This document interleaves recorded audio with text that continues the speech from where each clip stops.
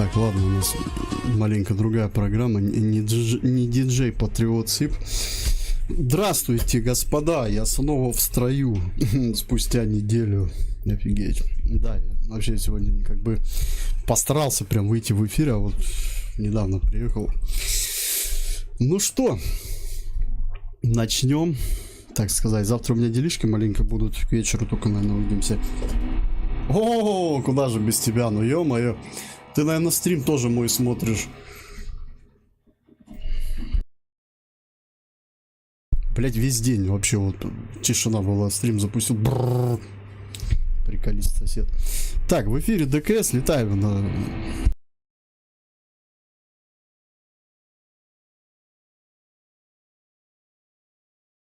Летаем на штурмовике Су-25, сейчас маленько разомнусь и хочу все-таки попробовать сегодня серию осваивать уже потихоньку.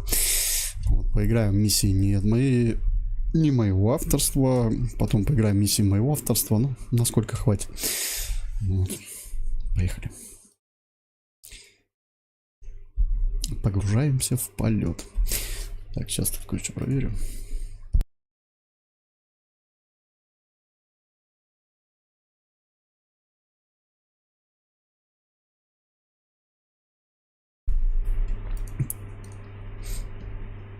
Так, ну, пойдем, наверное, на полигон. Так сказать, надо почувствовать самолет опять. Постоянно, когда заново начинаешь, ну, как бы стрим, надо все равно пролететься, обязательно размяться. Вообще, в любой игре я любитель сначала выполнить небольшую тренировку, а потом уже что-то... Выручай.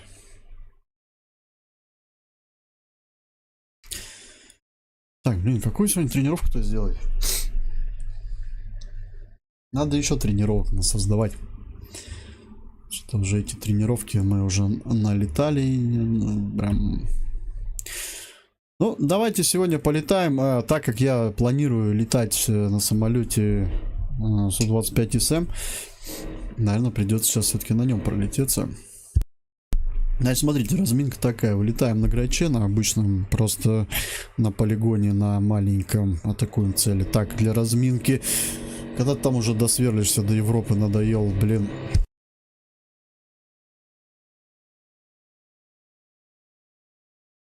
Видите, как долго окно в Европу сверлится нынче. Пацан старается. Не знаю, слышно на стриме, нет? Поехали. Так. Да, начнем с грача, потом на Су-25СМ сядем. Угу. У меня тут музыканты под окном. Короче, я смотрю, у меня то ли подписчики здесь живут рядом, я не могу понять, что за троллинг. Как стрим врубает, что это происходит. Совпадение такое, да? Ну и вам привет тогда. Блин, надо это... Давайте кое-что проверим еще. Очки посмотреть. Так-то на результат хочется. Эти полигоны, они не просто как бы тренировочные полеты, они тебе еще и прокачивают твоего пилота. Конечно, не физические его свойства, но звания, допустим, медали иногда, если хорошо поработаешь.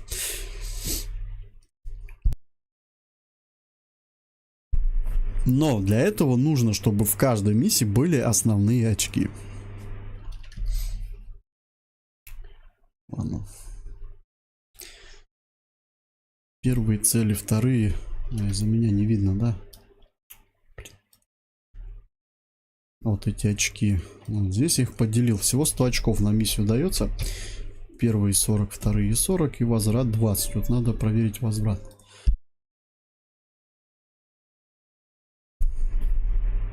Так, возврат получается у нас, когда срабатывает значение 3.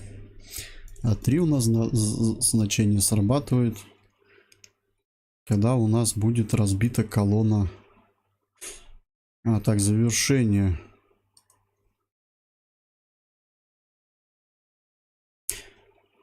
А, во как. Так, ну хотя не флаг установить 3. По идее должно. Ну, давай вот это вверх уберем. Это основное, значит. По идее должно, ну.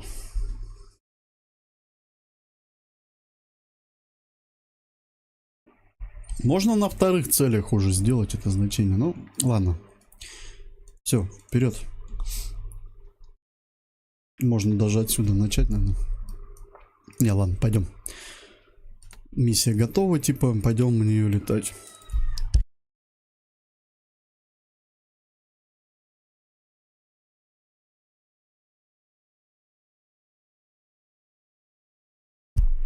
Большая часть у нас уже боекомплекты исследована. Так немного в боях, да и на тренировках.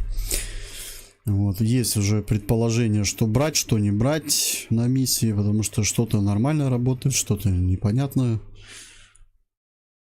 Вот, так как в этой тренировке используются танки, стопудово надо что-то против них. Вот. Фабы это, конечно, здорово, но фабам надо хорошо по кепке давать, да? Поэтому, не, фабы возьмем, но ракеты. В основном ракеты. Фабы использую в основном для чего-нибудь легкого.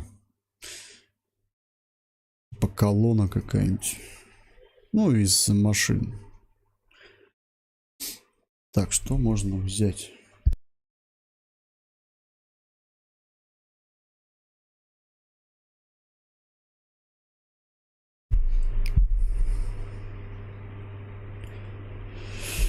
Ах, ракеты вы какие-нибудь еще бы другие, да? Так, ну мне надо уж все-таки уточнить работу ракет Х-29. В прошлый раз я как-то ими плохо отработал.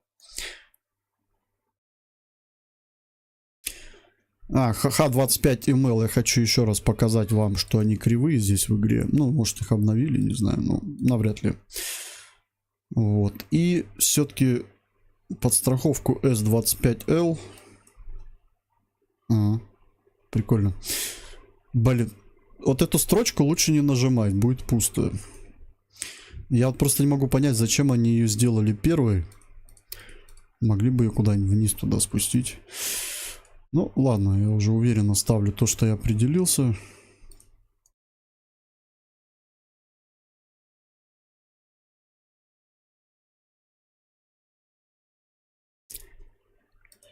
Ну и нары. Нары возьму какие-нибудь. Не, вообще бы бомбы желательно. Не, давайте вот так вот сделаем тогда.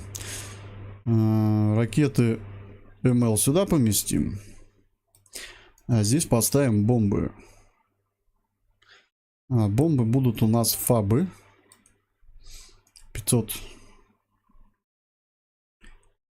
Вот. И наверное, все-таки я возьму нары. Нары хочу взять. Цель такой прицельный нары. Не знаю, веса хватит. Нет мне еще, чтобы перевеса не было.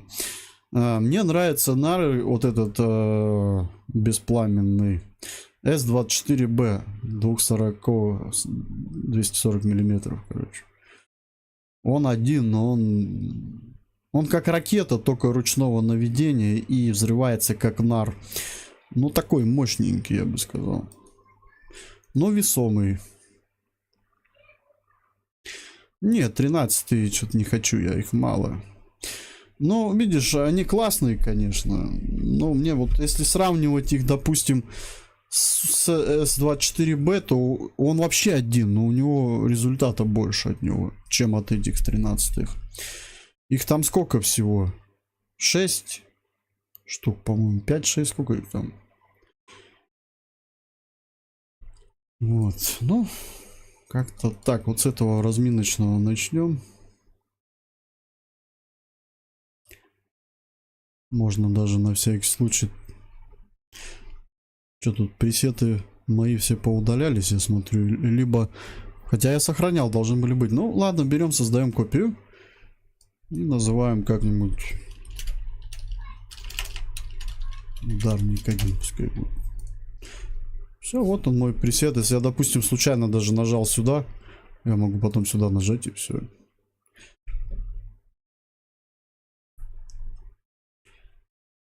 Ну, вперед.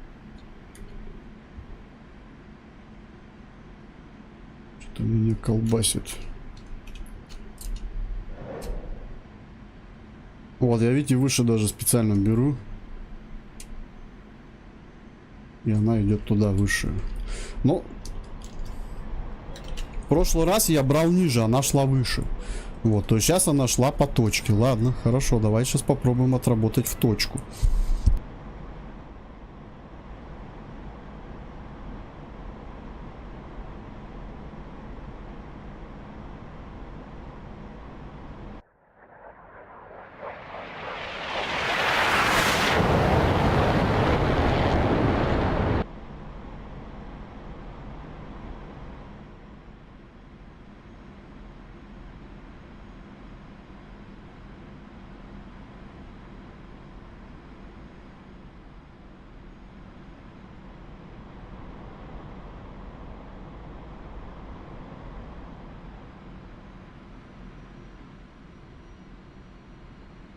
С воды можно зайти, тоже неплохое место, такое направление, я бы сказал.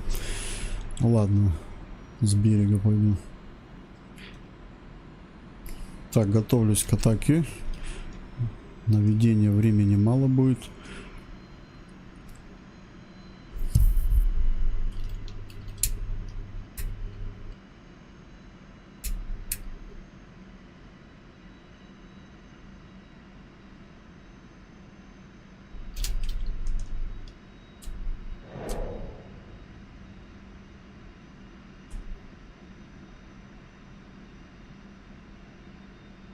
О, слушай, нормально работают ракеты. Все четко сейчас. Слушайте, но это меня радует. Я не знаю, что случилось. Может, мне просто везет. Да нет.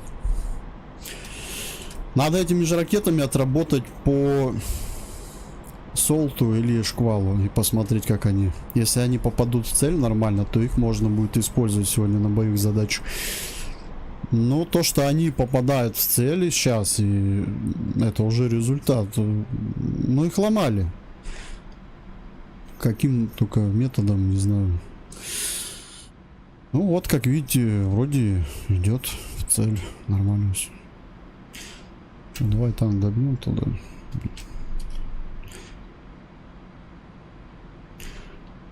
Так. Я попробую фабом сейчас по нему отработать.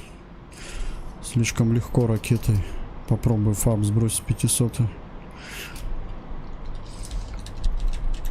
У меня как-то раньше часто получалось вышибать танки фабами, а сейчас что-то я разленился опять, когда ракеты стал часто использовать.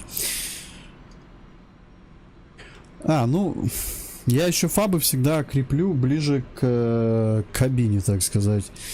А сейчас я их креплю дальше. Из-за этого еще у меня уже неточное такое попадание. Когда они почти, ну здесь-то они не под тобой, как в старых поршневых самолетах, они у тебя вот сбоку на пилонах, здесь вот здесь сейчас ракеты большие висят. Вот тогда они точнее в цель идут, я заметил. А когда они чуть подальше, у них идет отклонение. Готовимся. Вижу танк.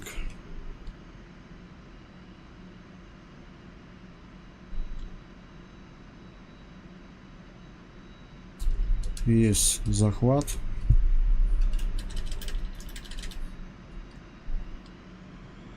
Высота маленькая, надо набрать высоту. Вот этот фаб сейчас мне прилетит. И чуть-чуть подсекаем.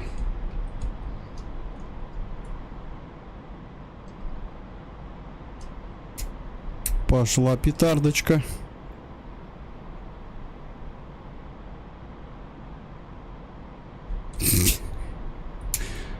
Я говорю петардочка, почему-то не знаю. Ну, недолет опять. Хотя вроде четко наводился. Его вроде точно зажал. 5%. Гранатой маленько зацепил, короче. Осколочный. Так, ну ладно. Прохладно. Блин, а если я сейчас ракеты отработаю, у меня может перевес произойти. на одно крыло. У меня останется бомба и ракета, да?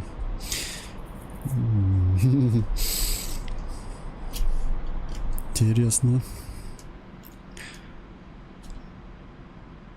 Давай еще сброс тогда делать. Короче, чтобы уничтожить танк фабом, надо ему попасть в башню прям. Вот и все. Весь секрет. А так бесполезно, если фаб рядом падает, он его не берет. Хотя, по идее, что такое фаб? Фаб это он волной бьет.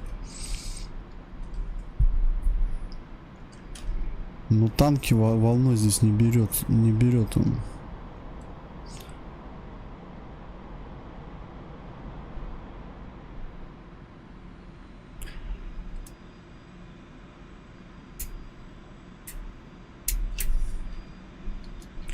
Блин, ну я вот всегда Абрамс первый зажигал, а тут Т-72 быстрее ушел, да? Я даже сам удивлен этому. Давай, давай. Блин, как тебе поймать стало сложно.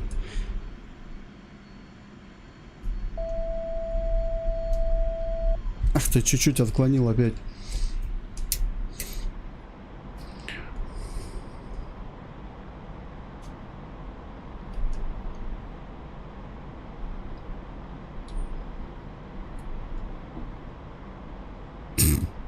Все рядом, рядом, рядом, рядом, рядом.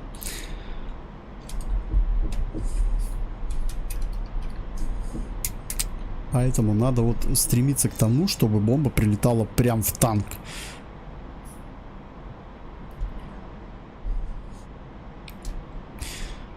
Привет, привет. О, Эдуард. Ну, метание под капот, говоришь? Ну, смотри, вот этим методом, которым я сейчас сбрасываю, у меня как бы вообще проблем никогда не было. Вроде танки поражались и все. Ну, то, видать, просто что-то у меня с этим... Надо будет джойстик еще посмотреть, что у меня маленько плясать начал. Я не могу поймать точку. Почему-то. Именно на нем. Мне надо вот именно зафиксировать сброс-то на цели. У меня получается, что я рядом все фиксирую. Ну и плюс, конечно, еще это отклонение. Это тоже роль играет. Если ты чуть влево, чуть вправо отклонился, уже точность другая. Так, ну ладно, что, добиваем тогда его управляемый. Нет, как бы бомба сброшена. Но она не попала именно в цель, она рядом сброшена.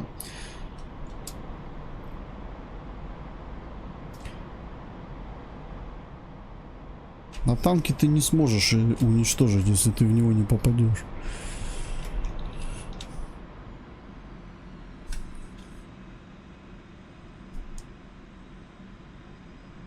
Пробую с такого угла.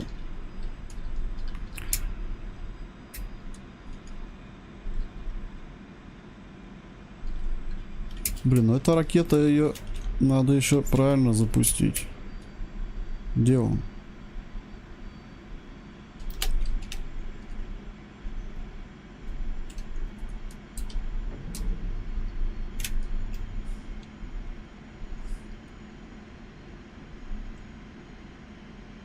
Почему она выше пошла? А это, смотри, наоборот, выше идет ракета. Короче, у меня МЛ-ка пошла в цель. Четко по точке. А это выше идет. Х-29Л почему-то. Я думаю, может, расстояние роль играет. Близко подошел.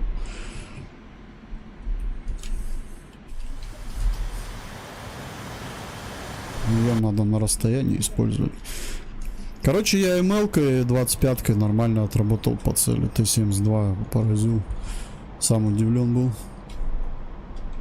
При том, что 2 попадания было, а первое я даже специально выше взял, чтобы проверить.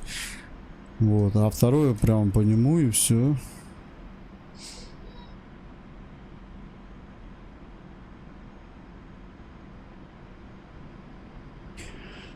Чтобы попадать бомбой четко, надо джойстик сделать, чтобы он у тебя медленно-медленно реагировал. Самолет на него. Рус настроить так, Чтоб ты плавно летал. Ну тогда у тебя маневры не получится от ПВО и все такое. Будешь как этот ленивец.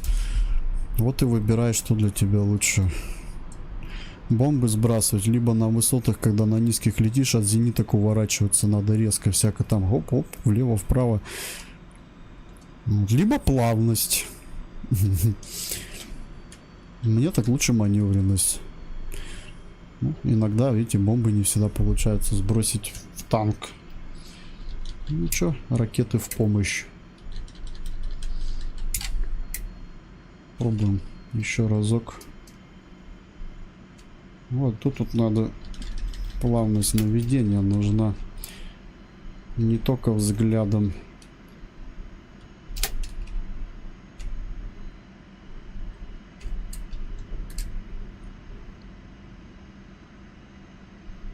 Вот сейчас я в цель иду.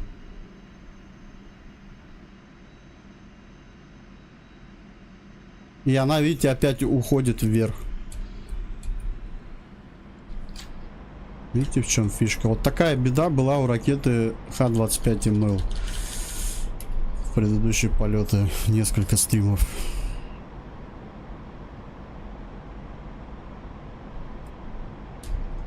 Такая вот хрень. К сожалению.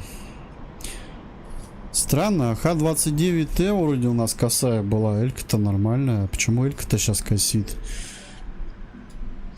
Короче, надо брать просто ниже цели и все.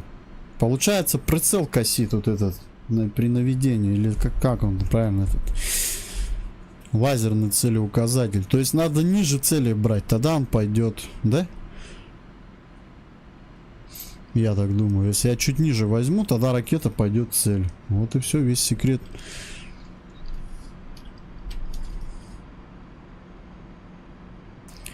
Так что вроде, блин, играешь не первый день, а все равно знакомишься еще. Не знаю, что будет завтра после обновления. Так, что у меня там нар выставлен? Сейчас попробую наром отработать.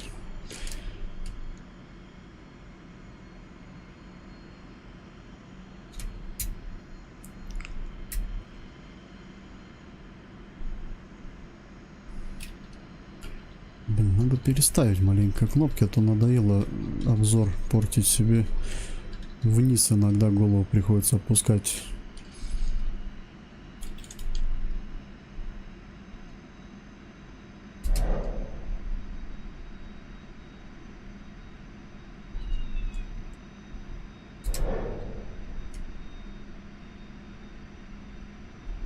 Рядом. Абрамс, да тебе сегодня вообще везет, короче.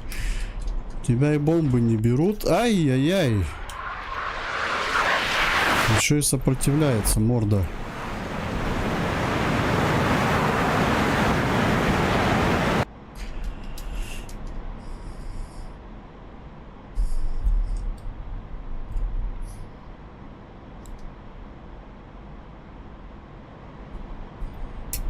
Но у меня вот, я, допустим, ну вот такой маневр можно сделать маленько поменьше.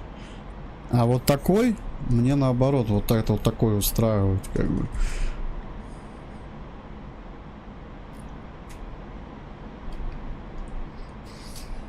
Я думаю, просто вот эту пляску надо сделать маленько поменьше.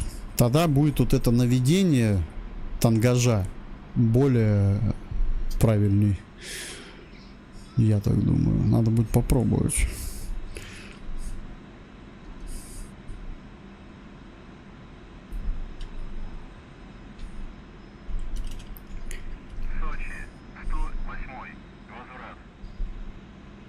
Сочи, это был разврат.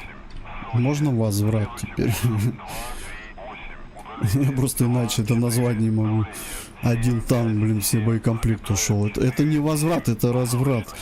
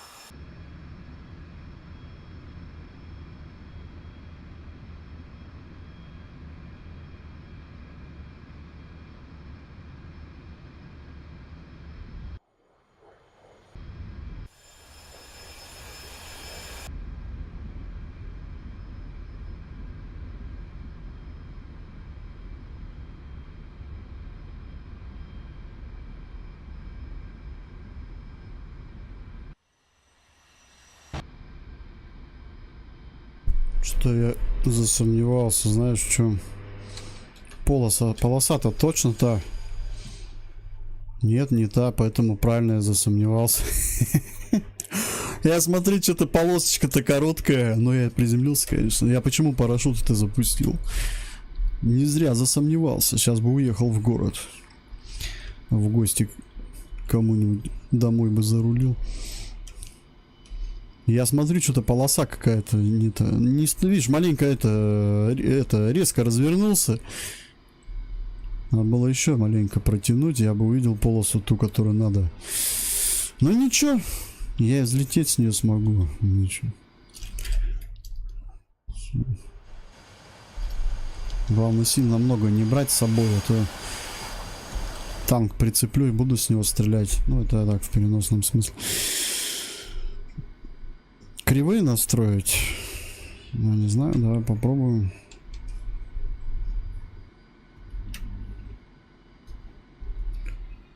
Попробуем, ну.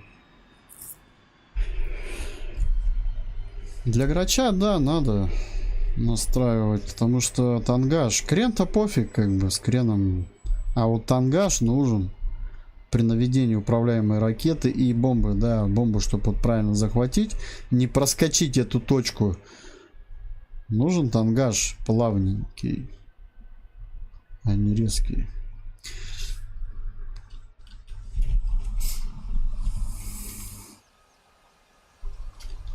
Поехали. Так, настройка управления, если не ошибаюсь. Осевые команды. Так, вот у нас тангаж. Настройка оси. Вот, ты имеешь в виду вот это. Так, сейчас он работает у меня вот так. Хоп, хоп, хоп, хоп. Это у меня крен. Я не знаю, что там прям так как-то интересно.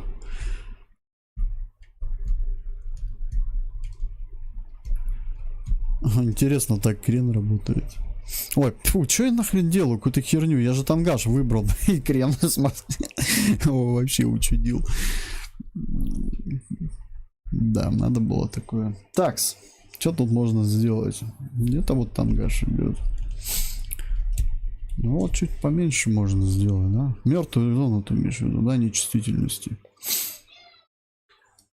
Наверное, вот это надо сделать. А, кривую, подожди, ты кривую имеешь в виду?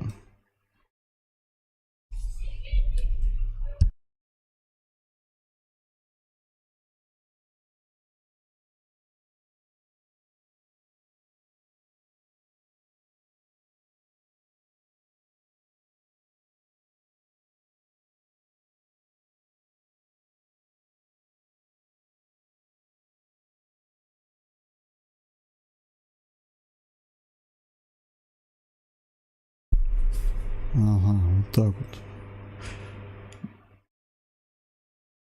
А насыщение что у нас?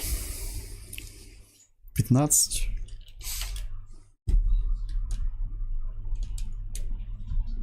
Думаешь, нормально? Ну, давай, хорошо, ладно, давай 15 сделаем.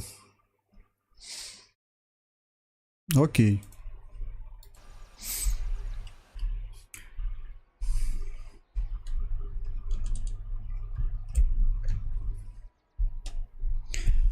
Ну, что дальше надо? Правильно, надо за это.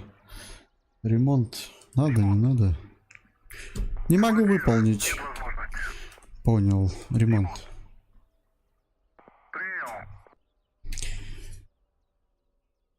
Перезарядка. Так. Так, дорабатываем сейчас ракетой Х-29, пробуем. Фабы. Короче, все тоже оставляем, кроме. Нет, вот все, что сейчас есть, оно все. Надо просто понять, как это точно работает. Вот. Я сейчас попробую отработать ракетой Х-29. Наводиться буду ниже цели. Ниже. Заправка по плану. Перезарядка по плану. Прием. Ну, вроде должно хватить, да? Ну, она такая, я бы сказал, значительно. Да нет, она не сильно длинная, прям та полоса. Но подлиннее, понятное дело. Но я думаю, с этой тоже можно уйти. Но надо будет сейчас, короче, выполнить разворот и все-таки вот отсюда разгоняться за зеброй этой. А так, конечно, я могу не успеть оторваться. Ну, я тебя понял. Сейчас попробуем. Кривую я сделал, попробуем. Чисто ради грача я поставил эту кривую. Потому что здесь реально не хватает вот этого плавного мне наведения иногда. Вот, теперь насчет стекла. Вот ты говоришь, его можно... Блин, а я вот не знаю. Ползунок. Блин, а жаль, нельзя ползунок сделать. Блин, может эти кнопки использовать на джойстике, чтобы этот обзор вниз. Да. Ты мне уже предлагал такой вариант. Вот. Вот я думаю, наверное, сейчас так сделаем.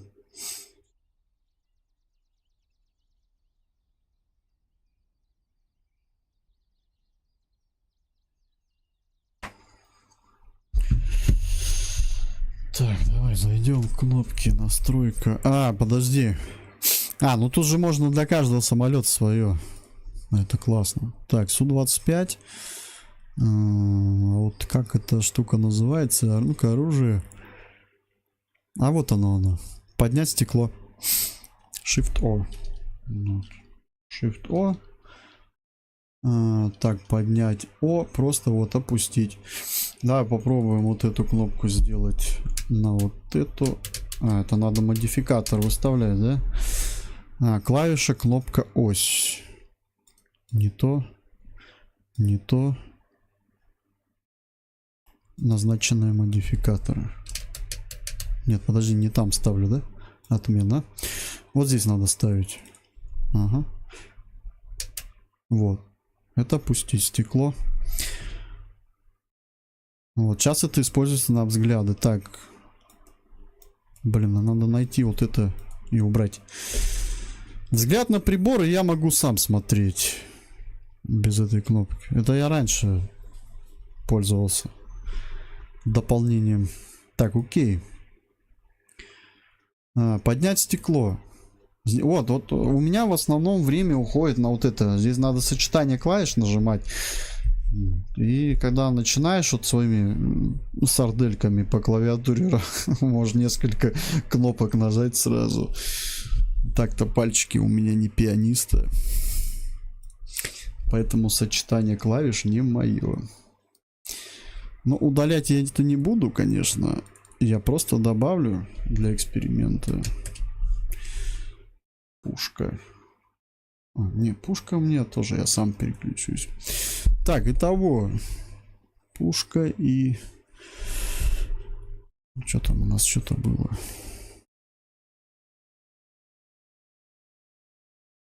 Ой, не то. Ой, не то.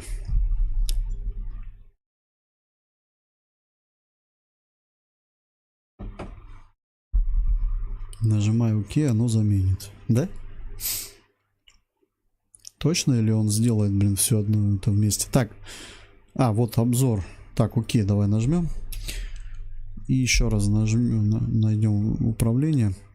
По-моему, это обзор, если не ошибаюсь. Это обзор у нас. Общий, да, он идет. А, виды, наверное. Взгляд на приборы. Где это? Ну, давай сделаем вот так. Взгляд.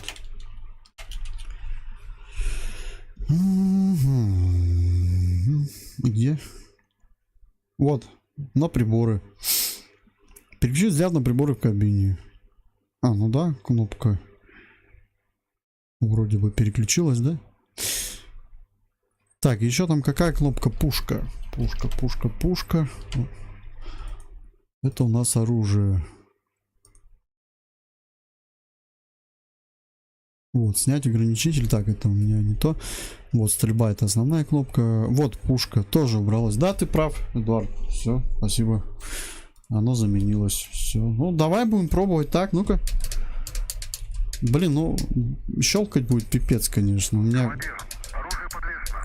кнопки здесь, знаешь, такие, как и раньше. Помнишь, мы на Денди, когда играли? В добрые времена-то и кнопочки щелк, щелк, щелк, щелк на этих, на джойстиках. Вот здесь примерно они так же щелк, щелк, щелк, щелк. Поэтому я еще из-за этого их не торопился ставить. Все, самолет готов, сейчас ремонт еще пройдет. По мне же все-таки танк стрелял. Так я вроде ничего не повредил, но всякое бывает.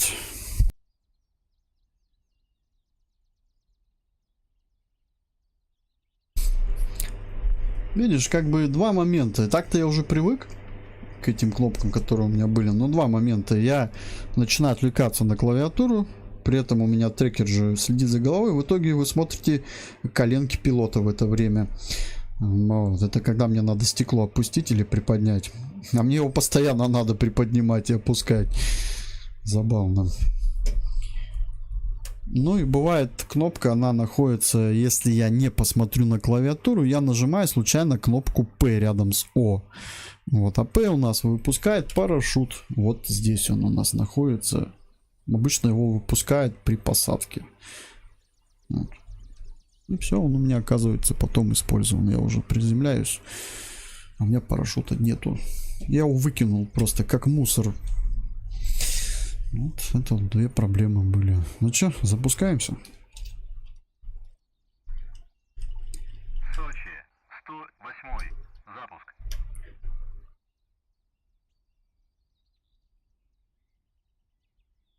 Что диспетчер тупит вообще здесь жестко. Ну, ладно, не хочешь, не надо.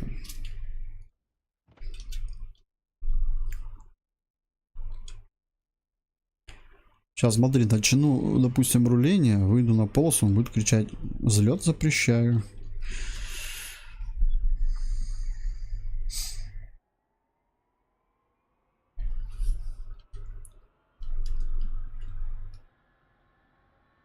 Сочи, 108.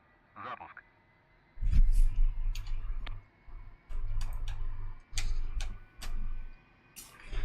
Разрешите руление на полосу.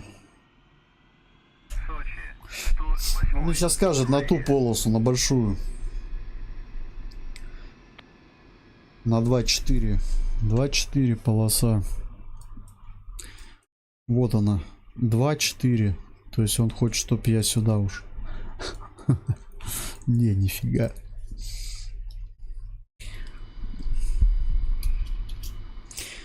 Я буду взлетать с этой. Раз на нее приземлился. Вот видите, трекер как бы может сбиться. Вот это центр сейчас стоит. Просто в бок самолет смотрит. В бок это, в бок, ну, вид сбоку. Сейчас центр. Хоп, вот он поймал центр.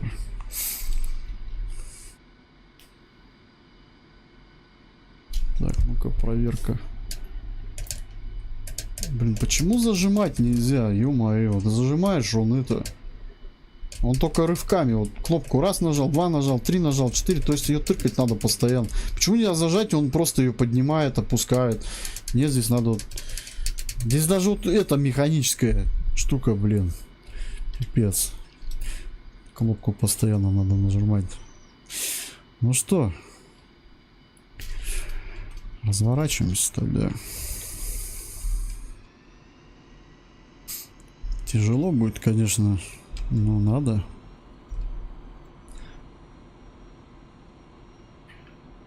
Ну, примерно так же, как на Фуре.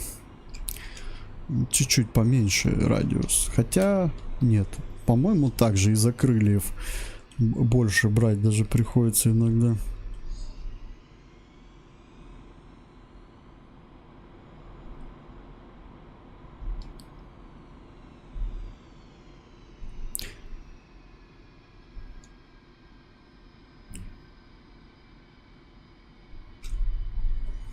Да, этот аэродром, это у меня уже стандарт в плане, что я могу.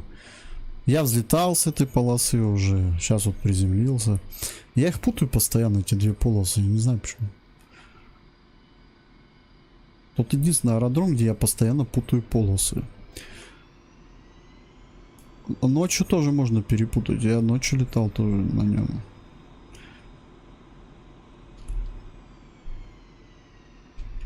Взлетал.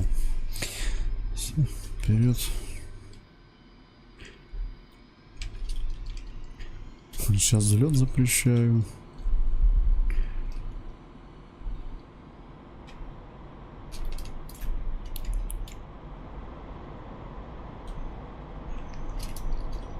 Да, он даже не понял, что происходит, короче. Он думает, я рулю на полосу 24.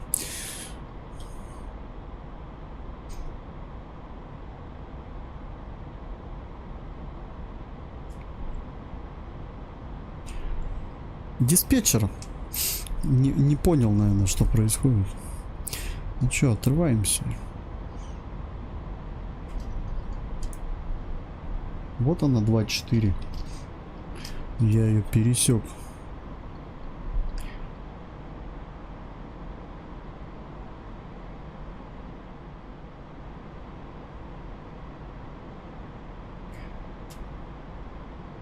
Блин, у меня даже отрыв от земли изменился, когда тангаж кривую маленько изменил. Он как-то по-другому стал отрываться.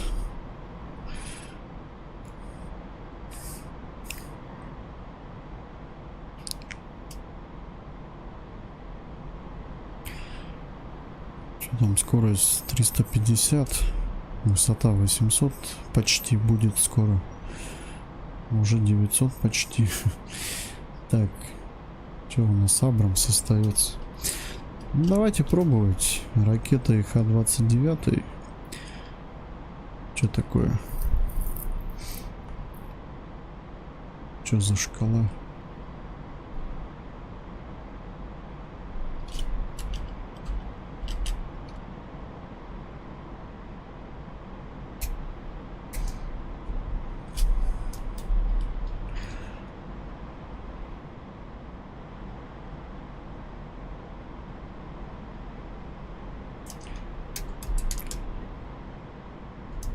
Сейчас я маленько крюк сделаю. Да я не знаю, может с воды зайти попробовать.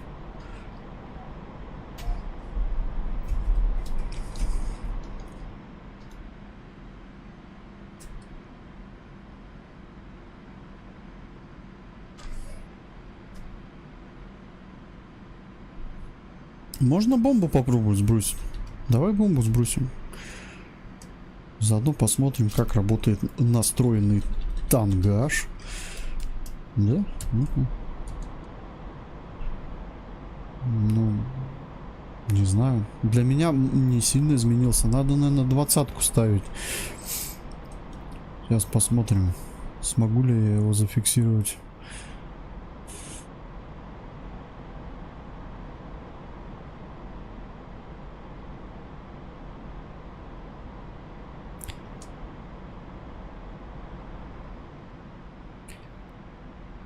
Чувствуется, да, когда у грача вес, он даже разворачивается медленно. То такой маневренный грач. Если бы сейчас бы на концу 25Т, вообще бы крутился бы долго.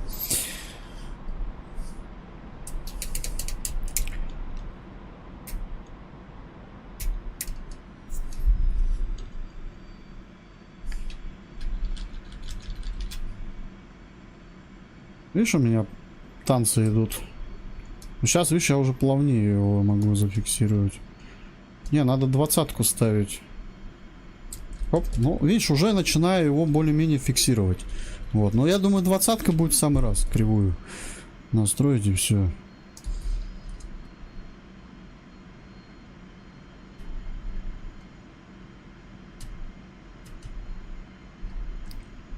Чё? Титьки мне.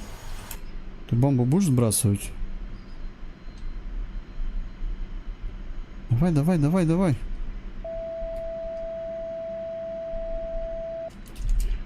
Мне что-то не понравилось. А чё он так тянул ее до последнего?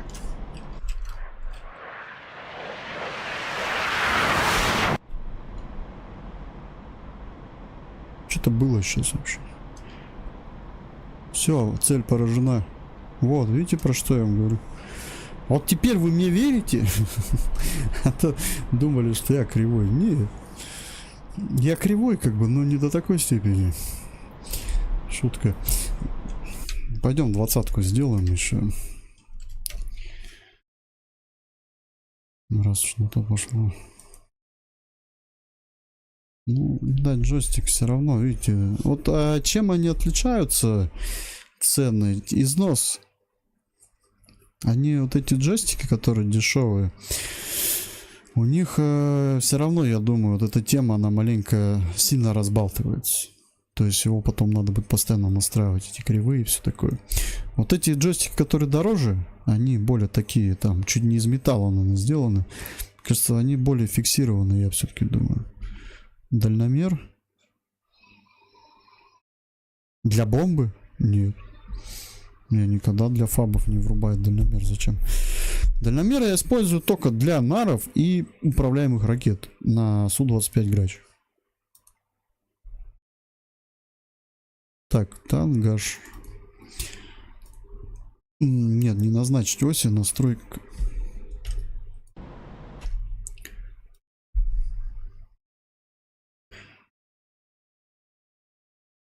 Че он не дает настроить? Типа в полете, да? Ну, давай сделаем вот так. Хоп. Давай попробуем сделать паузу. Назначить ось. А, вот, настройка оси, все. Ну и все, где-то 20-ку делаю, я думаю, вообще будет идеально. Хотя я помню, когда этот джойстик купил, ему сейчас больше, сколько ему получается? 6, 7. Ему 7 месяцев этому джойстику. Он вообще классно у меня, я даже не настраивал, он у меня сам наводился. Ну, без всяких кривых этих. Сейчас уже, видите, надо кривую поднастроить. Ну, сейчас-то я поднастраиваю, чтобы точнее уже прям выполнять задачу. Не просто там сбросить в область куда-то, а именно прям попасть в цель. Так, и что, Абрамс зажгли. Теперь надо поразить пехоту. Сейчас попробуем также фабом, наверное, отработать по этому же Абрамсу. Посмотрим, смогу ли я еще раз. Как там говорят, снаряд в одну воронку не падает, да, в одну и ту же. А мы попробуем туда же забросить. Там вот где сейчас будет дым, я попробую туда фаб сейчас кинуть. И уже точно убеждусь.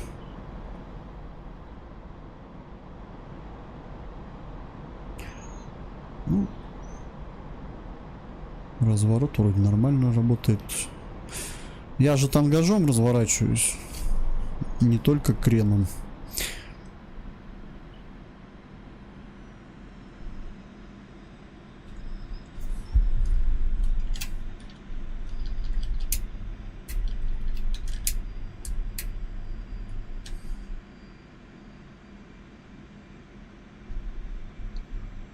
Оп. Сразу у руки тяга такая появилась, даже на руку нагрузка уже такая. Ну, чувствуется уже то, что нужно. Давай, давай, давай. Опа, бомба пошла.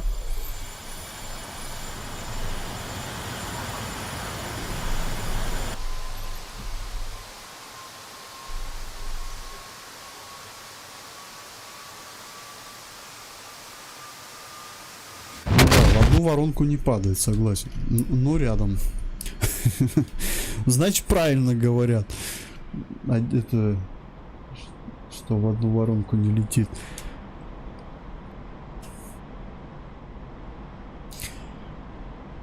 Ну, сейчас легче, конечно, уже захватывать область для сброса.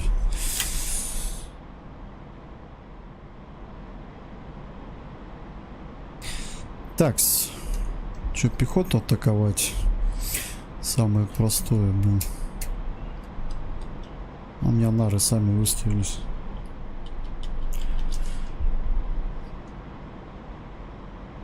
Потом попробуем все-таки отработать ракетами Х-29 по колонии.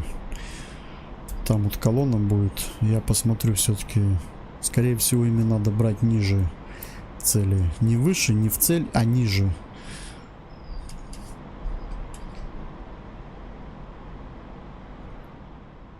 Ежик в тумане. Сколько высота? 2500. В облако попал, что ли?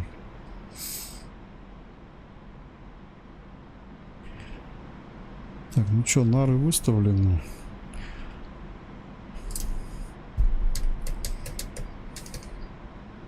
Опять сейчас по привычке, короче, на клавиатуре стекло поднимал. Сейчас я пока отвыкну от этой темы, это долго.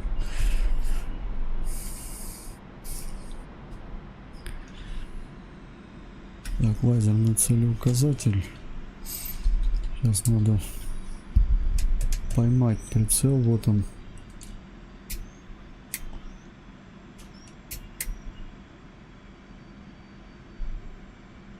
Вижу ангары, вот они два. За ангарами пехи. Работаю одним наром прицельно.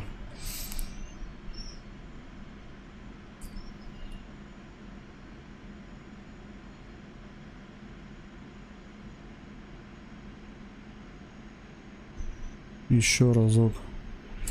Дальность у него ограничена все равно. То есть сильно далеко уже его не запустишь. Но он тяжелый. Вот. Но мощный. Им даже можно уничтожить танк. Я уже уничтожал.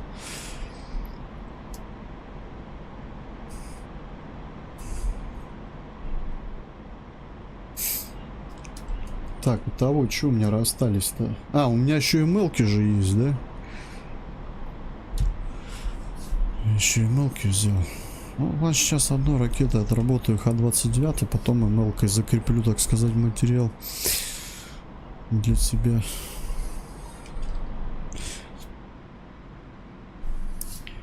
Ну и мелка нормально сегодня отработала.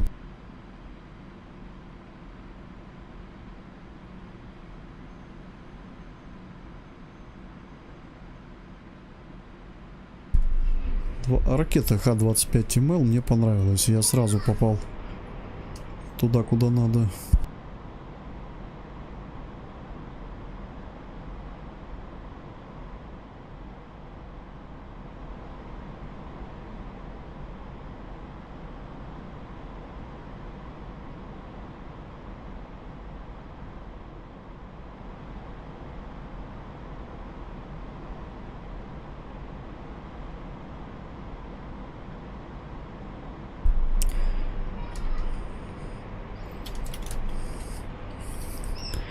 Так, ракеты Х-29Л.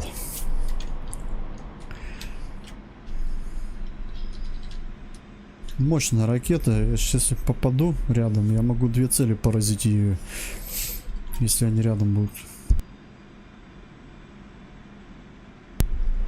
Особенность этой ракеты, она мощно и стреляет издалека. Ну, для грача обычного это пипец, конечно, не плюс.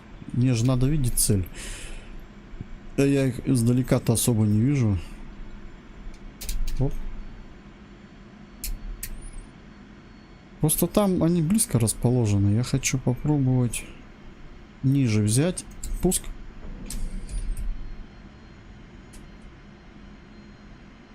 Сейчас посмотрим, куда ракета пойдет. Я ниже взял. Первой цели, ниже первой цели, которая ближе ко мне.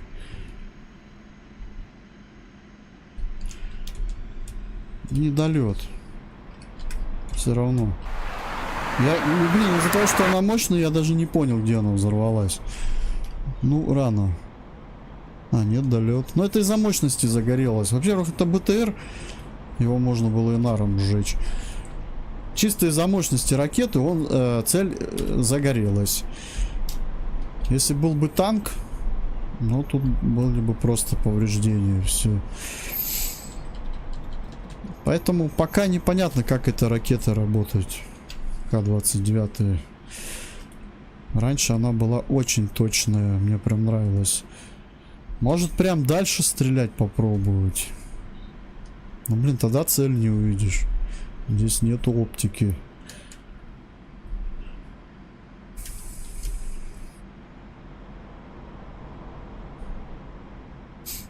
Хаммер поразили, да? Так, ну давай МЛ-кой теперь. 25 МЛ.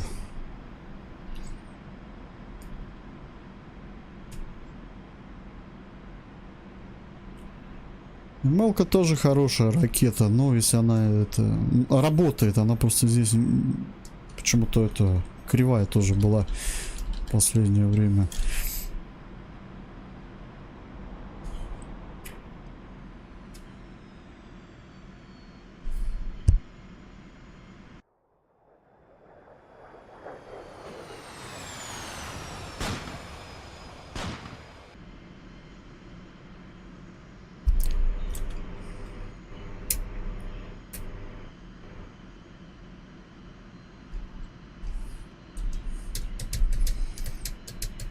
Сейчас на джойстике пытаюсь со стеклом работать.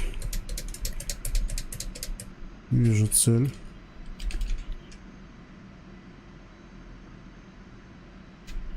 Готов стрелять. Снимаю ограничитель, делаю пуск. Тихо, тихо. Нет, вид третьего лица лучше не врубать в это время. Давай. На 94 поразил.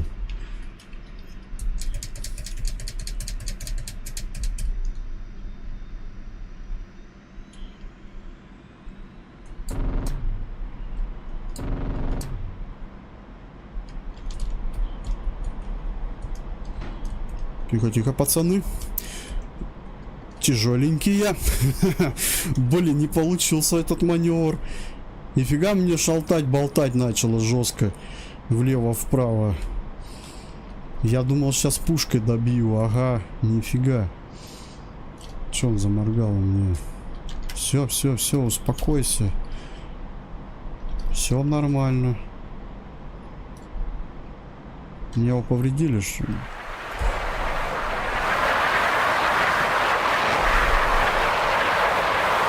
Вот этого я и боялся, блин. 2 ракеты на одном крыле. Сейчас будет, конечно, сложновато. Но ничего. И это тоже полезно иногда для тренировки, да?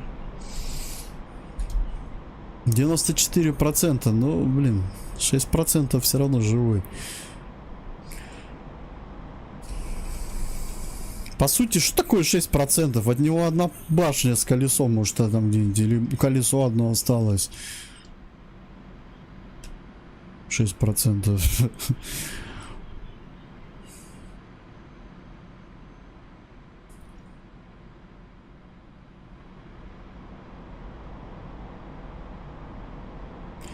Тяжело. Ну, я имею в виду самолет, он прям хорошо вправо клинится. Не, здесь, конечно, я понимаю, можно этими триммерствами заниматься. Но, а мне нравится иногда рукой самому контролировать самолет. Это, кстати, тренировка, когда, допустим, тебя повредили, чтобы у тебя контроль самолета был. Ну и оно интереснее как-то, когда у тебя рука работает, а не просто управляет. Так, где у нас цели? Блин, что-то я их это... Я, по-моему, над ними, да? А, вон, да. Не туда смотрю. Ну, ладно тогда. Запускаю ракету Х-29 опять. Цели мои попрятались. Сейчас будем работать по кустам. Пехоту вроде поразил я, да? Самолет перекрутится немного. Да, у меня 2 единицы техники просто остались.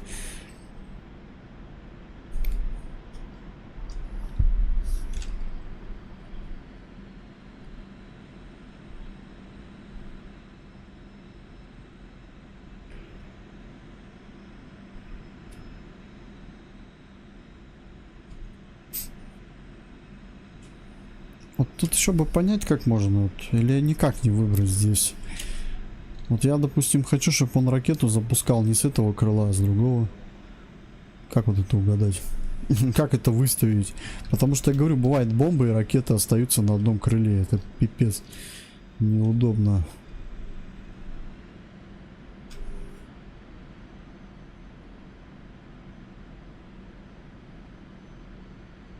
Так, готовимся. Сразу ограничитель сниму. Но, кстати, ракета это противная, вот эта Х-29, она как бы вроде и топовая такая, хорошая, и в то же время она противная. Она может без ограничителя, если, ну, снять и запустить далеко, она может не пойти туда, куда надо. А вот остальные ракеты идут нормально, 25-ки. Так, цели где-то спрятались у нас. Вот здесь где-то они спрятались. Наверное, да? Да, вон вижу цель. Делаю пуск. А, вон слева вижу цель еще одну. Давай, давай, давай. Опа! 11%, ну как? И в то же время горит. Короче, сама ракета ни хрена уходит куда-то непонятно. Периодически 29-ка. Но своей взрывной волной она мощно поражает цель.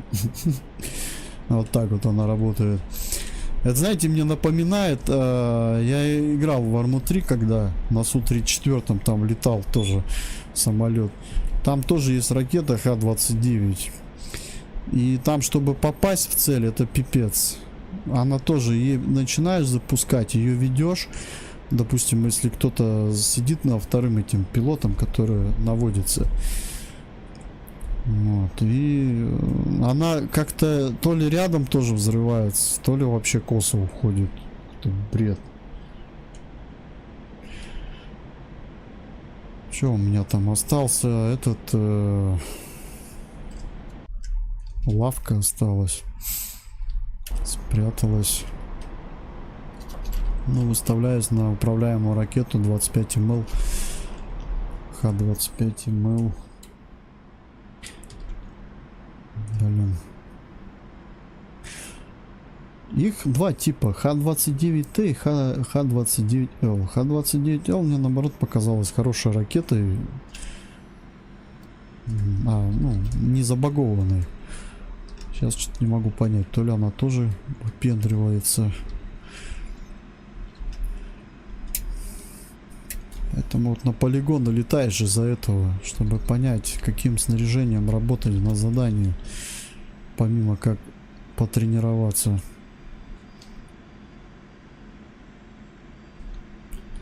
Так, готовлюсь. Где ты, цель? Где-то здесь сидит.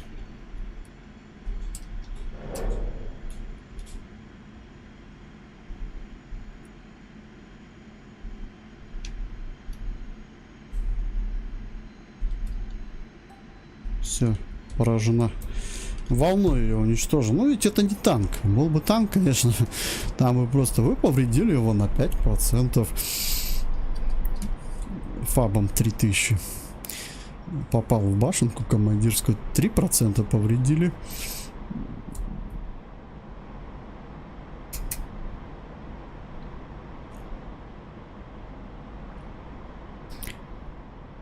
Тут непонятно, все равно иногда вот тоже как дэмэдж работает.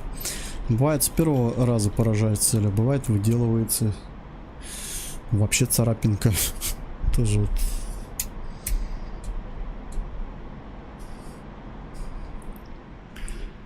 Так, что меня интересует? Меня интересует, сколько у меня очков. 80. Вот сейчас сюда 20-ку надо еще за посадку. Ну, посмотрим, даст игра, нет.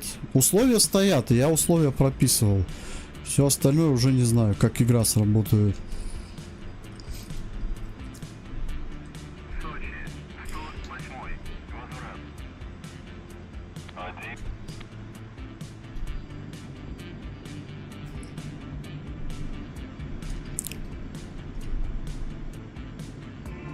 В этот раз полосу я не хочу путать.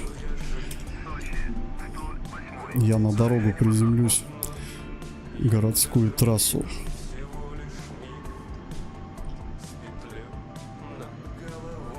И скорость большая. Ну что, надо сбросить. Сильно большая скорость.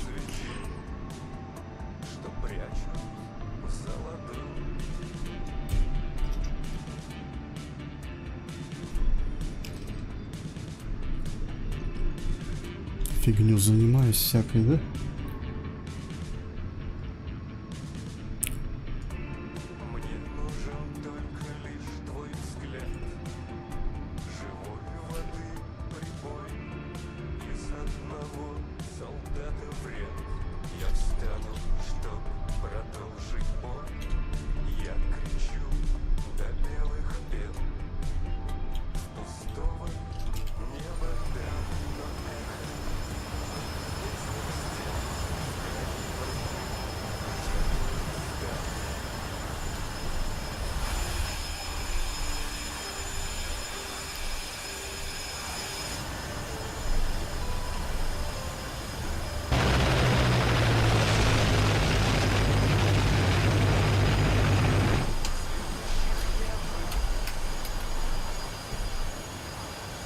А припарковаться?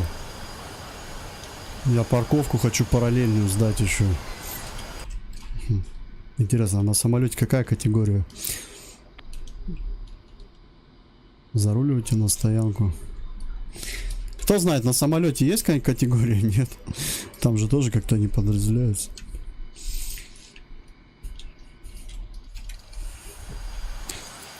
Кстати, на самолете надо уметь тоже парковаться. Вроде бы, или его спаркуют сами. О, мне 100 очков дали, ништяк. Все нормально. Блин, ну, что могу сказать? Вот какой вывод? Не знаю, честно, вообще с ракетами я вообще не знаю, как тут быть. Она то попадает, то не попадает. Где-то, может, я где-то не довел, где-то, наоборот, довел. Нету стабильности, вообще нету. Поэтому как пойдет. Как в жизни, да, наверное, тоже. В жизни, я думаю, тоже боеприпасы есть нормально, есть тоже с прибамбахами. Так, ну ладно, с этим самолетом, как бы с этим обычным грачом маленько пролетались. Теперь надо выполнить задачку тренировочную на СМ-ке и в Сирию отправиться. Вот. Как раз-то и попробуем по солту сейчас поработать.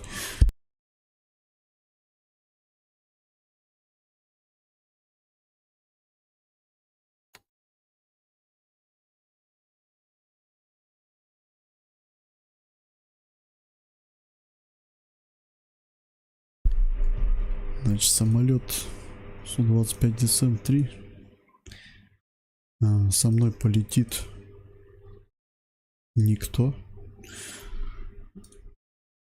Я полечу сам. Вот у него камуфляж, выбор хороший, вообще мне нравится. Всякие разные тут. О, мощь. Это я снаряжался, да? Что у меня тут? Кривые ракеты Х-29, КБ.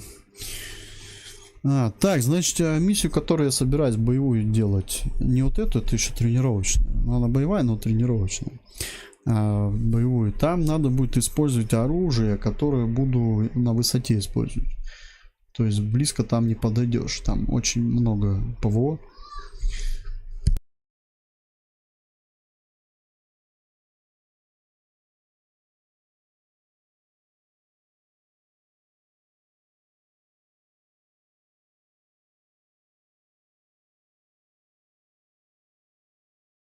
Давай попробуем использовать ракеты С-25Л не по их дальности.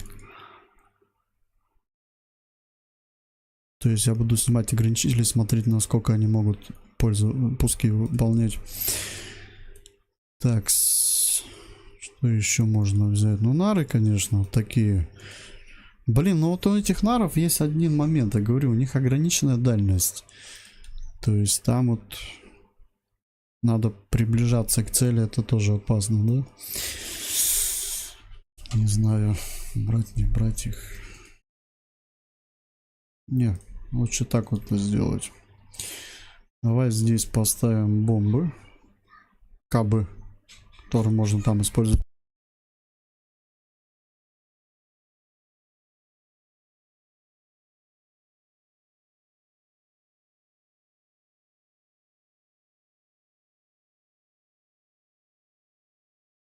Вот так вот, да? Такое снаряжение. И, скорее всего, надо будет еще вот такую тему крепить.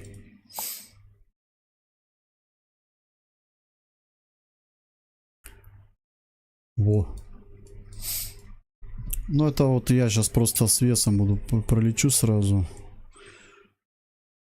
Так, ЛТЦ, я не помню. Ну там это, там ЗРК, но он такой, без облучения.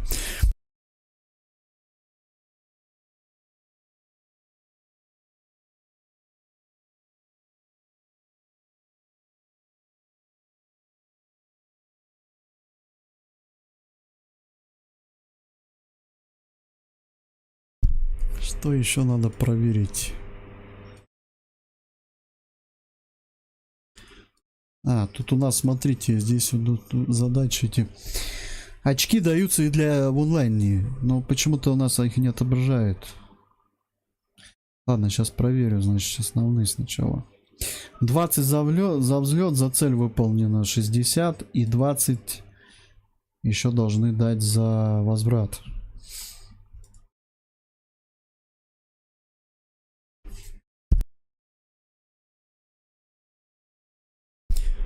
Вот флаг установлен здесь.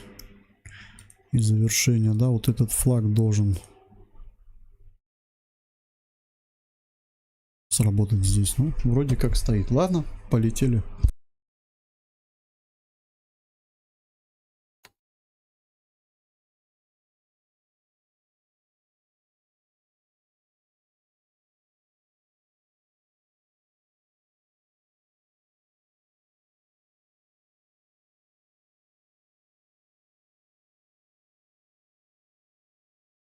Этот самолет тоже сложный, им не так просто пользоваться.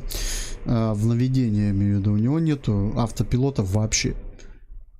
То есть тебе приходится во время наведения и в то же время наблюдения в этот дисплей держать еще равновесие самолета. То есть если ты сильно увлечешься, то ты можешь потерять управление и все. Были уже такие моменты. Если вот мы летали на самолете Су-25Т, то там можно горизонт выставить, он у тебя прямо летит, ты сидишь, чаек попиваешь и кайфуешь, что здесь нет. Вот. А что касается маневренности и все такого, конечно, это Су-25 Грач.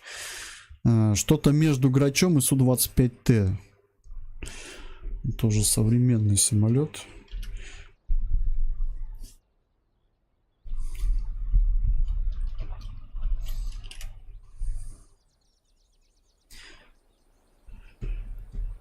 В 2016 году вроде как его на вооружение приняли, этот самолет. И по сей день он выполняет боевые задания всякие. Ну, я, честно, мало его где-то вижу. Может, его как-то шифруют. В игре вот я его увидел, но мне понравилось. Я как раз хотел себе Грача, который будет у меня что-то типа Су-25Т, но по маневренности как Грач. Вот, и вот это что-то, оно вот есть в этом.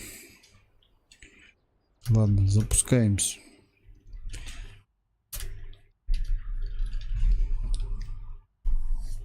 Это мод создавал любитель. Человек, которого, допустим, я, кто что-то умеет, просто научился делать текстурку, вот эту как-то все. Вот, и создал. Молодец.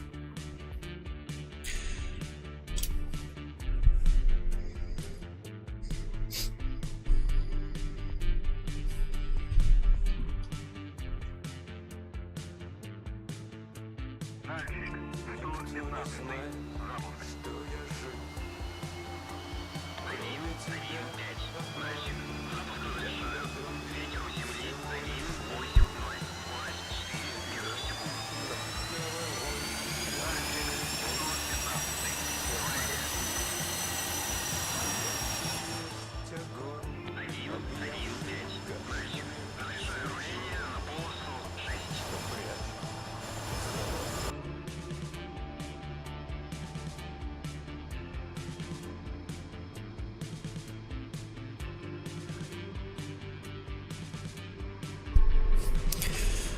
Халява, конечно, согласен. На граче все-таки тебе надо самому смотреть на вот это все.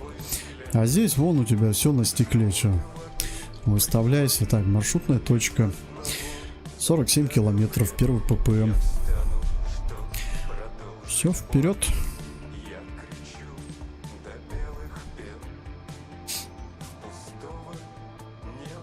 Так, где он? А, вон у него шкалы. Они у него выше находятся. Оп. Мне у него тяга нравится, мощная такая, вообще.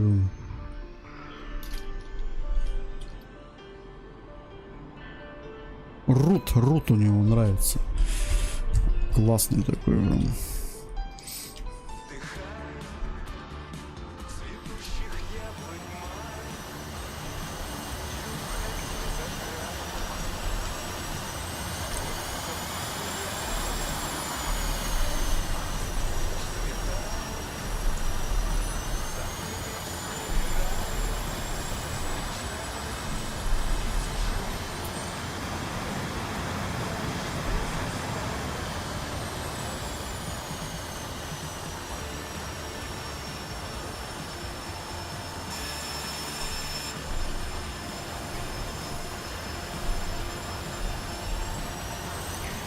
Как-то он интересно так разгоняется на земле.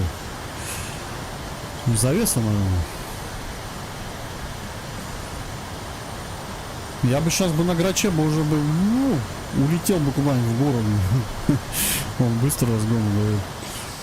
Иркут, привет. Ну тут как-то интересно так. Ну, кстати, это наоборот хорошо, его контролировать на земле тоже комфортно. Так, что у нас там? Оборудование врубаем.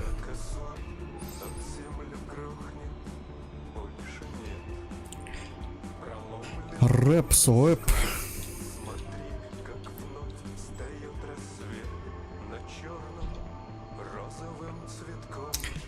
Мне тут Иркут меня порадовал. Тут самолетик, может быть, выйдет Су-25. Вот этот грач, который сейчас Фогут, да, Фогут, как он называется правильно? Там с такими текстурками интересными. Ну, будем ждать и надеяться, что появится обновление.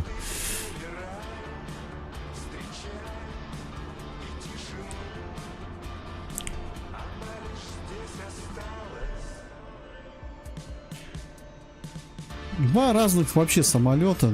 Вообще, что этот, допустим, по назначению. Обычно Су-25 грач, у него там другие задачки все равно, хоть он и штурмовик. А этот у него тоже задачки, но я все-таки думаю, он может на высоте хорошо себя проявлять. А Су-25 грач, ему все-таки больше подходит что-то на низких выполнять. Ну, либо как артиллерия какая-нибудь, не знаю, чисто нарами забрасывать что-то, где-то позицию, да? Наверное, так. А этот штурмовик уже что-то из категории... Я, конечно, может, сейчас палку перегну, но, наверное, что-то ближе к Су-34. Только там другая уже авиация, правда, тип. Ну, там два, допустим, сидят этих пилота же, да, получается. Один наводится, стреляет, другой летает. А здесь ты один все делаешь. Здесь сложнее задача у тебя. Макс, привет, спасибо. От 3 до 6 месяцев. Ну, подождем. Ну что, взлет?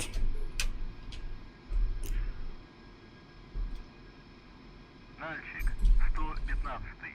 Взлет. 1-1-5. Нальчик. Взлет по готовности. Отход по схеме. На 300 по давлению. 2-8. 2,46. Ага.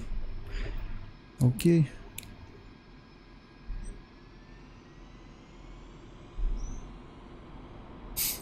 У меня просто за миссию я создал Сирию карту мы взяли, и там миссию создал. Вот, сначала мы хотели использовать обычного грача, но он там не подходит, ему там по кепке стучат нормально. Вот, а вот СМ-ка там самый подходящий вариант. Но надо потренироваться, потому что им надо тоже уметь работать. Давай, давай, давай, давай, тяжелый.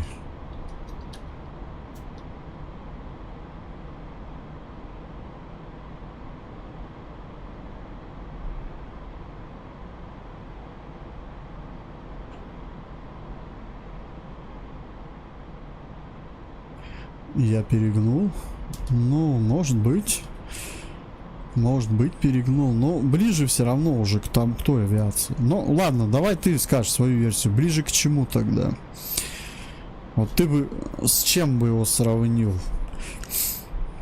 Вот этот самолет, который имеет дисплей наведения. С К-52? Ну, это вертолет уже.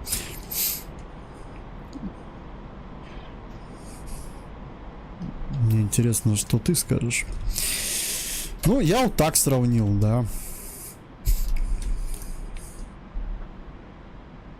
Конечно, если прям все характеристики изучать, понятное дело, что можно не сравнивать. А я-то имею в виду по вот этой системе. Там же тоже наводка идет по дисплею. И также пуск, захват цели. Вот. Только там работа более такая. Он еще выше, по-моему, летает, да? Самолеты Т-34, они вообще...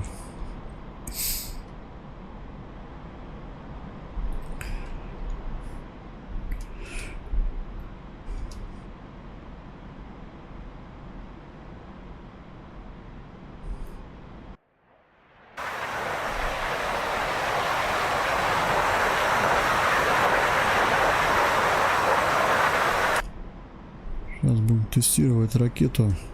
Сколько ограничений у нее. Но пока она меня не подводила ни разу. Ну, я ее, конечно, за 100 километров не запускал, потому что я захват не смогу произвести на таком расстоянии. Но там вот, где я пытаюсь, допустим, вижу уже цель захватывать, то... Ну, не знаю, наверное... Ну, чуть...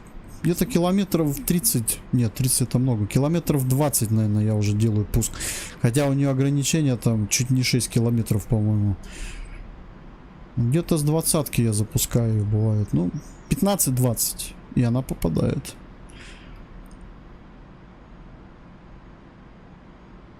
БТР-80, БТР-82, ну ты с наземкой, короче, их сравниваешь. А, ну да, ну типа, как говорят, это же танк. Су-25 это танк.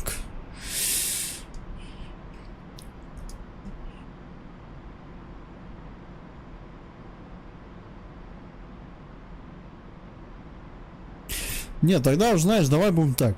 Су-25 это калаш обычный с мушкой. А Су-25 СМ это калаш с ПСО, да? Вот. Если уж на то пошло. Наверное, да? Только, нет, допустим, Су-25 грач обычный это АК-74 обычный, а Су-25 СМ это АК-74М еще и с ПСО. Как тебе такой вариант?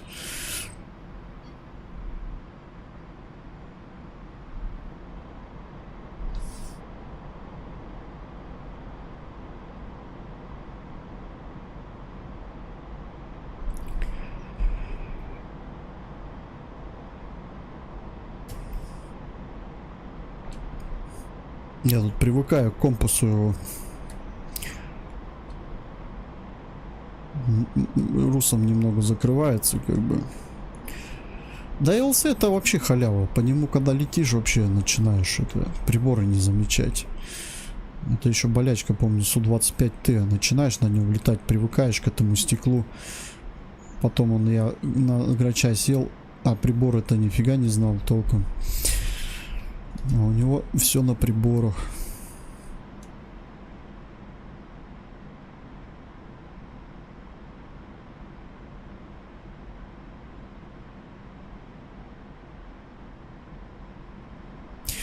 Ну, это вот смотри, Су-34 это вообще получается какой тип авиации? Понятное дело, что все вот эти грачи это штурмовик. Штурмовая авиация.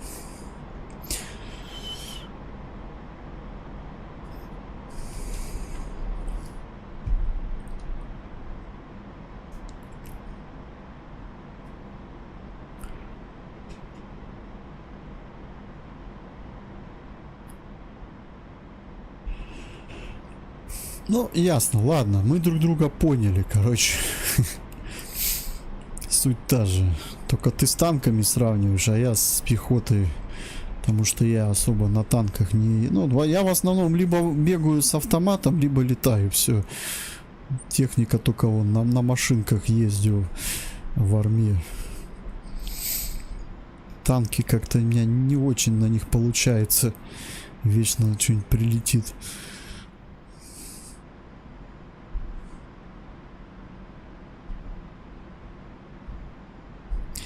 Хотя вот в армии Reforged интересно на танках ездить.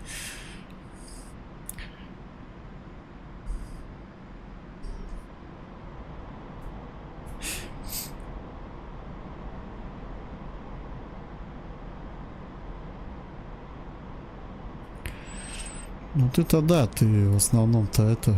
Ты же видишь, как... Ты любитель гражданской еще авиации. Нет, я гражданской авиации не летаю. Мне не интересно просто летать. Мне надо кого-нибудь уничтожать в игре. Либо с автоматом, либо с самолета.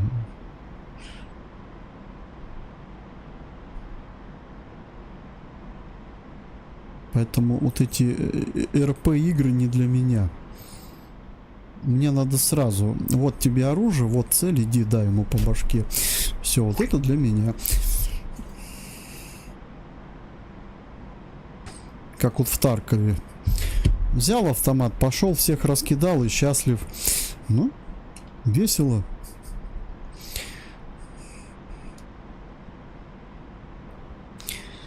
Вот, но это же я. Это опять же о себе. Такс. Следующий ППМ, блин, отсвечивает, не видать нифига. 52 километра. Летим. Потихоньку. Высота 2400, скорость 470.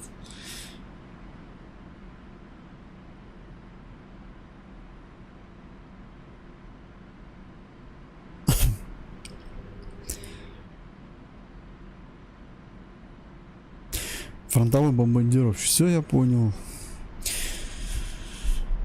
Бомбардировщик. Звучит прям так.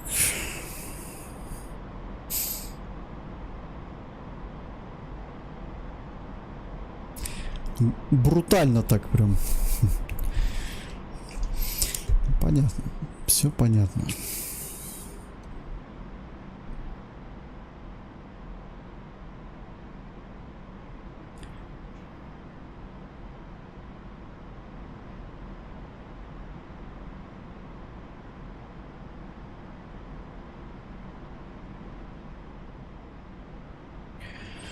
Ну, был бы здесь Су-34, мы бы, может быть, с Эдуардом бы его осваивали. Ну, увы, его нету.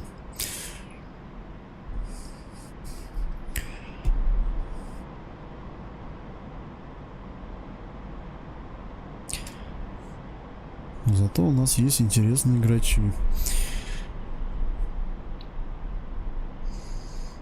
Вон он, моздок наблюдаю.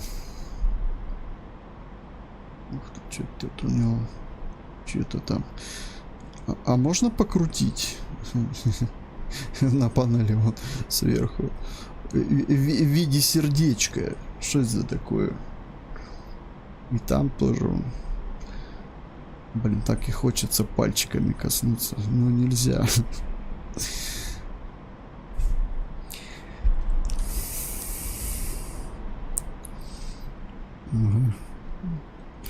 кнопка катапультирования, прикинь, шутка. Блин, что же я тогда, подожди, управление еще разбирал, что-то надо было... я не так кнопки нажал. Этот фонарь открыл, летел без него. Фонарь это открыл, у него в воздухе отрывается же.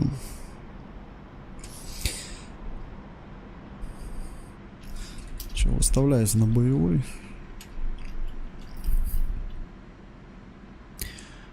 Попробуем тогда ракеты отработать сначала. Блин, не вижу, солнце отсвечивает. Ну вот, 25 мл стоит. Че у меня высота? Мало высоты, надо выше. На такой высоте я работать не буду.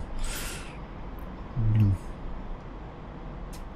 Что-то высоту маленько профукал, надо выше было набирать. Там минимум 5000 метров надо будет для боевого задания.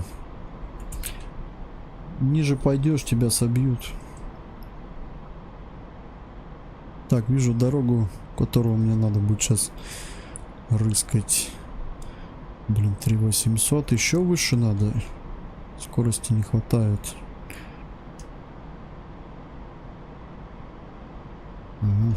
Так, ладно, давай. Первый удар так пока сделаем. Потом с высоты поработаем.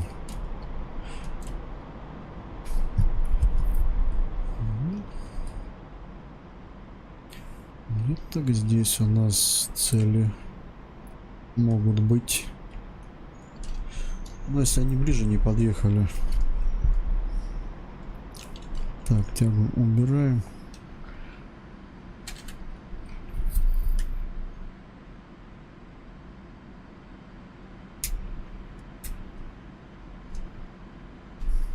Вот здесь уже надо контролировать управление самолета. Самое веселое. Так, вижу цели. На опережение их ловлю.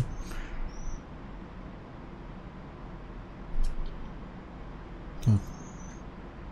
Дальномер. Готовлюсь сразу. Ограничитель убираю. Сейчас надо произвести захват. При этом не терять направление. Скорость тоже.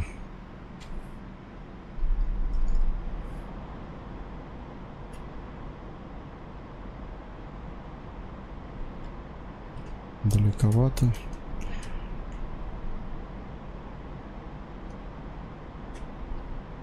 Давай, давай, давай.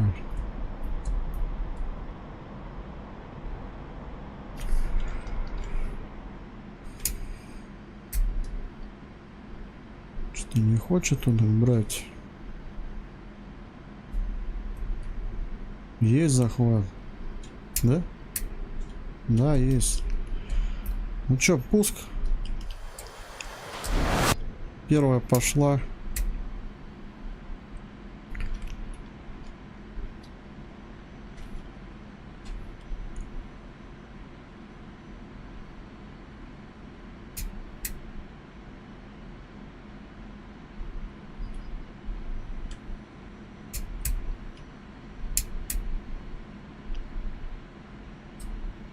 Вторая пошла по шилке.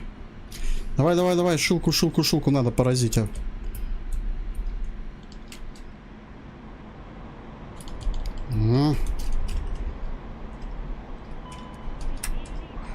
Конечно. Сейчас работать будет по ней. Низко спустился. Блин, я думал, сейчас ее еще зараза поражу. Не. Привычка на граче летать на обычном. Так, ну все, так набираем высоту. Где-то 5000 метров. И начинаем отрабатывать. Надо было их остановить. Там-то у нас цели будут остановлены. Там надо будет просто по ним нанести удары все. А здесь-то они двигаются. Что ракета-то вторая не попала. Ну, видите, это работает на дальняк даже. Хотя у нее этот по характеристикам там 6 километров. Нифига, километров 15 можно использовать. Все зависит от местности. Если местность открыта, она неплохо залетает. Так, были использованы 2 ракеты С-25Л. Сейчас будут использоваться кабы 500. Ну, кабы 500 надо бросать с высоты.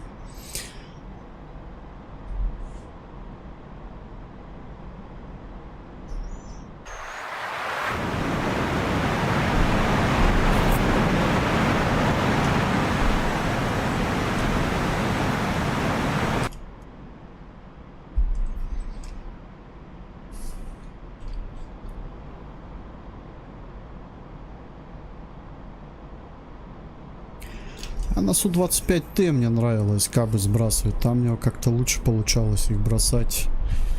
На этом еще надо тренироваться.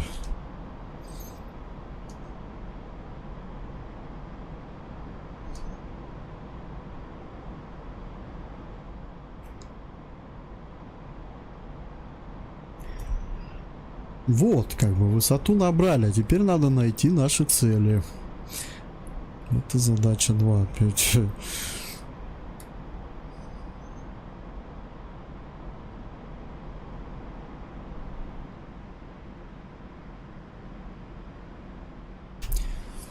Сейчас дорогу надо, на дорогу выйти, по дороге их искать.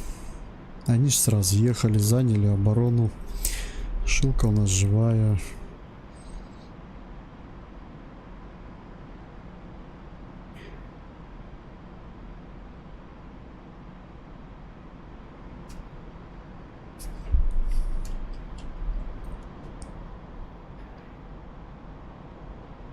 Вроде вот она, дорога идет. Вот она кажется вроде, сейчас развернешься. Нет, надо дальше отлетать. Чем выше высота, тем быстрее ты оказываешься над целью. Вот это и есть проблема высоты. Сколько раз уже так попадал я. Чем выше высоту набираешь, тем дольше надо лететь на расстояние, чтобы потом навестись.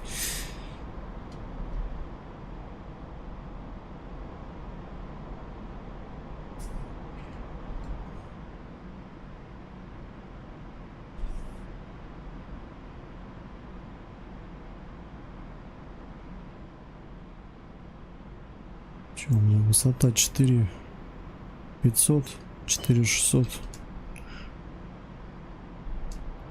Так, пойду я с левой стороны дороги.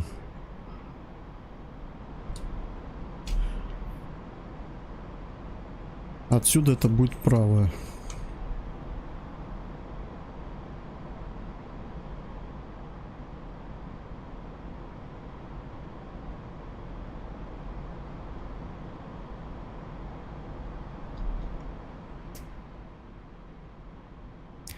Вроде должно хватить расстояние.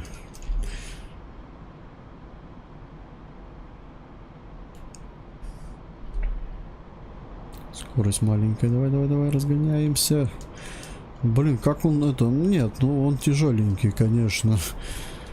У меня просто, видите, еще кабы они весят хорошо. Пипец, его разворачивать тяжело. Я сразу Су-25Т вспоминаю.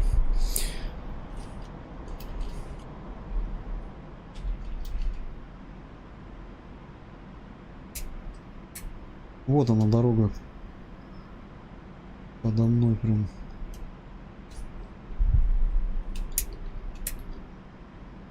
Вроде она.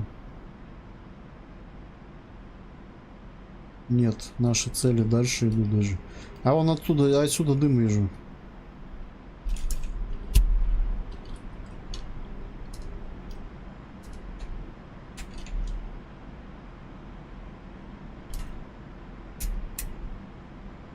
Ага, засвет, прикольно. Так, где мои цели? Вижу Урал, вон Шилку вижу. Рядом Урал стоит. Так, давай, поражаем Шилку тогда. Так, высоту не теряем. Врубаю дальномер. Высоту держу.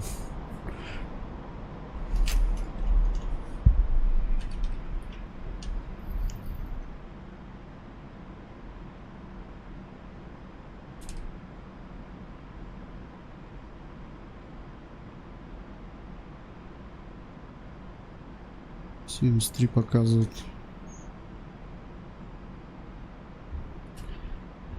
А вот так надо делать, да? Мне вот что нравится здесь, как стоит этот по центру солт. То есть шквал у Су-25 справа, а здесь ты можешь контролировать ELC и солт. По идее, с одной стороны удобно.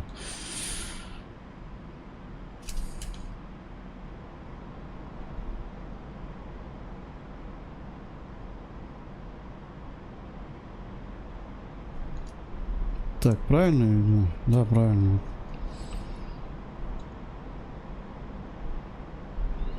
Жду разрешения на сброс. Когда система подскажет сбрасывать. Не знаю. Бывает, тут почему-то не говорит. Может, высоты не хватает.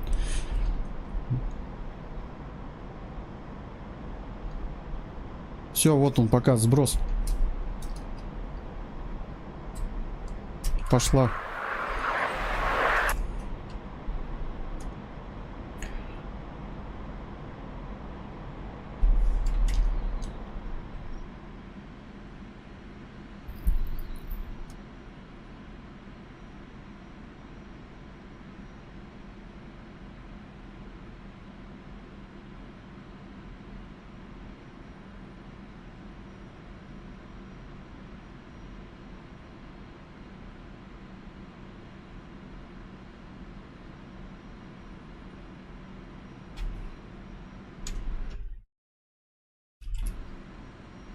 Цель поражена.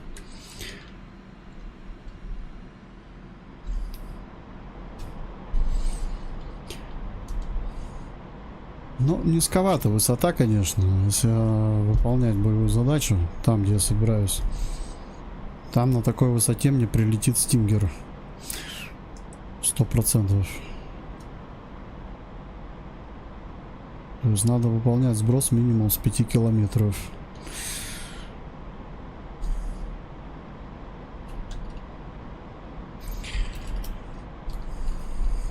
Тем и сложный этот самолет. Здесь надо вот именно зоркость нужна.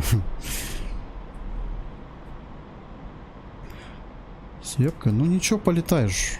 Что-то, ну не сегодня, там в другое время. Я сейчас неделю дома, что не найдем с тобой день. Наоборот, сейчас настроишься, тебе потом будет. Да? Что, блин? Вот тут баки нужны, опять же, да, дополнительные. А это опять лишний вес. 1500 килограмм. А я еще могу зайти.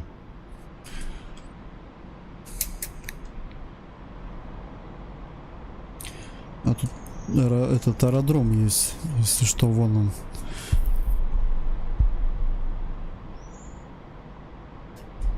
Я потом зайду на него. Ну что, я еще хочу сейчас кабом отработать, только попробовать высоту все-таки. Видите, когда начинаешь наводиться, высоту сбрасываешь.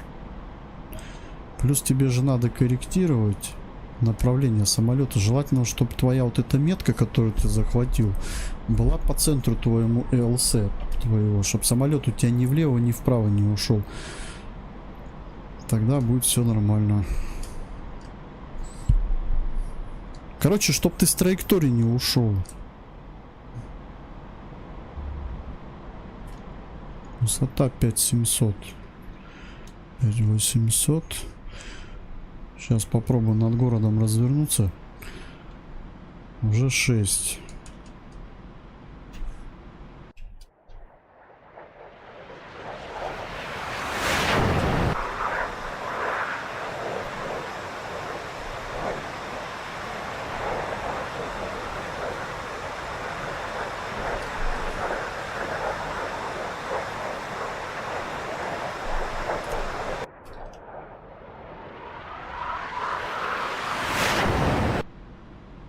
маленько сбавил, 5600. Блин, тяжело так идет он, пипец. Я думаю, это еще из-за ракет этих.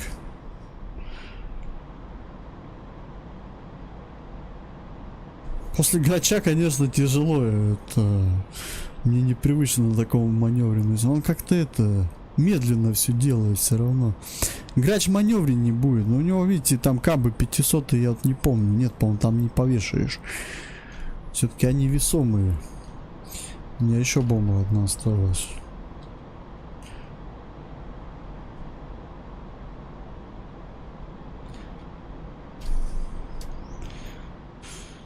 Одну сбросил, еще одна есть. Сейчас будем... Надо сейчас сделать... Зафиксировать область. Вон дым где. Хоп. И все. И держать горизонт. Дальше уже... Здесь самому смотреть.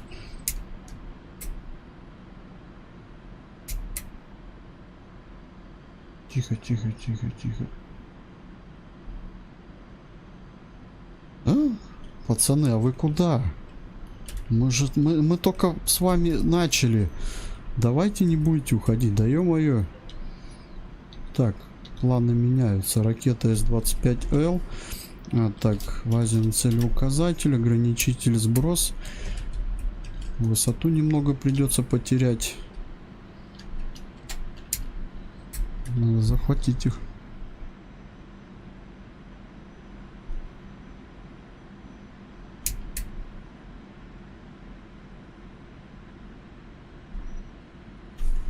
Скорость большая.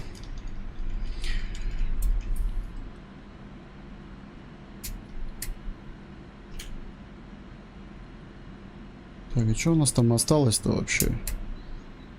Танк остался, вижу. Что-то такое большое едет. Грузовик, что ли?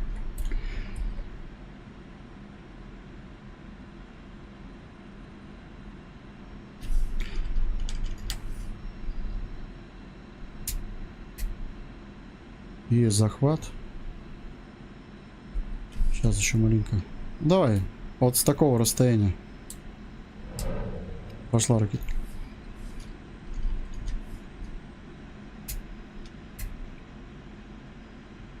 Там танки, 2 машины.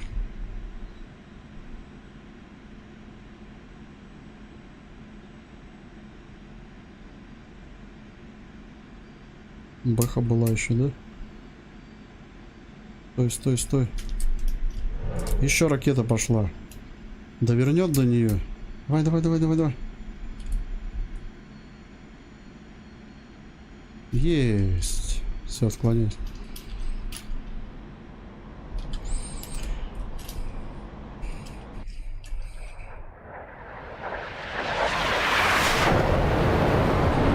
Понятное дело, если там, блин, шилка была бы, я бы не пошел бы на низкую высоту.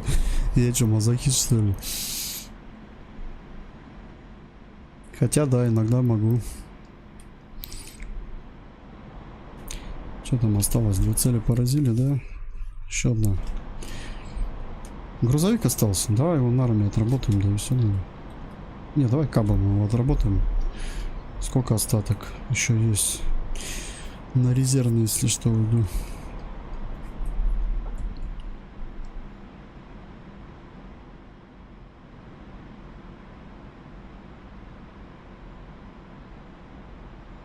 Жаль, конечно, я думал, кап сброшу. Ну, можно было и в движении сбросить, конечно.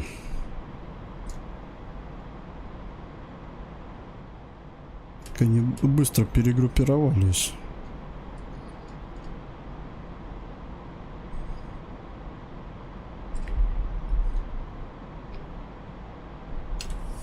Набираю высоту, с высоты буду сейчас работать.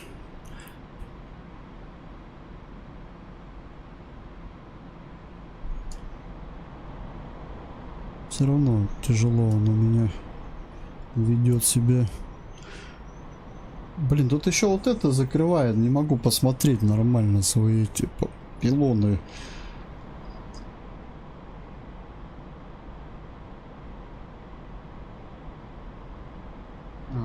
получается, кап остался и все.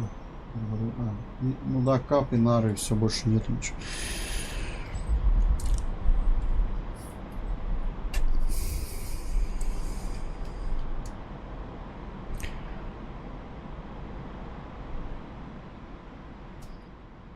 Ну что, нормально?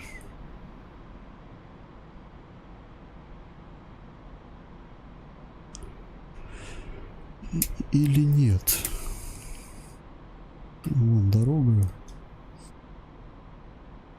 Все-таки, когда вот по дороге ведешь наблюдение, ты заметишь, если прям в лоб заходить или сзади, а вот с фланга заходишь, уже сложнее рыскать.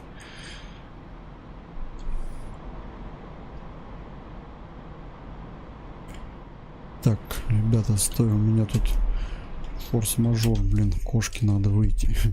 Сейчас.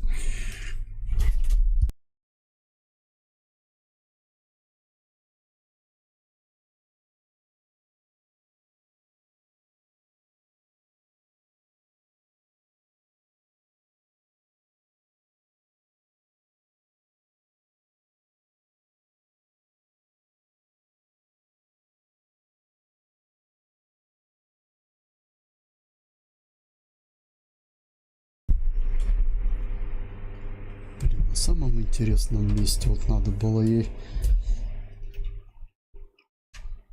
Так, сейчас.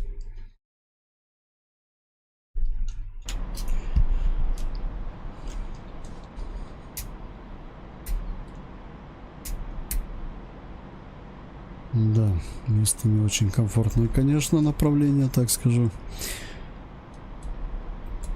Все же не пойдет. Мы так не найдем их. Его, точнее, Урал. Он один остался.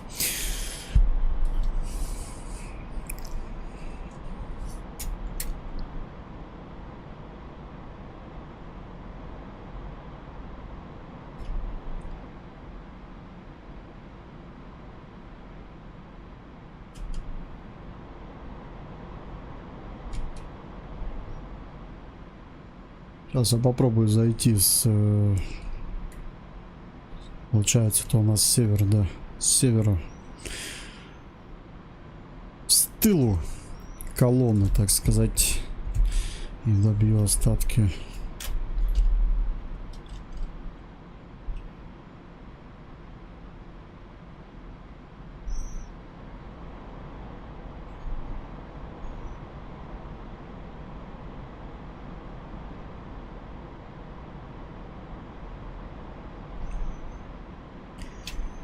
Для грача вот именно надо какие-то такие миссии. Для обычного грача создавать что-нибудь такое простое для игры. А так запаришься ты страдать.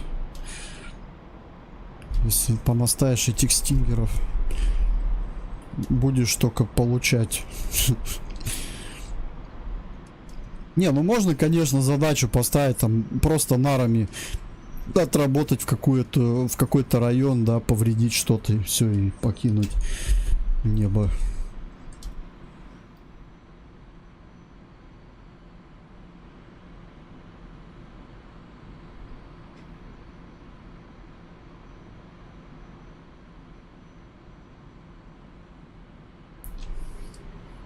Ну и чё, пробуем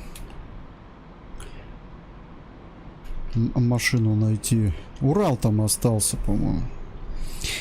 Хаммер был поражен, почему-то показался танк, но и это оказался БМП второй.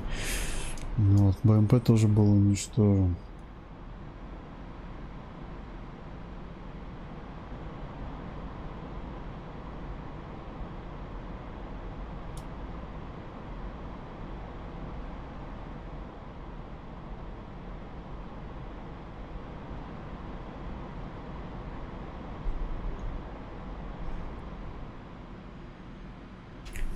Все, начинаю разворачиваться на дорогу.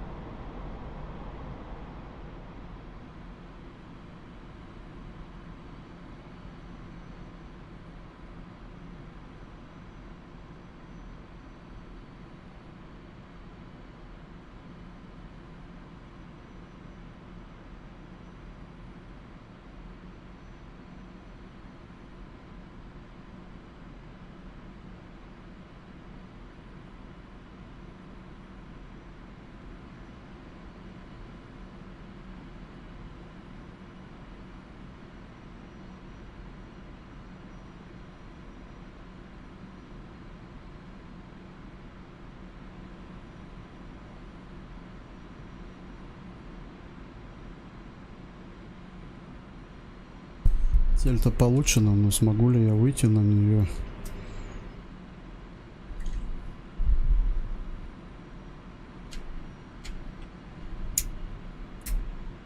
Да, есть захват.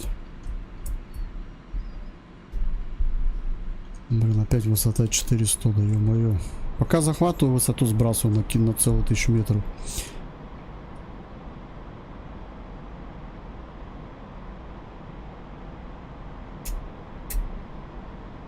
Делаю сброс.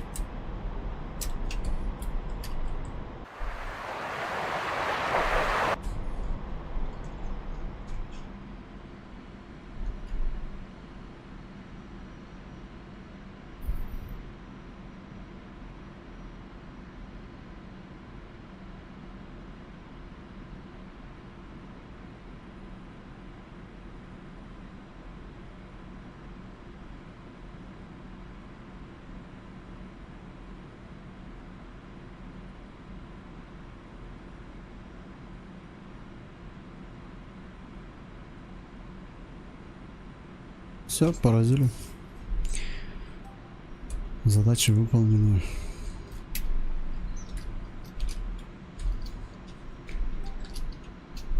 Ну, сколько возврат? 1200, не знаю, да вроде должно хватить, наверное. У меня еще нары остались. Я их не использовал. Вроде должно на возврат хватить. Да, попробуем долететь до базы. Выставляйте туда.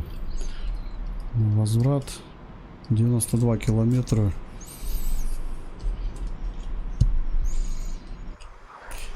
Мне почему понравились эти бомбы, корректирующие авиабомбы 500, которые... Они иногда вот... ну вот на Су-25Т, допустим, я работал в повышенной зоне, где вот эти осы, да всякая эта ерунда. Ну а Су-то понятно, ее уничтожать надо стопудово, она тебя все равно достает. Либо эту стрела 10М. Вот. Но вот стрела 1, она уже тебя не достает. Ну, вот, когда ты летаешь на высоте. А тебе-то надо что-нибудь там уничтожить тоже, чтобы не просто обманывать их. Поэтому приходилось летать на высоте и работать кабами. Да, всего 2 штуки ты их можешь брать, но эти 2 штуки бывало хватало на основные задачи. Там колонну разбить, бомбы мощные. Она взрывается, неплохо цепляет и остальную технику. Вот, то есть я на Су-25Т с ними познакомился, мне уже понравились они. Не, конечно, там сброс идет точнее. Почему? Потому что ты там держишь автопилотом горизонт. То есть ты не отвлекаешься на наведение. Ну как, ты врубаешь горизонт, у тебя самолет держит уровень сам, а ты просто в шквал уже сам ищешь цель, работаешь. Ну, конечно, так удобно.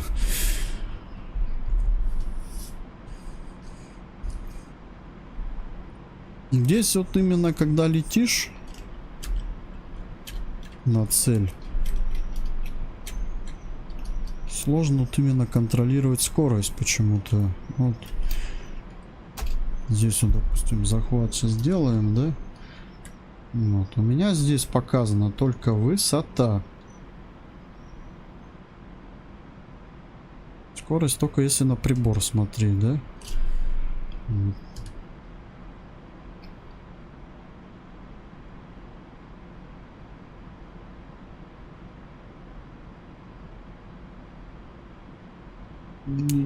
Короче, неудобно. И когда скорость у тебя сбрасывается, из-за этого ты теряешь высоту.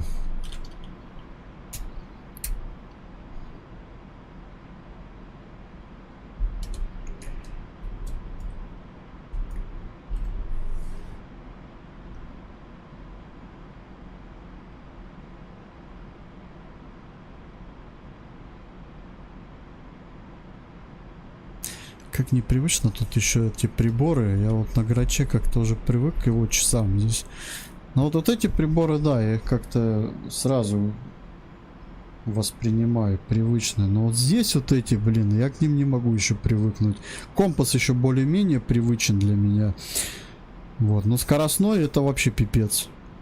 Вот он, вот это скоростной у нас получается прибор под солтом.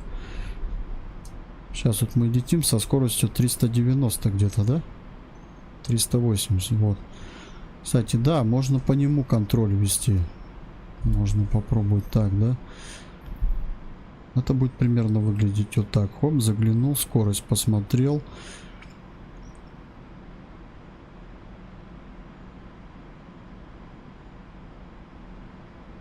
Вот у нас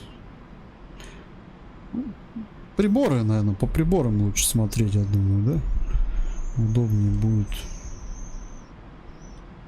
Ладно, привыкнем понемногу. Надо просто почаще на нем летать и все.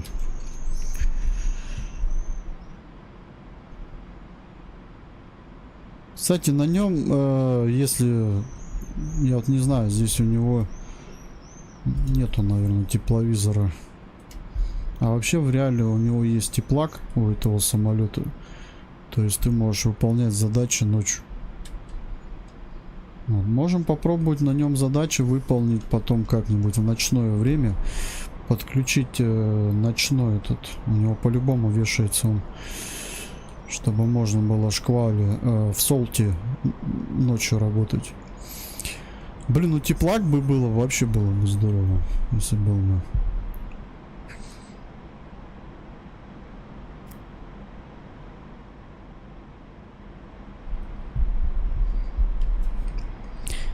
Ну вот, как-то так. Самолет есть, карта есть. Осталось только миссии сделать побольше разных.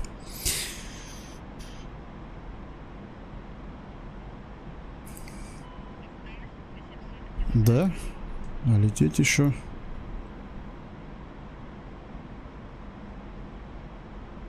Хочется так стабилизировать его, просто какого-нибудь пилота врубить.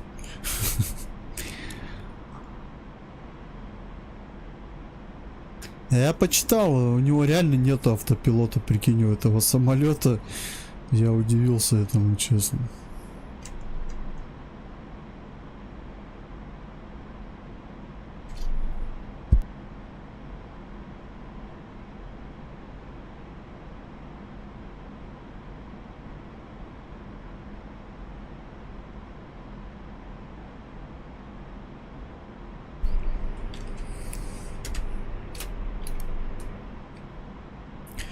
Тоже интересная техника, да? 16-го года на вооружение приняли его.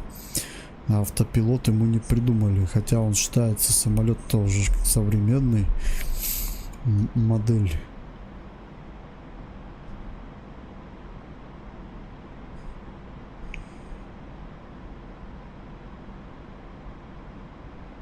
Самолет Су-25Т. В каком году он создавался? И был... Сколько у него? Несколько типов там автопилота. Горизонт есть. И там, по-моему, вообще, я не знаю, скорее всего, это игровой автопилот, да? Где выставляешь, он тебя сам уже на базу тащит. Или это прям... Он такой и есть, автопилот. Я офигел, конечно, когда узнал об этом.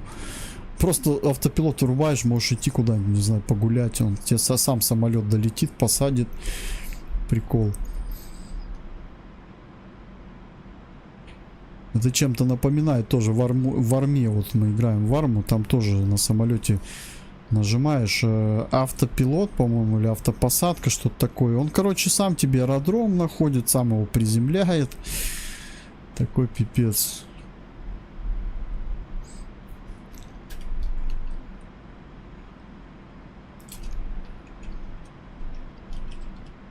Нет, не моздок, нальчик.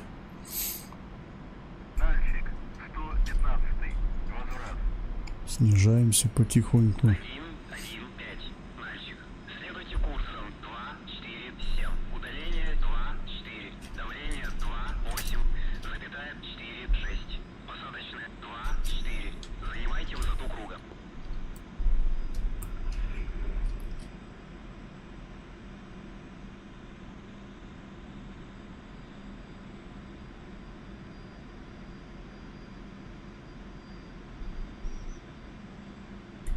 Все-таки компас ему тут бы я маленько это... Закрывается он русом.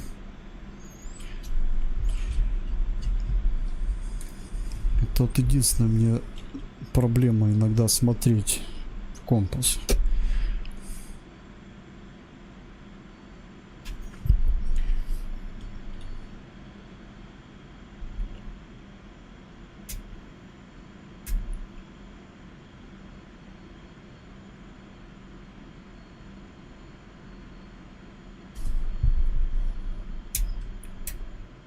Где этот маленький аэродром, блин? А, вон она же, где полоса, нифига себе.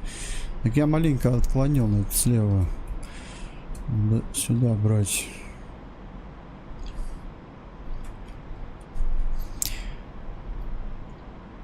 Этого Нальчик еще надо увидеть, он маленький. Городской аэродром.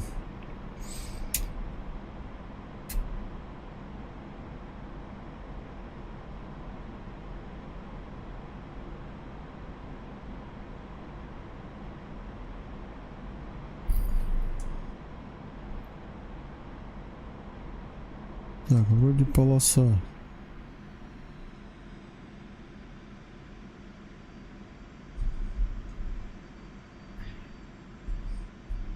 Или не на не, или не. А, вон, блин, нет, подожди, я не то опять увидел.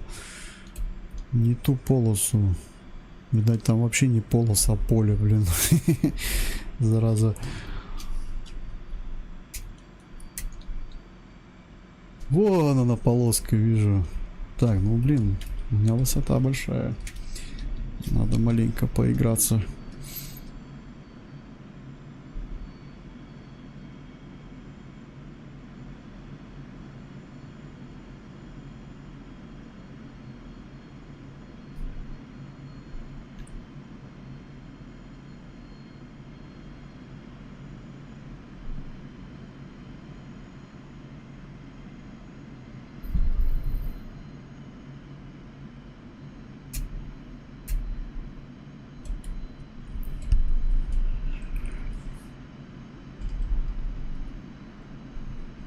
По-моему, на этом аэродроме я когда-то еще, когда еще начинал летать, я на Су-25Т в город уехал. А мне выбили парашюты, у меня не было парашютов. И все, я пробовал естественными тормозами пользоваться. Не помогло. Дома затормозили меня чуть позже там.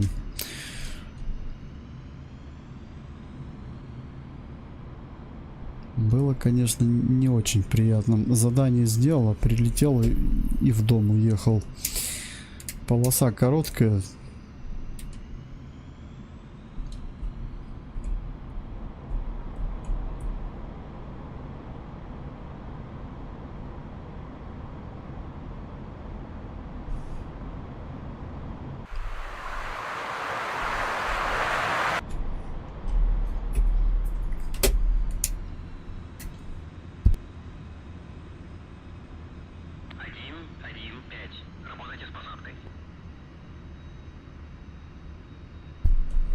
Да, только бы я еще полосу бы эту не терял постоянно. Опять не туда смотрю. Полосочку эту.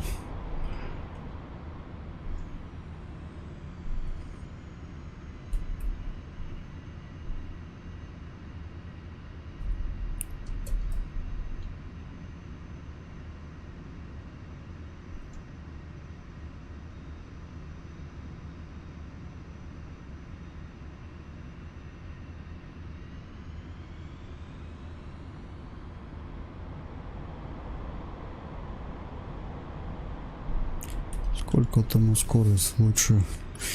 Ну блин, 350 это будет очень много для этой полосы.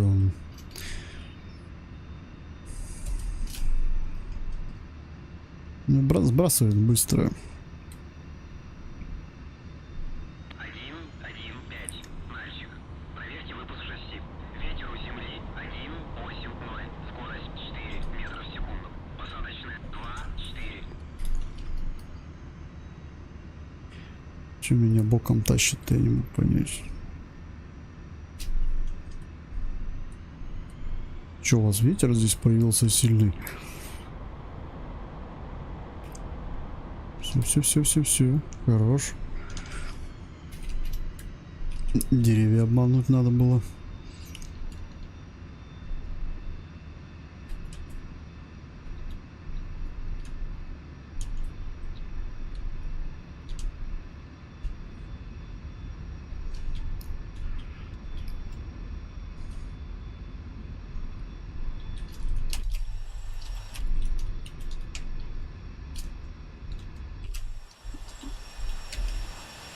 Опа. Все. Готово. 115. Разруливайте на стоянку. Не, нифига не. Это не грач. С грачом проще было. Здесь, блин, его надо удержать. Здесь он чувствуется сильно, самолет. Что-то он приближен все-таки к самолету на Су-25Т. Грач он полегче. Этот что-то прям вообще тяжеловато, мне кажется. Ну, во-первых, скорость медленно набирает и медленно ее быстро сбрасывает. То есть постоянно надо тягой играться.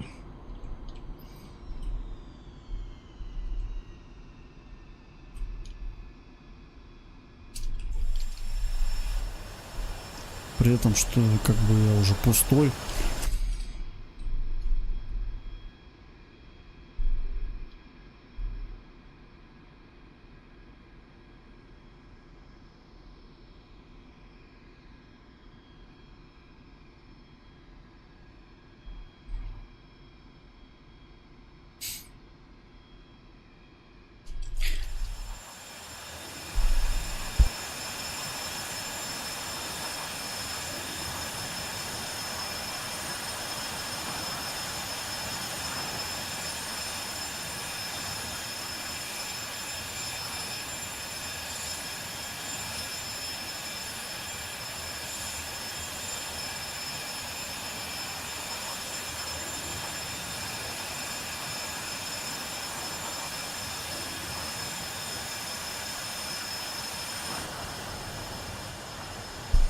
Вот и все. Ждем завершения миссии.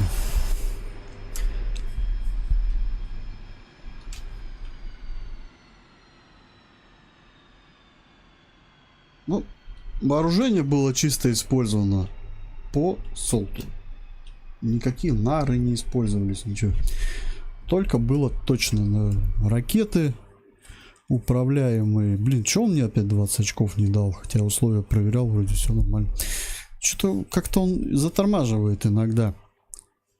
Он завершает быстрее, чем выполняет кое-что. Здесь должно быть 100 быть. Что нету. Ну вот. Пойдем теперь боевую миссию играть. Я вот думаю, второй самолет. Ну, мы с Эдуардом летали. Я не знаю, а бот справится? Нет. А, там клиент, скорее всего. Сейчас я посмотрю.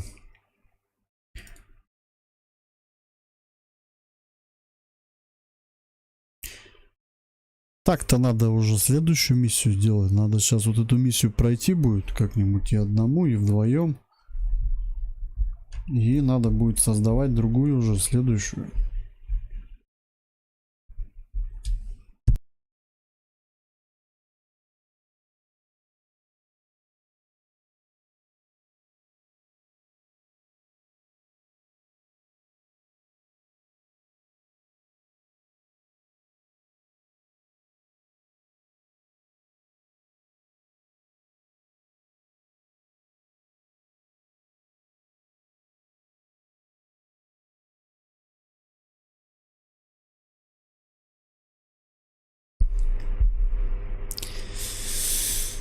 Так, поехали.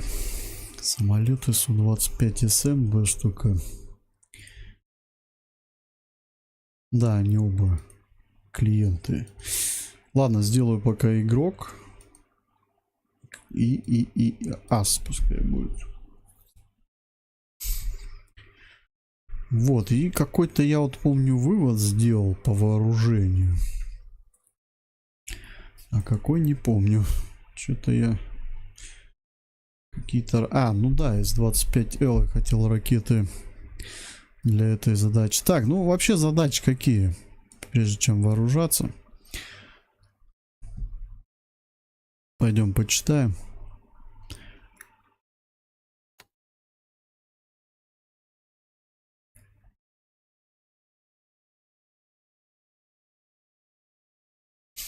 Военная операция в Сирии у нас идет.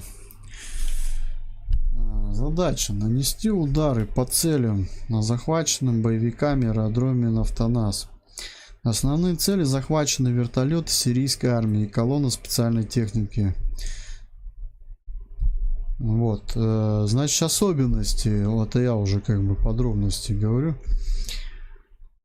Вертолеты надо не полностью поразить, их можно повредить. Вот. Если их поражать полностью, у нас не хватит боекомплекта. Это надо на каждый вертолет по ракете. Тебе миссия понравилась в горах, которая? Ага. Ну так нам Дима помог. Так-то на тебе бы она подгорела бы миссия. Она такая сложная. Я же пробовал без прикрытия проходить. Это пипец. А что-то грачи стали возмущаться. Раньше-то они как-то дурачками были, а сейчас-то нифига он. Такие воздушные бои он устраивает. Но опять же, если ты на граче тоже. А против истребителей это они нифига не могут. Вот, у нас здесь есть поподробнее все, как бы можно посмотреть. Вот он у нас база, по которой будем наносить удары. Здесь вот у нас мы будем заходить с юга. Вот здесь вот мы видим, это отдаленная карта получается. Расположены оставшиеся вертолеты, которые уцелели. Они же уничтожили там некоторые. Вот, состав, по-моему, там 3 Ми-8 и 1-24. Вот она, колонна здесь. Здесь вот КПП ориентир идет. И колонна, которую они сейчас собирают, типа для снабжения. Уезжать хотят. Собрали ресурсы и хотят свалить отсюда. Вот. То есть нам надо нанести удар, чтобы они не ушли. Следующее. Этот аэродром вот уже приближенно. Смотрим, вот они, вертолеты под циферкой 1, 2, 3, 4 изображены. Можно даже разглядеть. 1, 2, 4 это Ми-8. Тройка это 24. Вот эти цели надо уничтожить. И вот тут как бы момент такой. По ним можно и нарами отработать. По идее. Их надо повредить. Если работать точечным оружием, это на каждую вертушку надо по единице. Либо бомбу, либо ракету. Это не экономно вообще. Так, а вот колонна изображена здесь у нас. КПП. Вот они, машины сфотографированы. Вот эти две машины в центре надо поразить. Они самые основные идут. Ну и все. Миссия создавалась мною. Создавали мы, кто смотрел стрим, вместе. Ну, кто-то глазами создавал. Короче, я создавал со зрителями эту миссию. Вот, кому интересно, где-то там даже стрим. Можем ссылку сбросить. Просто мы ее до конца протестировать не можем, пока миссия сложная получилась. Там получается... Планировщик сейчас зайду. Здесь целая зона вражеская. А, что хотел я еще? Я хотел спрятать все вот эти цели. Кстати, а зачем они у меня? Пойдем в редактор зайдем, пока я вспомнил. Я уже давно маркерами не пользуюсь.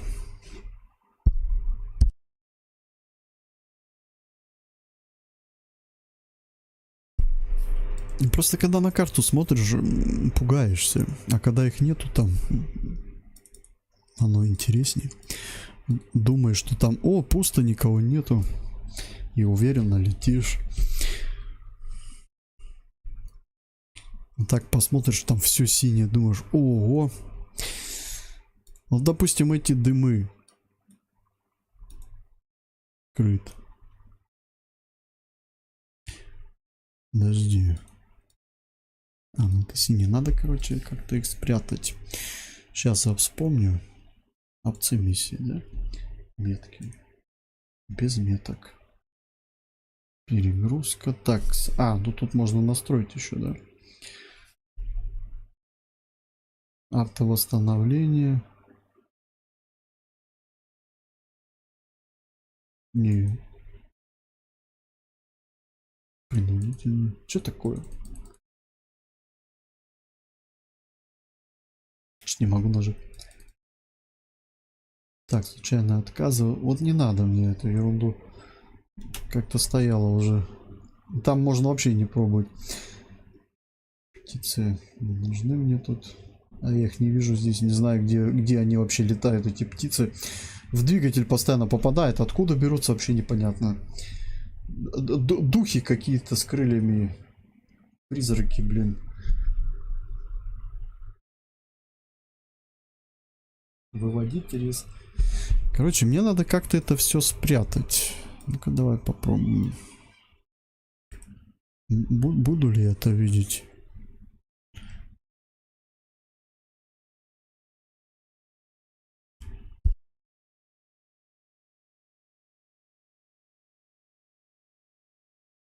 Угу. Значит, не здесь.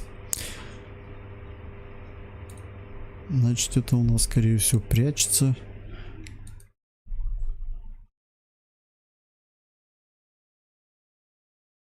Где-то, где-то, где-то.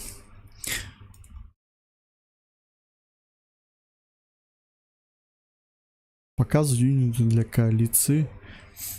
Нет, не то. Где они прячутся-то, я уже не помню. Список групп.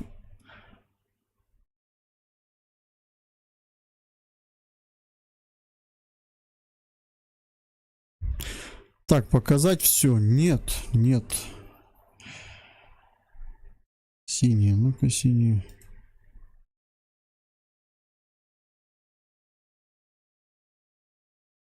Вот так вот, если сделать. Сыграет роль?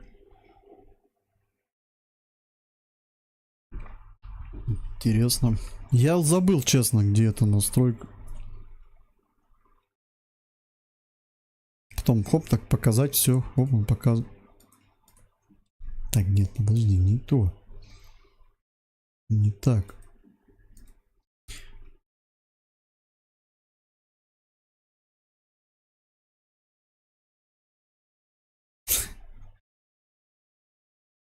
Это вот такая фигня, смотри, тут, короче, вот так вот делаешь, да? Скрыт, скрыт. Ё-моё, вообще такой приятный процесс. Скрыт на карте, все, я понял, как это делается. Скрыт на карте. Нет, неправильно, скрыт в планировщике. Скрыт на дисплеях. Понять, на дисплеях. Так, ну в планировщике, значит, надо скрыть его, а вот на дисплеях...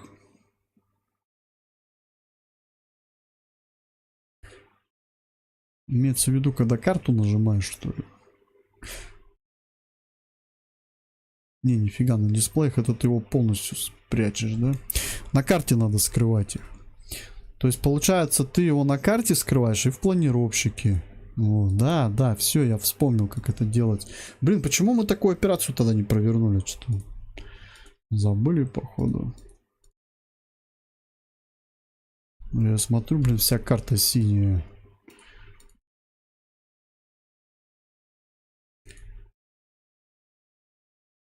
Здесь для обозначения есть маркеры.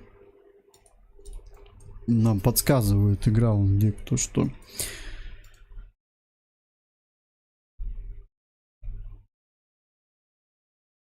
Ну, нельзя сразу просто выделить все и нажать скрыть. Группа целиком. Так а тут у каждого есть своя группа. Вот в чем особенность. То есть это надо изначально, вот ты ставишь технику, да? Тебе надо сразу делать, думать, что ты с этой техникой будешь делать. Либо ее спрятать, либо отобразить. Вот, то есть тогда мы, наверное, делали, как бы погрузились в всю эту тему, но забыли вот поработать над сложностью миссии. Ну, это как сложность же считается. Ну, мне, вот, допустим, не очень комфортно летать и видеть, как там что-то ездит по карте. Не знаю, я вот уже не так вот не играю. Я уже привык, что сам глазами вижу. Оно так интереснее.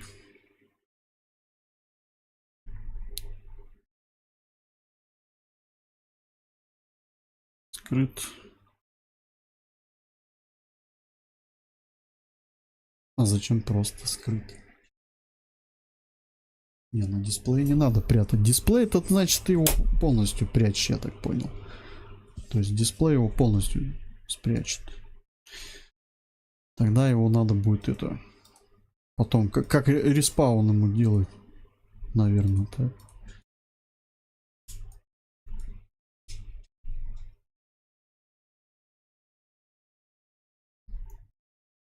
Фишка в том, что ты вот хочешь это спрятать для игры, а в итоге он у тебя и для редактора прячет, понимаешь, в чем дело? Вот мне сейчас в редакторе надо будет с ними поработать, мне надо их как-то отобразить. Да, вот это тоже маленькая недоработочка, я считаю, в редакторе. Ты их прячешь, по идее, для игры. А, подожди, нет, скорее всего, просто когда я на карте нажимаю. Так я на карте нажимаю, чтобы скрыть. Ты вот запускаешь игру, нажимаешь карту, у тебя их нету на карте. Вот логика, на карте скрываешь. Планировщик, можешь сделать даже, допустим, в планировщике их отобразить. Ну, посмотрел там, где кто что запомнил, да? Потом игру запускаешь, у тебя хоп, на карте они исчезли. Такую тему можно сделать. Как бы. Все от желания.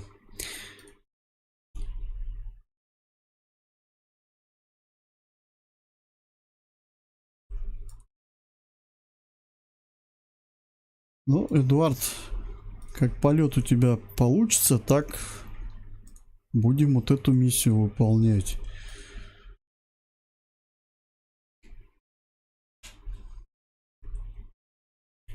Здесь уже на низких высотах особо не полетать. Мы уже с тобой в этом убедились.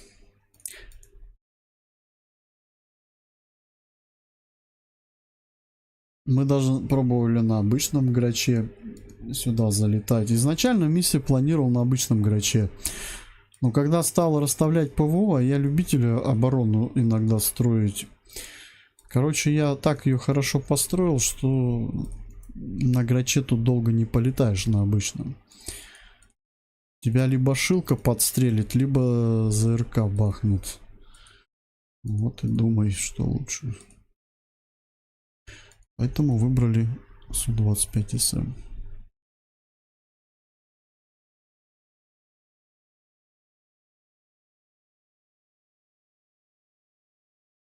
Все, на будущее, если будем делать что-то, надо сразу так делать и все.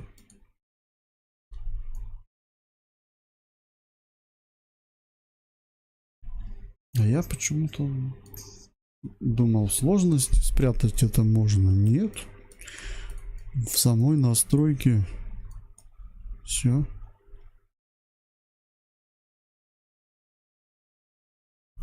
А вот теперь, вот, допустим, надо мне в редакторе что-то поделать с ними, а мне никого нету, как мне к ним обратиться. Теперь вот наоборот сюда нажимаешь список групп, синий показать все. Оп. Вот. Все, пойдем. Вот теперь будет интересно.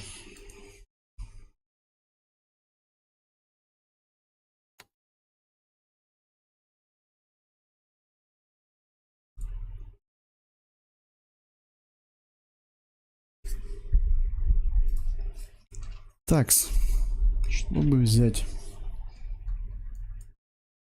Все, вот видите, нету никого.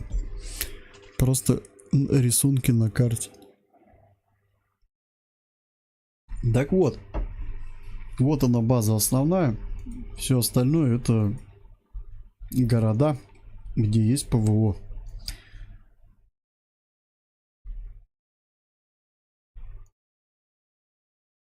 Поэтому тут надо отработать по базе так, чтобы тебя ПВО не сбило.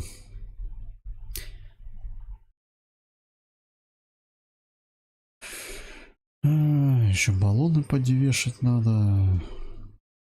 Когда баллоны, эти баки дополнительные, с ними уже вооружение меньше будет. Ну вот, по-моему, атака колонны была, да?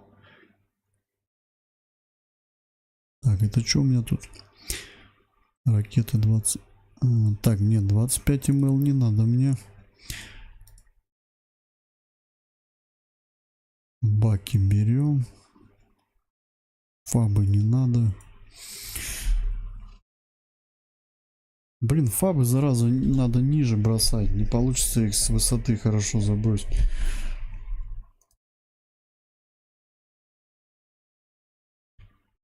Итого, значит, кабы. Ну-ка, сюда кабы можно взять? Да, можно. Тогда вот сюда крепим все-таки ракеты. Пробуем работать ракетами Х-29Л. Сюда крепим кабы. Ой, тяжело будет. Ой, тяжелый буду. Вон, видишь, уже перевес. Это все из-за баков.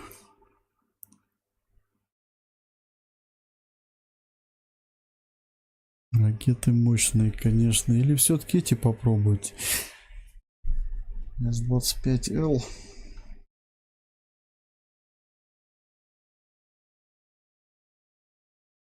Просто Х-29 их можно использовать на расстоянии. Да, они кривые немного, но мне главное попасть в область вертолеты, где находятся, туда. Хотя бы волной их я смогу повредить. Ракеты мощные. Вот.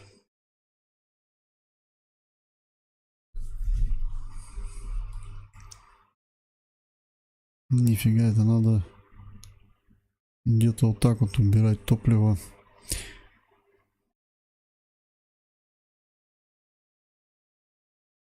Но все равно его будет больше, чем стандартно. Даже вот я чуть-чуть его убавил, все равно его будет побольше.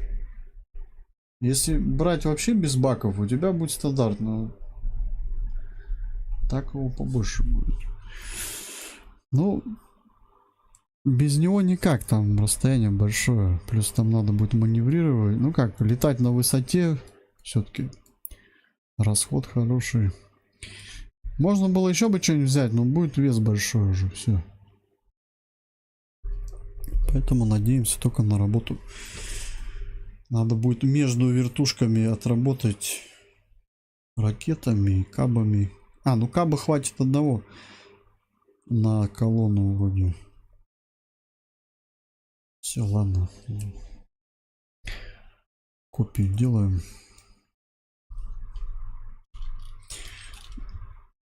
Для бота. Второй. Здрасте. Полет покрасить. Что он у тебя какой-то... Что он у него какой-то? Это из музея.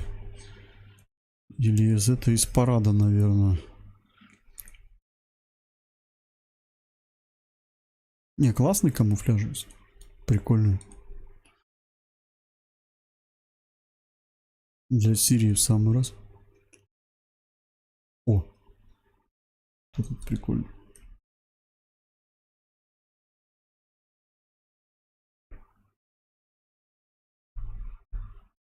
Лети с перевесом, топливо ведь выработаешь. Ай-яй-яй. Взлететь все равно взлетишь, ну да. Еще это себе прицепить. Я это как на воде парусники плавают тоже. Парусник себе захерачить вместо вот этого. И лететь по ветру. И топливо не понадобится. Только долетишь ли ты туда? Вообще в другую сторону полетишь, да? Не, ну подожди, но они же парусники как-то плавают по ветру, управляют им, так же и ты хвостом будешь просто управлять, и все. За веревочки дергать. Так, сейчас на пару сек надо отойти. Ну, все, запускаемся. Пробуем пока так. Ну, тут пипец, тут мазать нельзя, косячить тут нельзя. Если вот закосячишь, все, задачу не сделаешь. Ну, я не знаю, хватит ли мне этого вооружения, нет? Тоже вот не могу утверждать. Будем тестировать, проверять. Поехали. Ну, нары там точно не по это, не в тему. Ты... Хотя нет, подожди, нарами можно тоже поработать. Ладно, не знаю, потом посмотрим. Нету у меня места для них.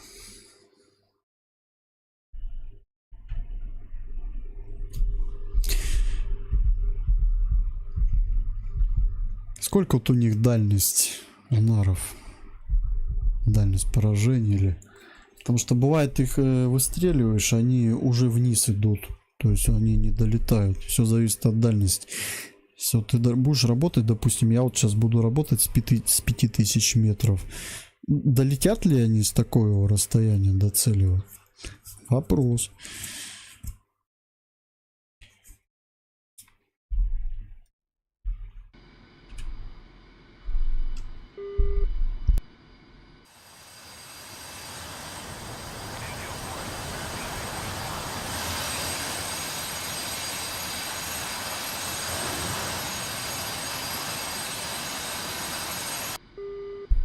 У меня второй чисто на прикрытии.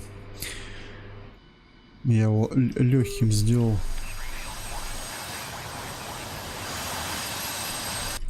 Будет меня прикрывать.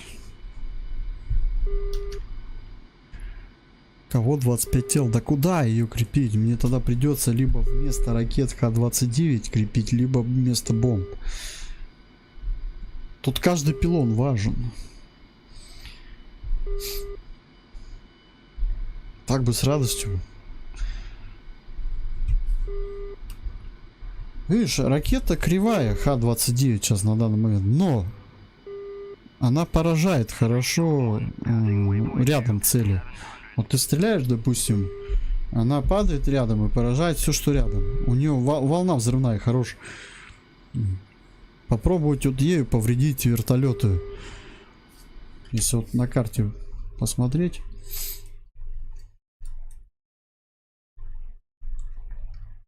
Вот эти парковочные. Блин, но все равно расстояние между ними большие, да? Я не знаю, если вот ракету сюда по центру, допустим, ударить, зацепит она их, не зацепит.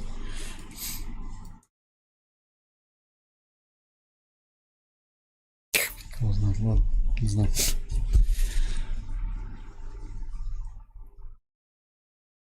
Да их даже по идее пушка он отработает, если хочешь. Правда, я говорю, то надо низко идти.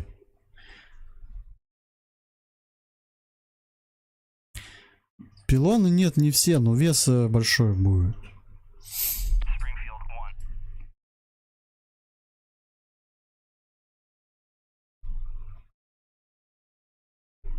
Это чтобы эти ракеты сейчас поставить, надо еще горючку убирать на процентов 40, блин.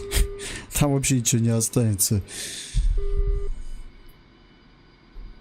Так, все, сейчас отойду и взлет.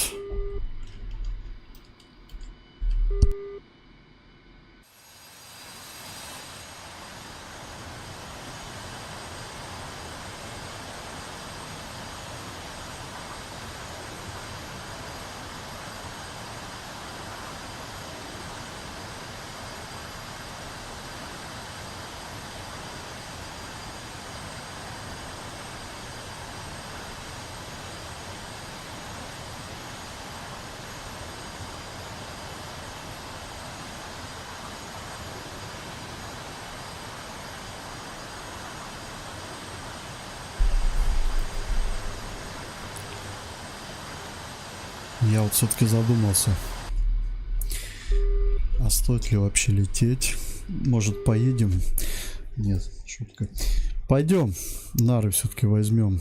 Я посмотрел, так, прикинул расстояние между целями.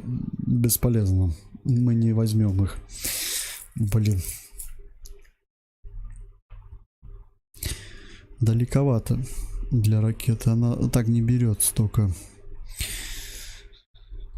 Фабы, да, фабы. Ну, видишь, фабы сбрасывать, блин, с высоты надо. Но они не пойдут с такой высоты.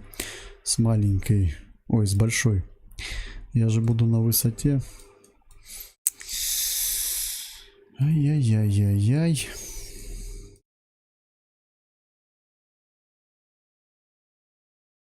Где мой любимый камуфляж? О. Нравится он мне чем-то, не знаю. Наверное, не такой мультик.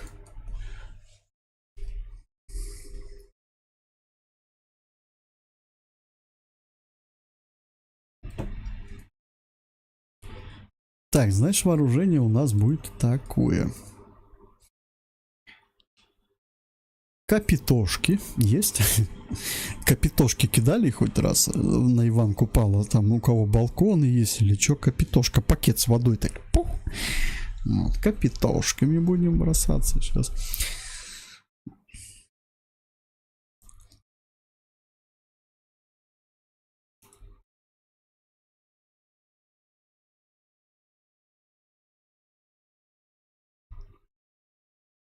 Сколько там целей всего? 4, 5, 6, да? 4 вертолета. И 2 машины. 6. Ну ладно, ладно, возьму я их. Так, еще вот сюда тогда. Вот это. Ты можешь даже пустые баки, кстати, крепить. Потом их где-нибудь заправлять, если хочешь. Дополнительные empty они называются. Вот empty. Наверное, как пустые же идут.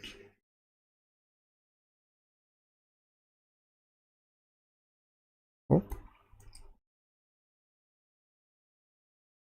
И хоп, но придется сделать вот так.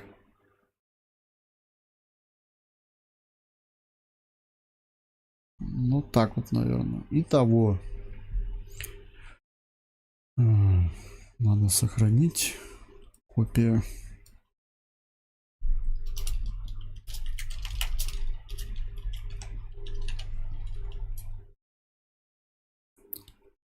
Это я удаляю. Вторжение. Куда, блин? На планету Земля?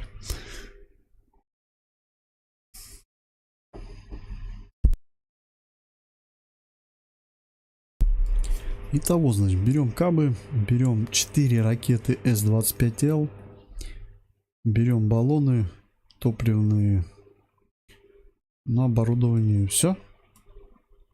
Побольше ЛТЦ надо. Там есть ЗРК, но оно не такое. Как бы его ЛТЦшками обмануть можно. Ну и все. И теперь компу что-нибудь давай дадим. Кидать-то. Будет ПВО уничтожать хотя бы.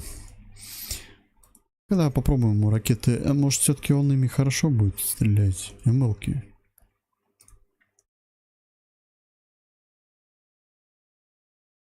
Ну и все. Я думаю, нормально. Как-то так.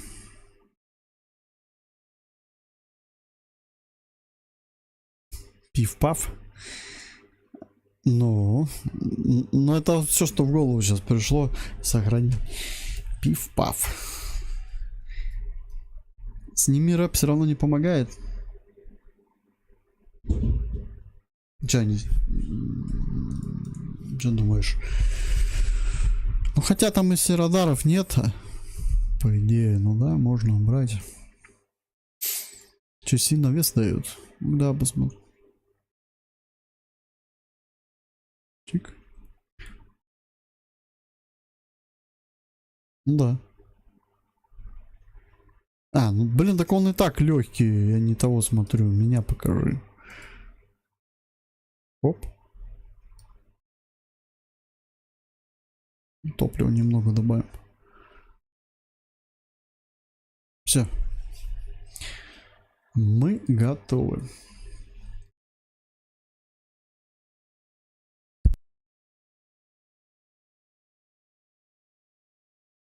Если с предыдущим боекомплектом у меня были сомнения, то сейчас у меня их нету. Я почему-то, когда это отошел, засомневался. Блин, что-то я думаю, мы зря полетим. Не хватит вооружения, не хватило бы.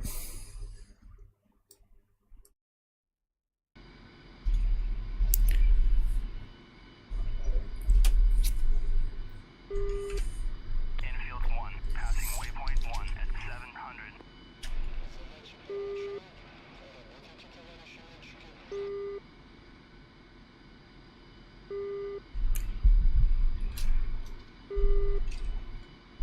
Разрешите. Второй. Руление.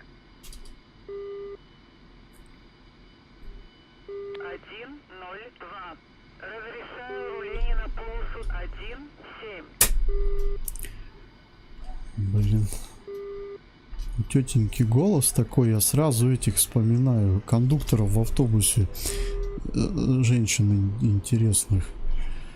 Не, я как бы это нормально к ним отношусь, все. Просто я обычно такие голоса там встречаю. Springfield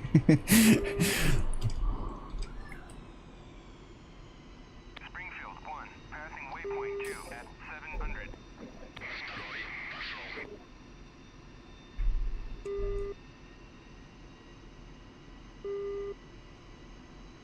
700. Да, я пользуюсь общественным транспортом, мне очень часто его использую. Особенно все, что ездит по железной дороге.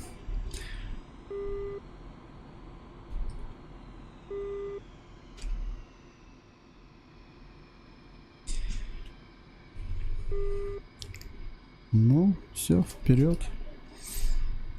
Что, надо еще вот это запрос сделать. Взлет.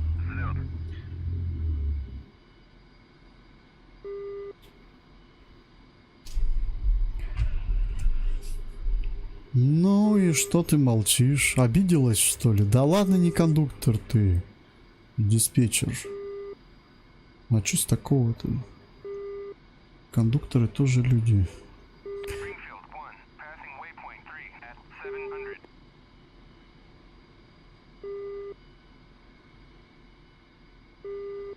Сейчас, да, время такое пошло. Всем как, фу, это там, это то, не это там. А на самом деле, вот если у людей сейчас этих не будет, да, тех же там дворников, а кто убираться-то будет?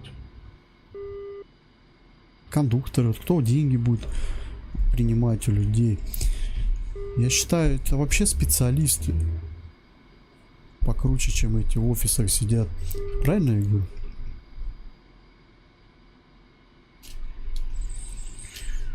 Ну, те, кто меня поймут, для тех правильно. Все, вперед. И тетя Люся мне что-то не отвечает.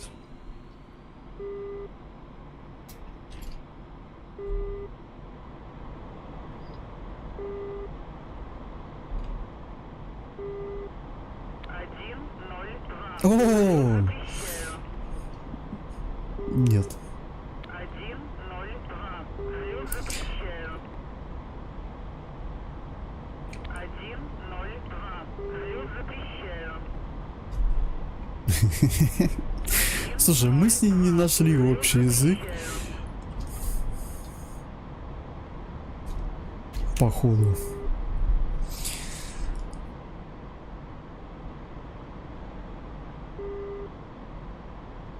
Сейчас будет дополнительная инфа.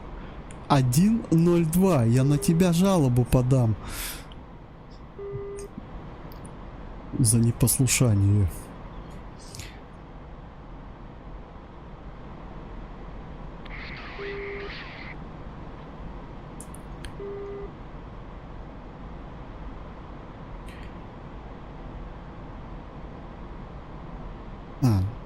Не, давай вот так вот. Сразу. Сразу туда на 98 километров. Springfield 1, passing Ё-моё, как он тяжело идет, это просто пипец. В самолете, да, молодой человек, у вас оплачено.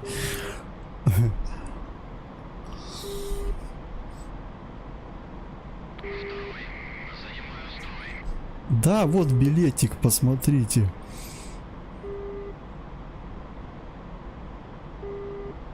Вы же мне сами его продали, да?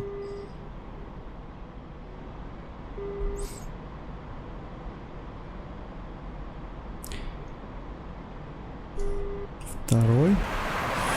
Между нами промежуток небольшой. Ты где там, блин?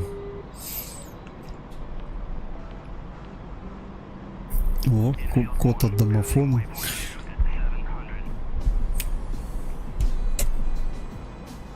Тик-тик-тик. Помните, что-то чем-то на домофон похож. Старенькие эти домофоны тоже. Сейчас уже, конечно, с камерой, которая троллит всех. Камера на домофоне-то сейчас это появилась.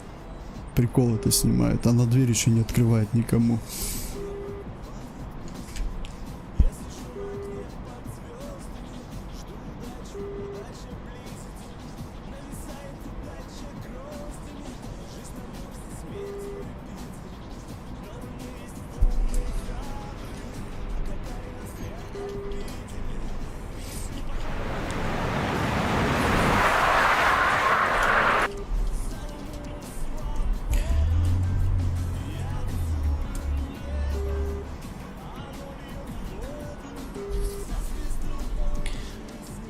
Тише, тише, тише.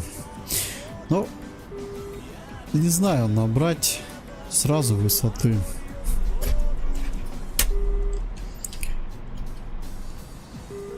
Давай наберем, наверное.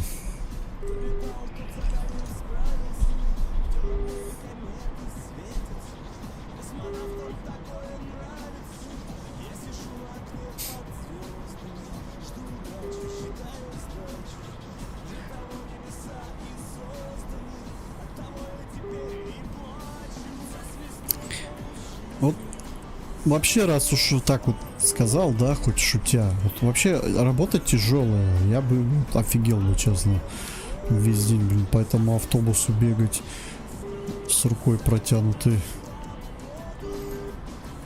Еще надо посчитать все, еще тебе всякие быдло могут попасться, так что...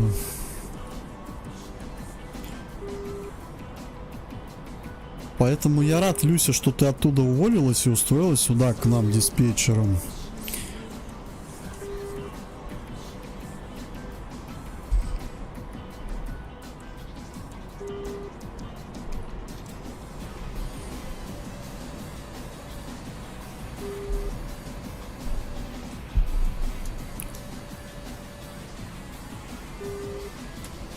Высота 4200, скорость 500.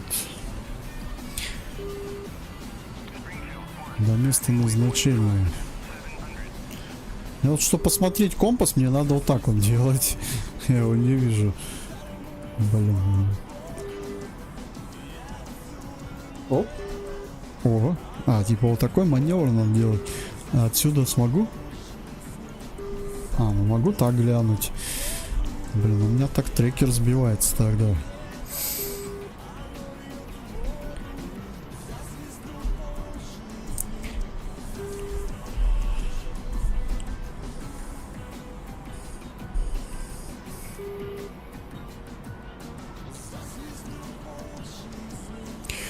Вот по компасу мне вот сейчас почему-то уже летать интереснее, чем по этому ЛС, не знаю.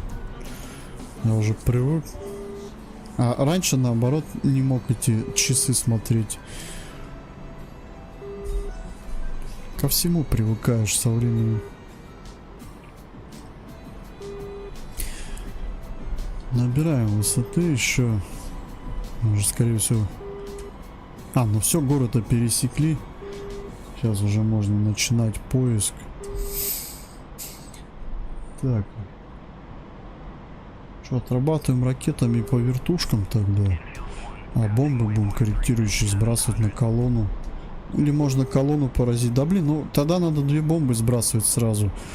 Она потом вес будет давать одна. Поэтому лучше кабы тогда оставим.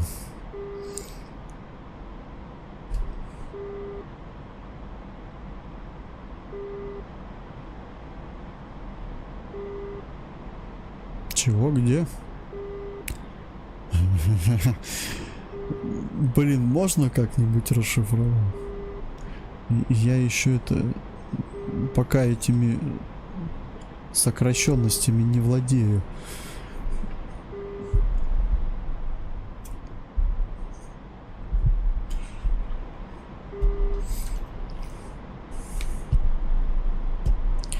Высота 5300, готовимся.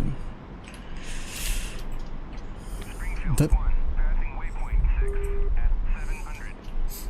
А вот дымы наблюдаю уже. Так, ракета С-25Л.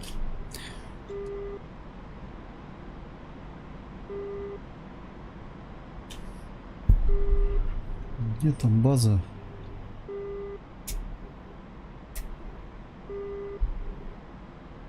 А, вон вижу базу. Захватываю область. Оп. А, он не берет, она далеко. Блин. Ну вот эту хотя бы возьми. Вот эту, ладно, возьми.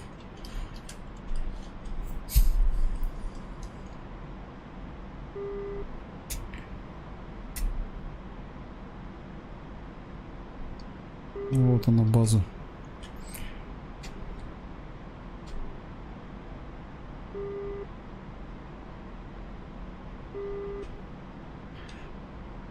Тут у нас где-то вертолеты.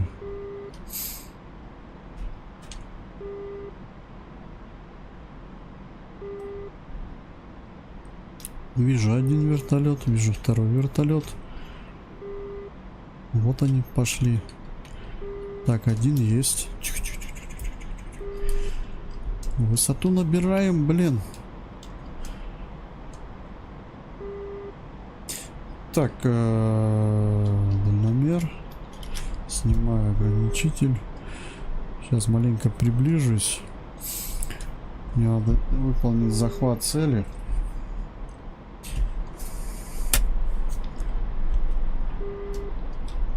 Вроде не должны они меня взять на такой высоте уже. Что, захват сделан? Нет.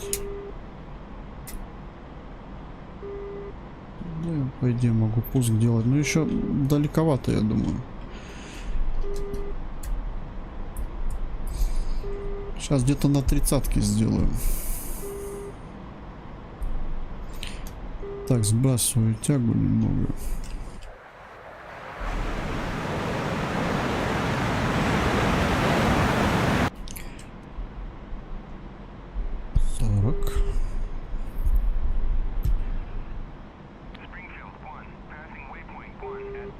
Давай сделаем пуск.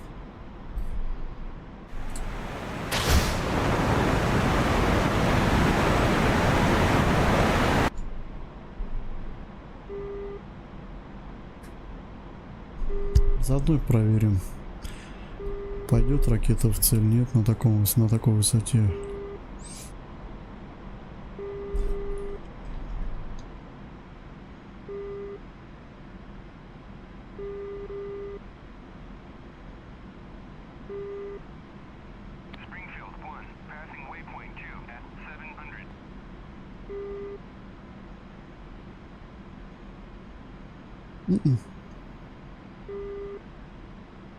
Не. Фиг тебе, понял? Ха. Блин, это плохо, конечно. Ближе надо стрелять.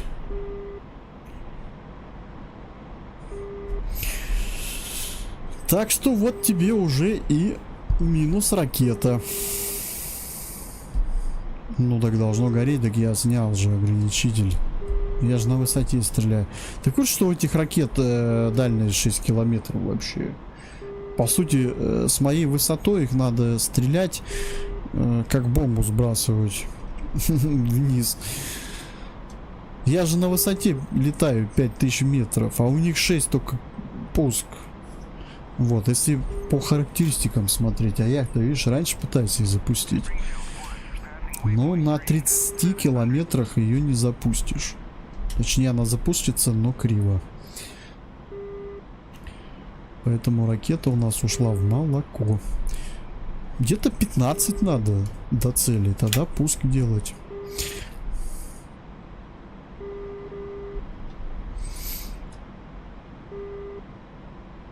Чего ас должно гореть, крест не захват? Ты имеешь в виду, захвата не было? Ну и что? Ты сам делаешь этот, бывает, захват.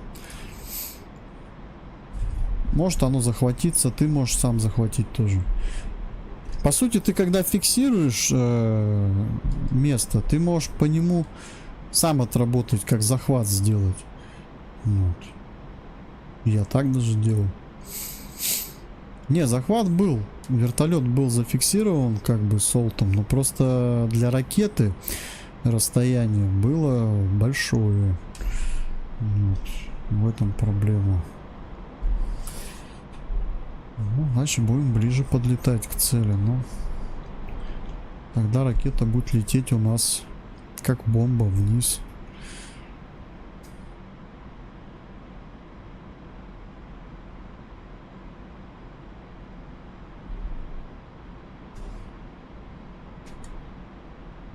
Сейчас второму задачу дай.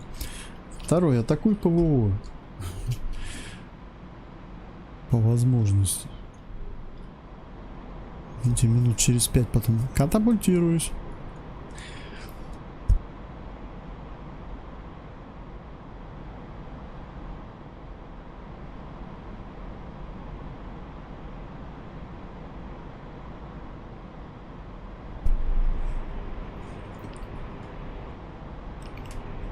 Сейчас будем пробовать еще раз.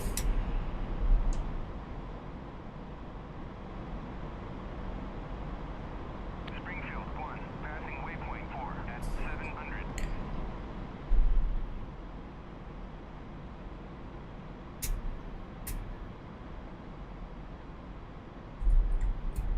Не видать дымов.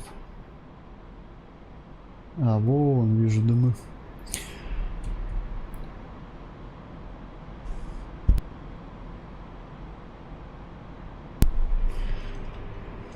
Карта, конечно, классная.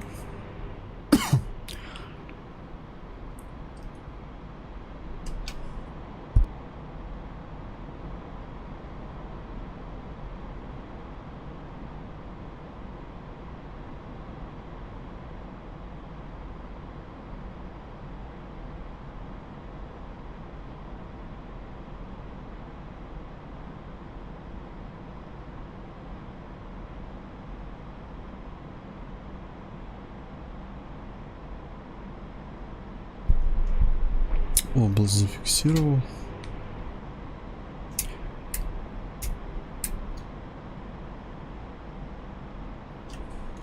Чуть тягу убрать.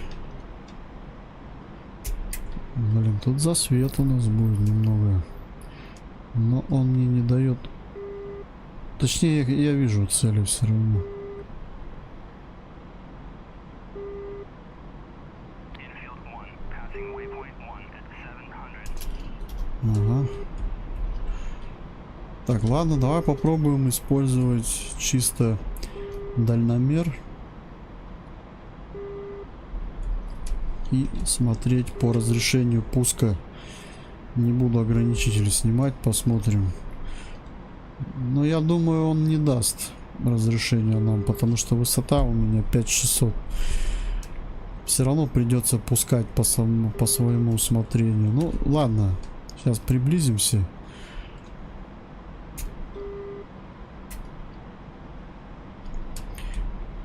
Захват, да, в этот раз тоже надо попробовать.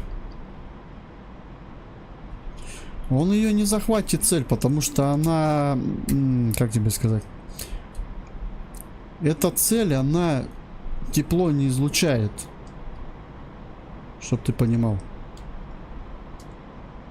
Он же не заведен, вертолет. Захват ты делаешь сам. Вот, а рядом с ней он что-то захватывает. Тихо, тихо, тихо, тихо. Блин, разогнался. Видишь, что происходит? Пуск. Все, сейчас должна попасть ракета.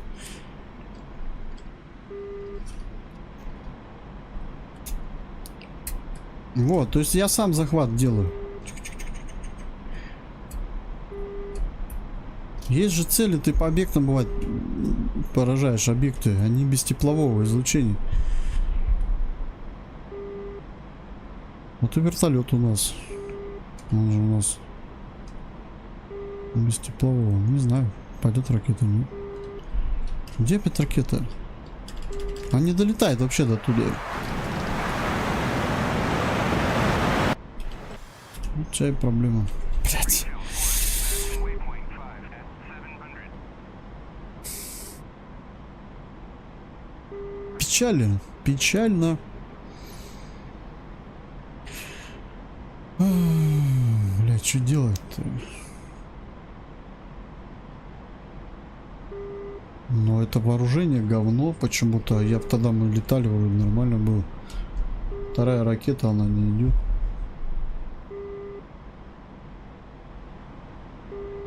Ниже я не могу высоту взять.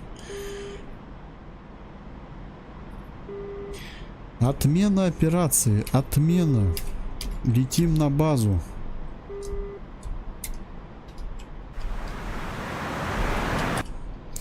Нас обманули. Нам не те ракеты дали. Блин, там Люся злая. О, ну да, там Люся злая. Она мне сейчас не даст еще сесть. Скажет, иди летай. Безбилетник.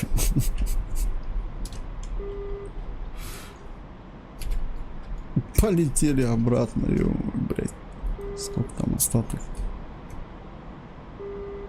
На перевооружение полетел я. А, погоди, кабы-то еще сброшу. Я чё, блин, зря их сюда притащил. Кабы не было зимы в Сирии. Песню сразу вспомнил. Кап, так еще звучит. Кабы. И песня-то есть. Кабы не было зимы в городах и селах. Правда, у нас вообще не в тему сезона. И карта, да, не зимняя.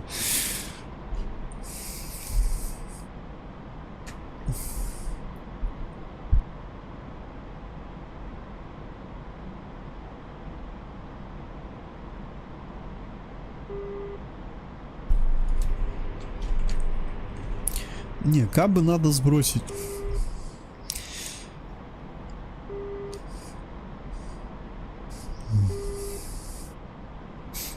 Сейчас один кап на колонну сброшу. Не, с пушки я не буду их повреждать. Чтобы с пушки работать, надо высоту снижать, опять же. Ты чё? Они меня собьют. Passing waypoint 6 at 700. С пушки не получится. Нары, пушки, фабы, это все высота низкая нужна. Поэтому все это бесполезно, друг.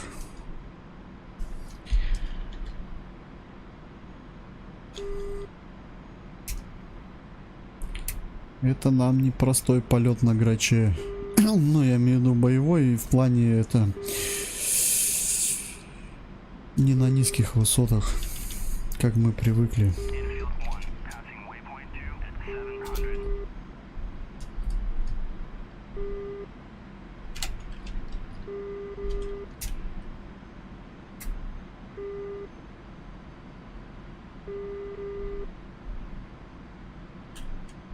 Ну и все что угодно захватывает.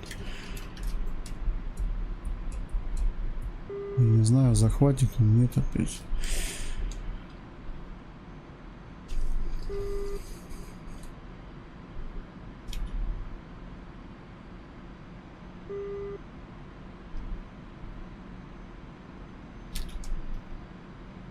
Давай, пошла.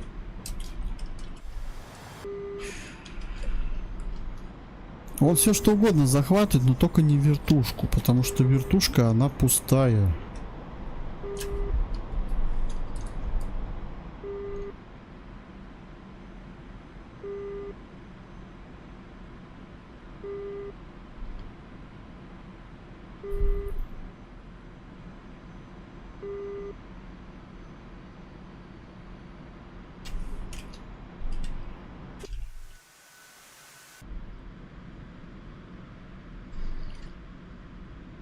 Есть. Вот, вот, она работает, а та выпендривается. Видишь, в чем разница? Да, тут 29-ки нужны. МЛ-ки нужны. МЛ-ки тоже на дальняк работают. Вот и все. Так, у меня еще есть кап. Сейчас я по колонии отработаю. Блять, чисто тут из-за то, что вооружением ограничен, из-за косяков игры. Приходится вот маленько растягивать удовольствие.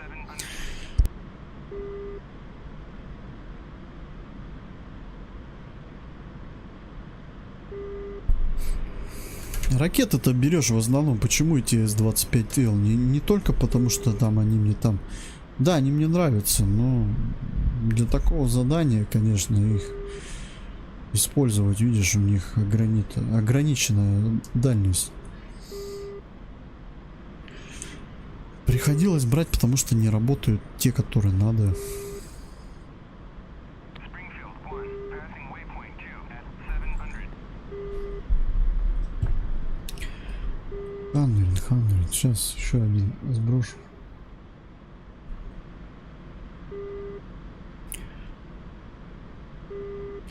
Сейчас по колонии отработаю. У меня останутся вертолеты. Вертолеты я поражу. Кабами тоже потом даюсь. Ракеты возьму эти Х-29. Единственное, придется слетать на базу опять. А там Люся злая. Опять не даст залететь, скажет нельзя.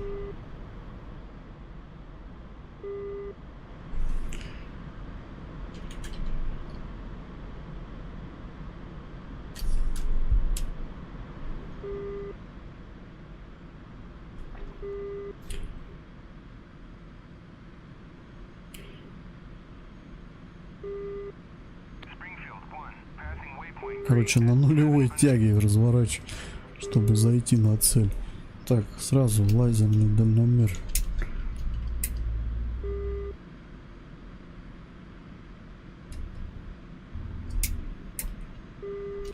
Хоп. Взял область. Так, подожди, вот так вот, стой. Infield 1, passing waypoint 3 at 700. Не надо мне это захватывать, вот. Есть захват. Теперь надо выровняться.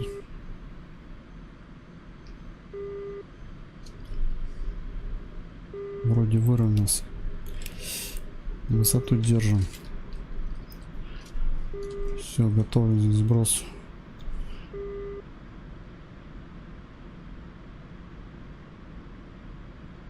Сброс. Пошел. Кап 500 попер. Ну, вроде бы та машина. Одна из них, точнее.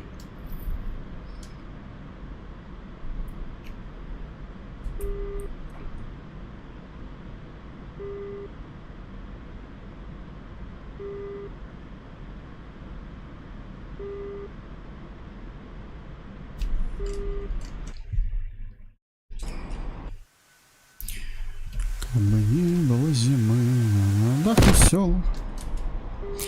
Простите, ребята. Так надо было. Так, ну что, давай снизимся до 4,5 и попробуем все-таки еще эльки отработать.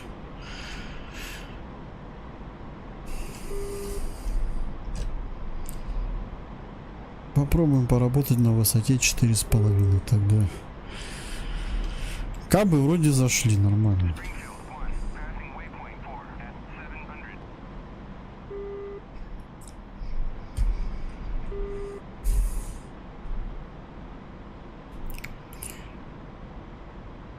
Ну что, снижаемся.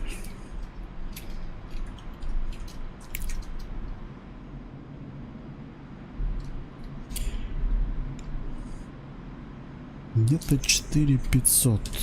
Можно даже 4200, я думаю.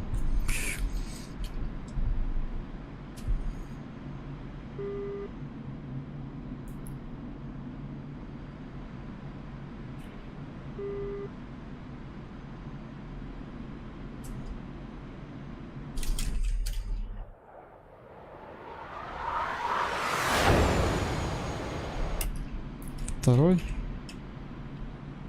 Атакуй. Второму. Атакуй ПВО. Нет возможности. Есть? Ну что?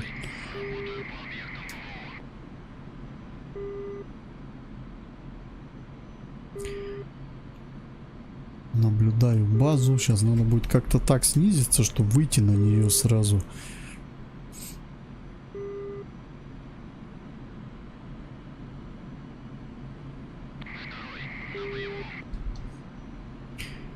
Но он у меня ас, не знаю, посмотрим, что он сделает.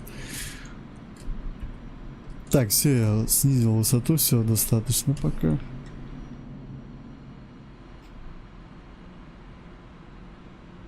Скорость 300, не понял, что у меня дальномер.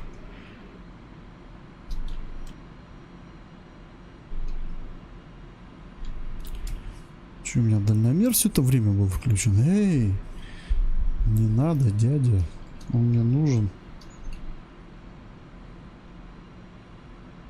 Блин, 400. Сейчас, блин, дальше снижу. Эй, стой. Мне не надо так снижаться. Я так рад это под ПВО залечу.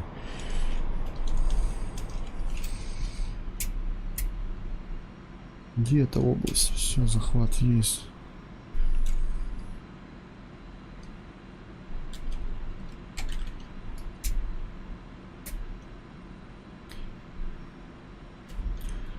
Блин, ну если сейчас эта ракета промажет, шла бы она нафиг, эта ракета. Второй. Выполняю оборонительный маневр. Второй. Пуск ЗРК. 12 часов. Все, запустился. Да отстань ты, блядь, ты смотри, что делает. А, это по мне. Давай, пошла. ЛТЦ. А, ну все, понял. Все, вот, ты на трешку спускайся. Пи-пи-пи. Начинается вот это. Где ракета? Вот она. Можно ее поймаю и обратно прикреплю?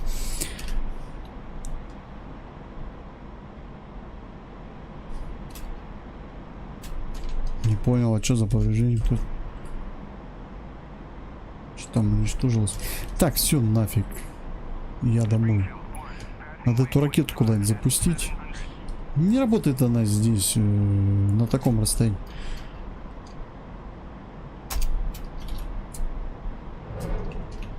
Все, пока.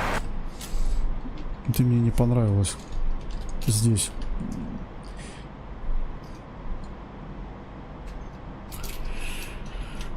Жалько, конечно.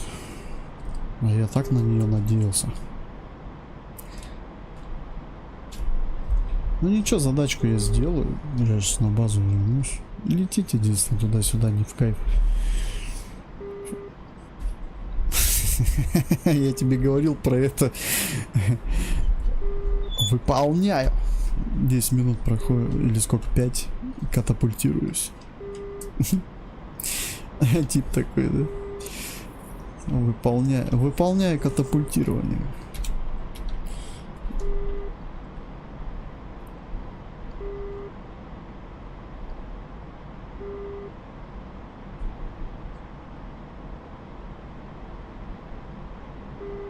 Это он специально так сделал, чтобы к Люси не лететь. А мне сейчас к ней придется лететь. Я бы тоже к ней не летел.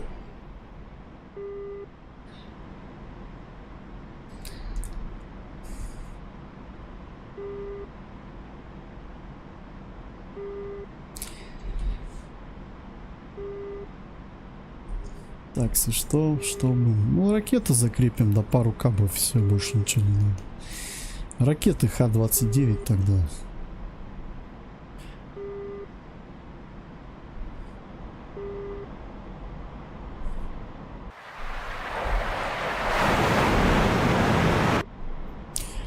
Так-то все равно поразили и вертушку одну, и эту машину одну.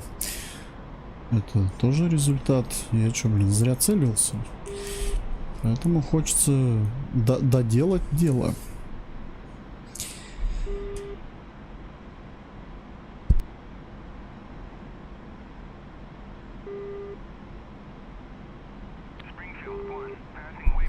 Так, срочное отвлечение от игры. Сейчас.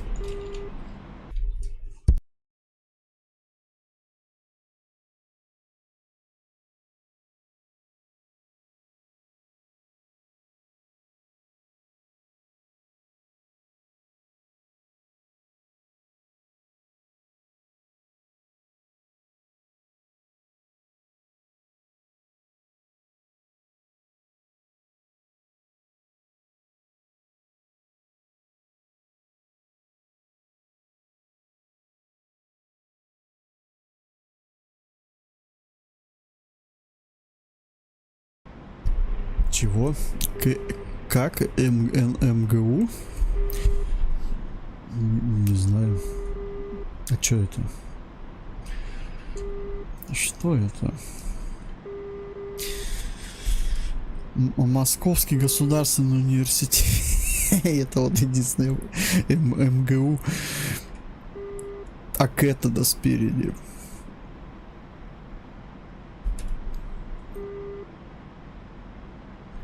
Блин, как тебе нравится мне вот эти сокращения кидать?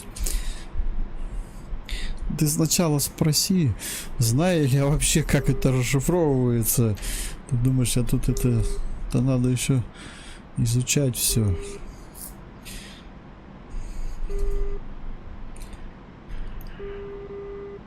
Что это за вооружение, которое ты написал? Как оно правильно звучит?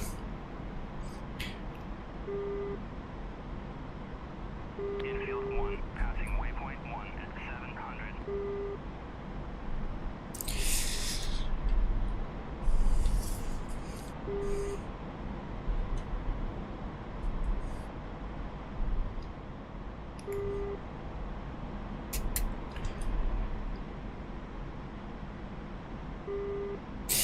Смотри, Эдуард, сделаем так. Эту миссию с тобой, когда пройдем вместе, ты можешь проявить желание в своих идеях. Что твоя... Что... Нет, неправильно, не душа. Короче, что пожелаешь в миссии, то попробуем сделать. У тебя же тоже идеи могут быть там. Может там какой-нибудь танки какие-нибудь там поразить где-нибудь или что-нибудь такое. Ну, то есть что-нибудь боевое, я имею в виду. А я сделаю. Только, конечно, что такое в плане разумного, что можно создать. Это... Я помню, у меня сценаристы в Арме 3 были. Давай создадим планету Земля, а там еще Марс подрисуем. Так, в переносном.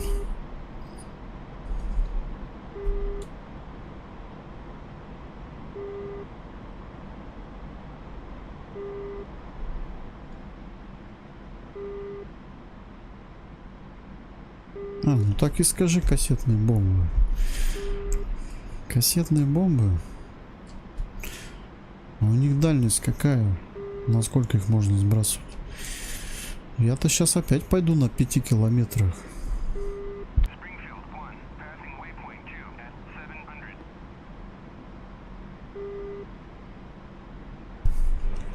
700. Были люди просто, они там такие сценарии писали. Они как бы, допустим, если думать, что это редактор, то в нем можно создать игру целую. Пересоздать разработчиков, обмануть, наверное.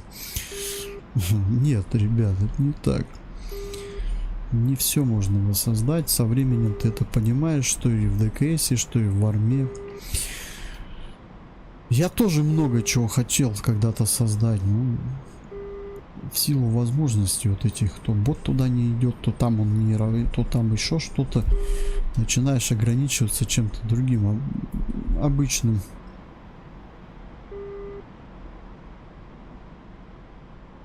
Не, я тебе серьезно, Дорт, говорю, как бы желание есть у тебя, почему бы и нет. Мы можем вместе там что-нибудь, идею накинешь, а я сделаю. Ну, из такой идеи, там, допустим, можешь какой-нибудь там караван поразить, там, или базу какую-нибудь уничтожить, или Но только то, чтобы больше похоже было к вот этим террористам в Сирии, которые были. То есть прям из них великих там солдат не надо делать, а так. Ну, техника у нас имеется. Такая, которая там использовалась, она. Карта имеется. Вот. Солдатики, ну, более-менее тоже. Остается только события сделать. И всё. О, Диман, привет.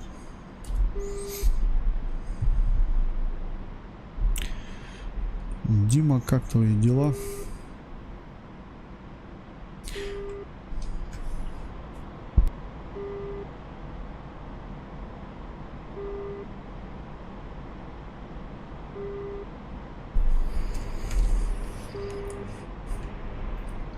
Кап, он очень боеприпас сам такой по себе, мне он сразу понравился. Сброс выполнил. Ну, то есть, допустим, зафиксировал место, куда сбрасываешь. Не обязательно прям захват. Не все, подлетаешь к месту, делаешь сброс. Чем это хорошо? Потому что не везде объекты излучают тепло. Мы-то их по теплу захватываем здесь. Через солт и шквал как-то. Ну, то есть тепловые они как-то, наверное. Или как тут захват-то идет? Но, допустим, пустой объект, он его не фиксирует сразу. Тебе надо вручную его захватывать. А когда объект двигается, машина, танк там, да, он его захват ведет. Значит, получается, он захват идет по тепловому. Infield 1, passing waypoint 2 at 700.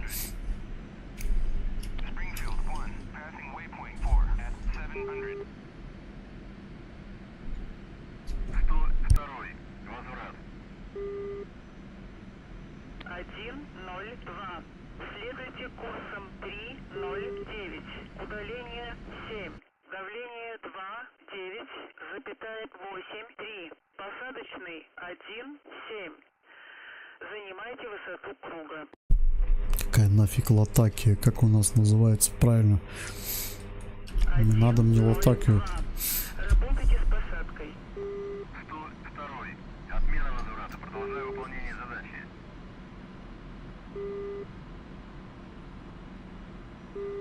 Как он называется-то у меня здесь? Бля. Вообще без понятия. Как ты называешься? Где у тебя название?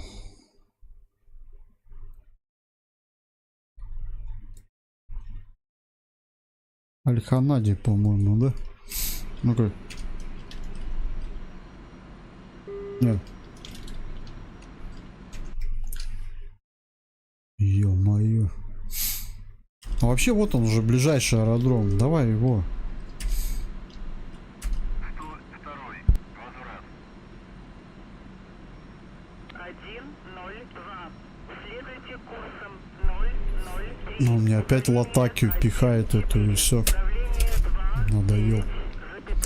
Да все, ладно, Люси, с тобой все понятно. Все, иди пирожки печи, надоело. 102. Пеки. Работайте с посадкой. Ну, можешь борщика сварить. На аэродроме, да?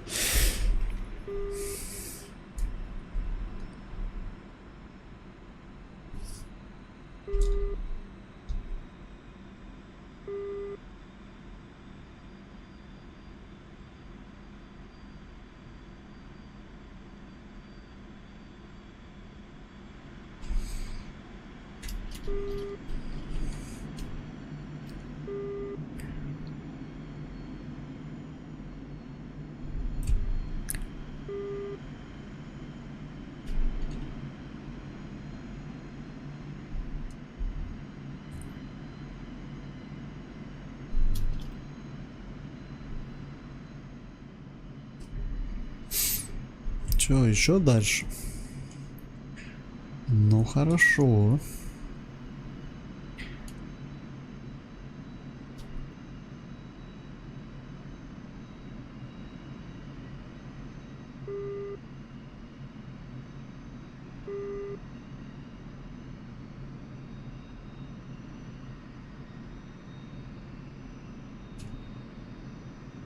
Да нафиг это тетя Люся. Она мне она мне летать запретила. Взлет запрещаю, задолбала. Сколько можно? Я, блин, там снаряжался час, а потом мне Люся это... Взлет не разрешаю. Springfield 1, passing waypoint 5 at 7. Вот это я понимаю. Нормально, непонятно, что говорит.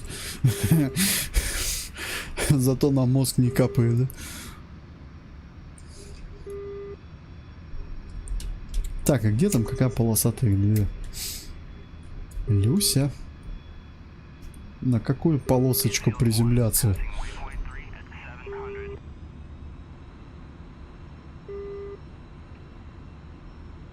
700. Люся, у тебя две полоски. Неутешительный прогноз.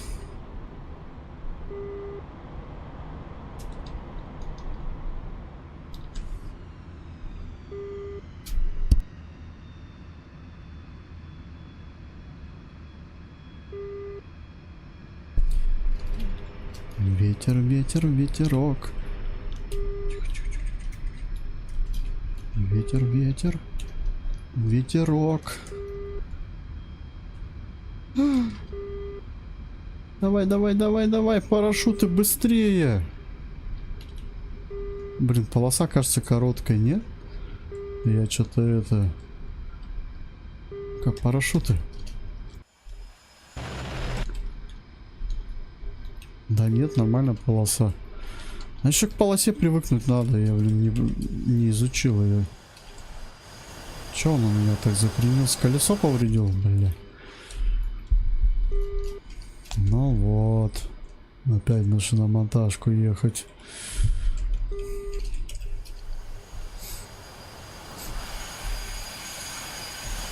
Люся, ты мне гвоздей тут накидала, а? Стопудово она.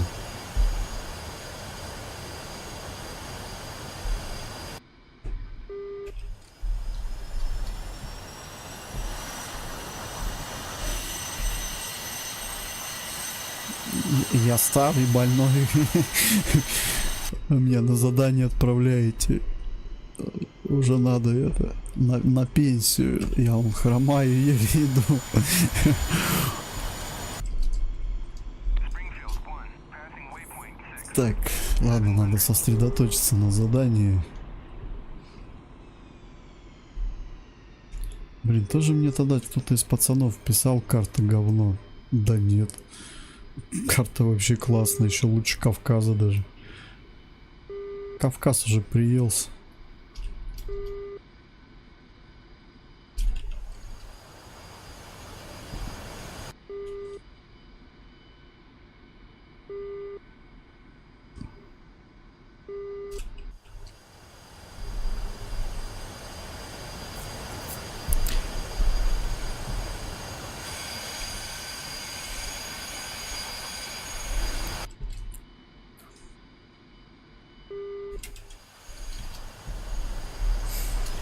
Блин, взяли второго, потеряли тоже.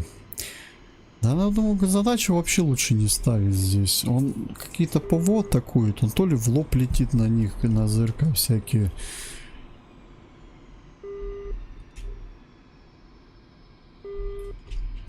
Глупо сливается, хотя на ВК стоит.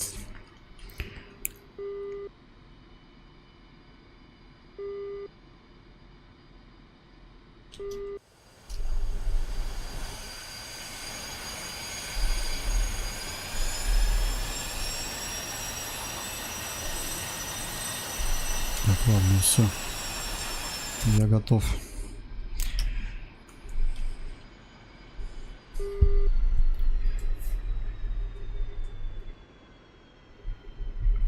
Ну и чё у нас там? Ого. Не, ну это... Подожди, а где результаты? 0. Ну вот, конечно, не знаю, почему так. По идее, должны были быть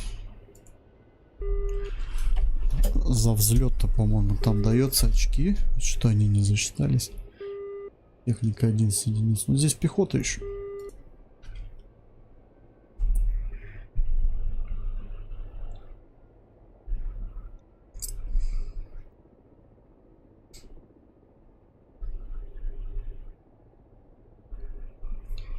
Ремонт.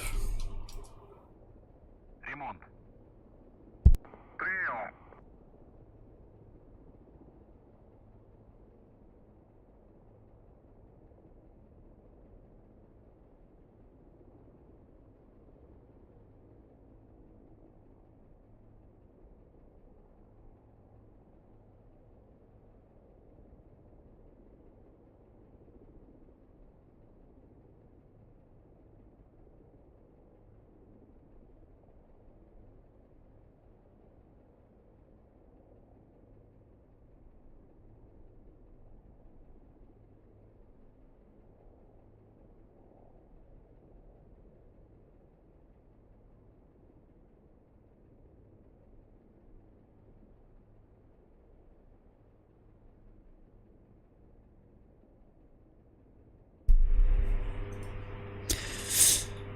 Так-то, ну, с баками, если летать.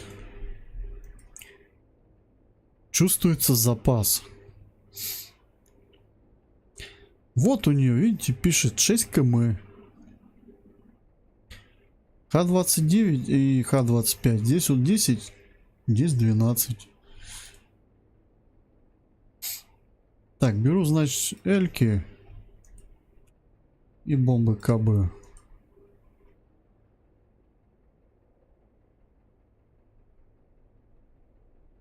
Все.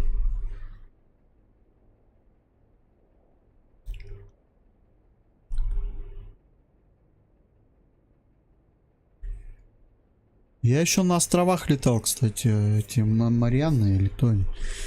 Прикольно, мне понравились.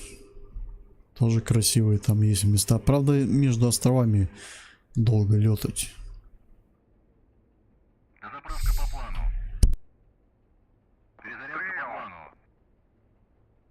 Прием. Почему я 29-ки взял, кабы взял и все. Больше ничего мне не надо.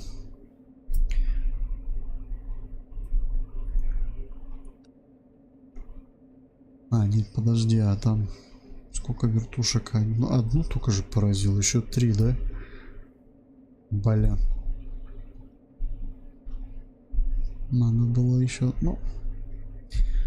Ладно, будем надеяться, что 3 попадания-то сделаются.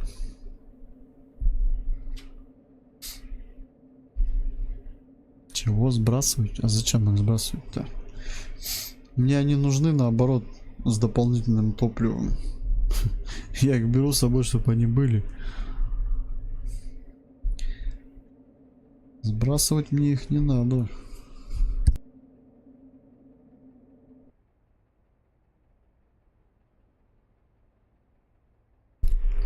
Баки сбрасываешь, когда у тебя, не знаю, воздушный бой, или ты подбит.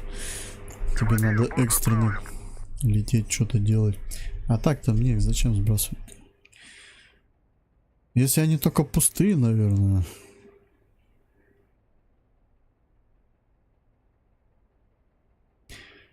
Не знаю, я там и на Граче летал так для прикола. Но мне понравилось там летать.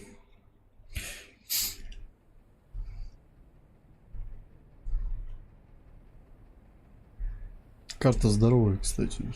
Острова там. Но зато на остров подлетаешь, там красота такая. Прям. Командир, оружие подвешено.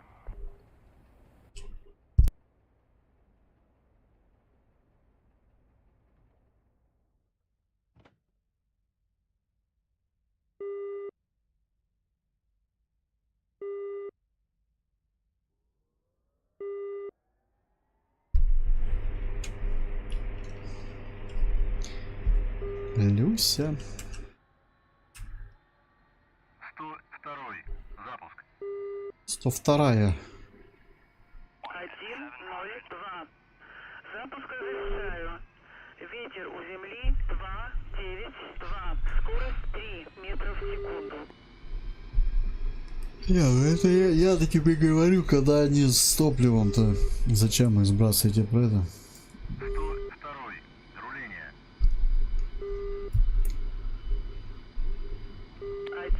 102. Разрешаю руление на полосу 1-7.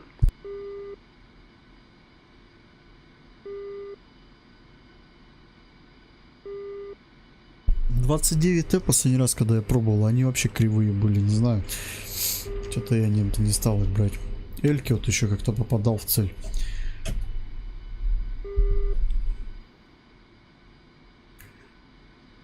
Ну, погнали.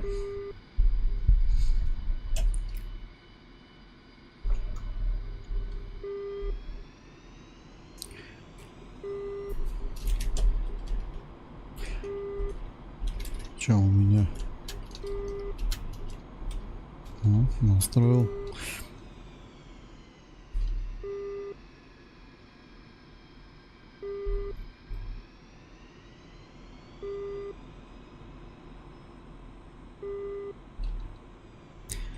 Второго подобрать, а как? Я как его подберу? Да он сам дойдет. Тут недалеко. Километров 100. По пустыне.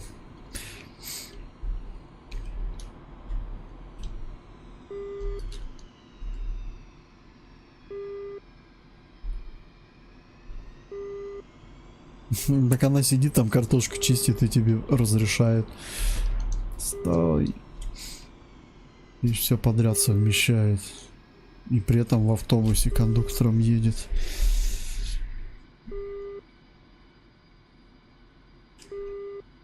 Нам вначале показалось, что это женщина где-то в автобусе кондуктором работает и нам докладывает постоянно. То запрещает, то разрешает взлет. Причем тут вообще мы.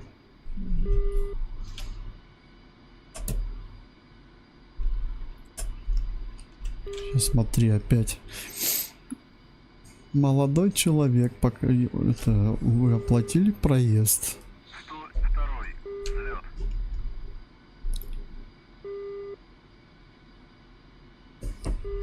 Вот, видишь, она отвлекается. Она сейчас в автобусе едет, не может ответить шумно. Вот, и тут ситуация получается сейчас вот опять. Смотри. Springfield 1. Passing waypoint 5 at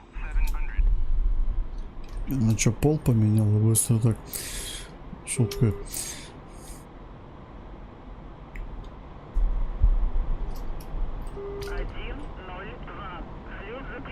Иди, билетики продавай. 102. Взлет запрещаю.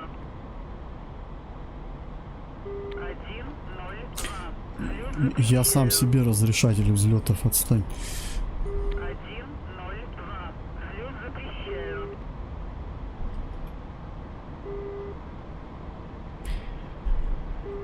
Какая, а? Так и хочет наборщик оставить. Не прокатит, не хочу.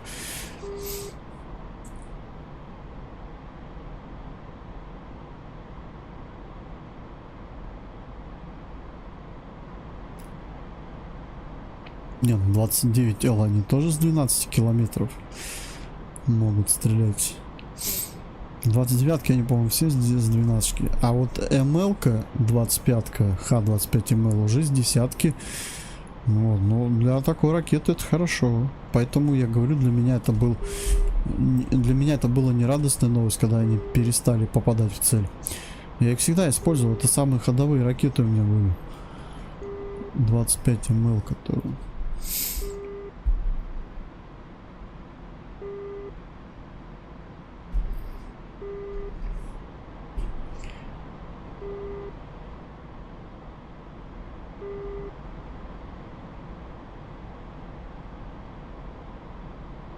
Так я так и понял, как взлетать оно.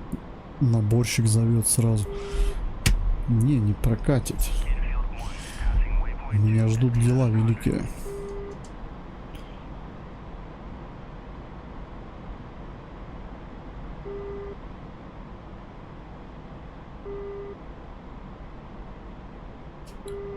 Игорек, а я тебе привет сказал?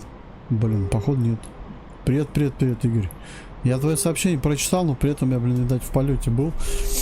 Что-то... Passing waypoint 6 at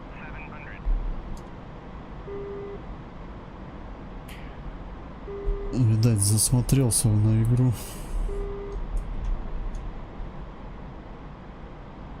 $29 10 километров разве? Ну тогда я не туда посмотрел. А мне казалось, они двенашка тоже. Ну понял, ладно, чё.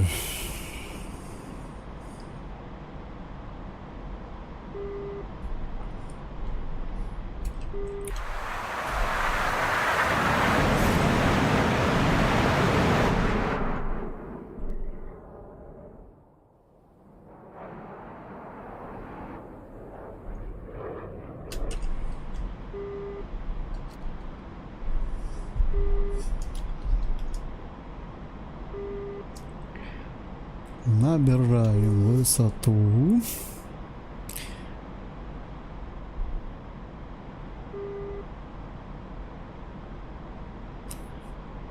Ой, я на 25Т чем только не пользовался. Там вот реально летающий танк. Ему что не подцепи, все используют по назначению. Но на тот момент все работало, честно. Все ракеты, все это. Потом какая-то лажа началась. То одно, то второе, то третье, блин. Ладно, это знаешь бы, если бы этим бы не попадал бы изначально, а то этим попадал, а потом бац, резко и уже не попадаешь. Думаешь, что может ты играть разучился, а на самом деле просто что-то случилось в игре и все.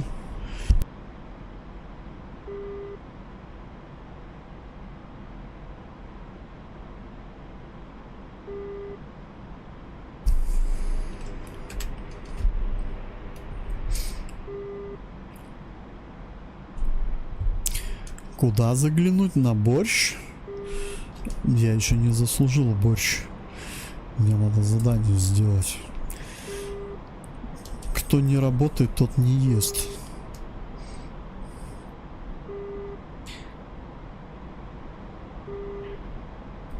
Борщи здесь положены только тем, кто уничтожает все цели. Да. Springfield 1, passing waypoint 1 at 700. Чё? Спрингфилд? Кто у меня там? Кто у меня там летает еще? Кому он постоянно что докладывает?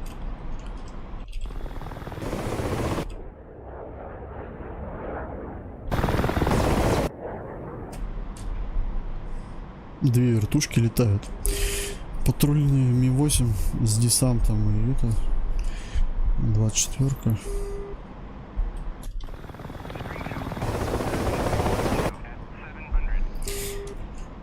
Так, ну что, я подхожу почти к цели.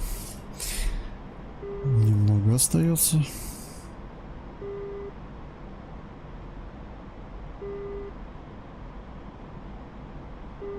Все работает, да? Значит, что-то мы не так делаем. Ну, раньше же так запускал, все было.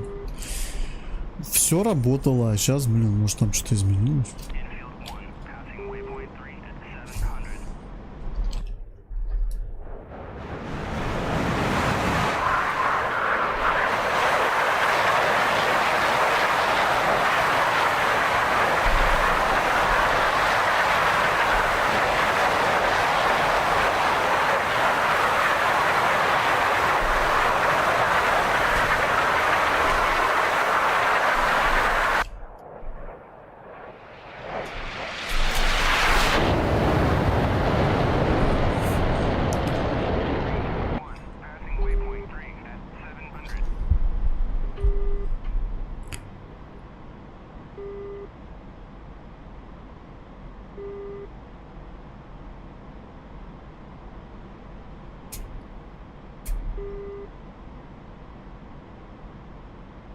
Вижу.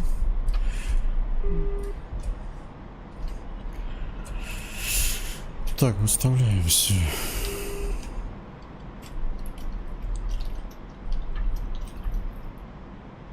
Что, ракеткой 29 отработать?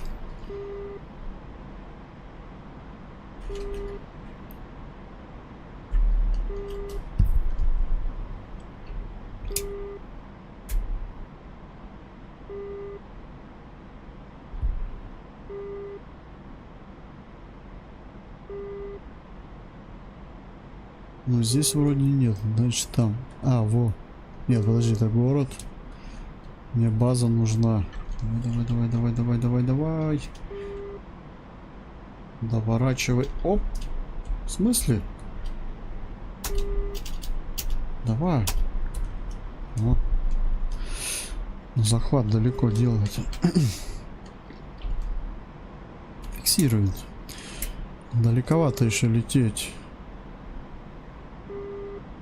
Так, вот она база.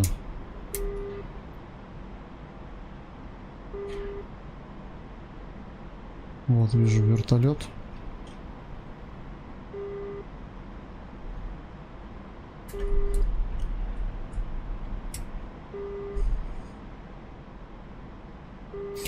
Давай попробуем вот так вот.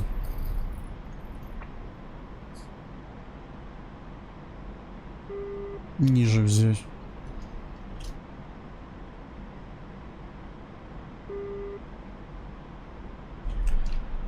Ага.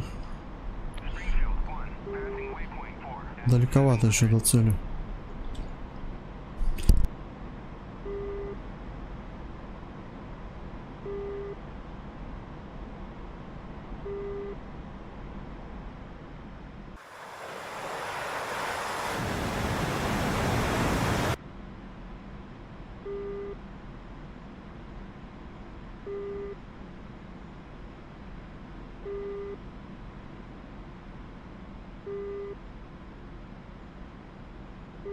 Давай, Диман, приятного. Да-да, ракеты сломаны. Все нормально. Все нормально, все сломано.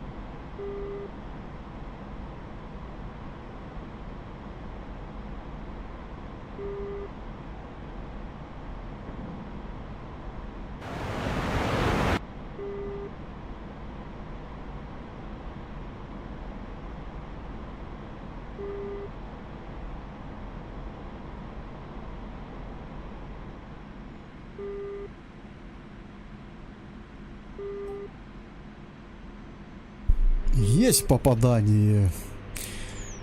Есть. Так, что-то мне не нравится, текст быстро пропадает. Надо будет потом его маленько сделать подольше. Фух. Есть. Так. Работаем дальше.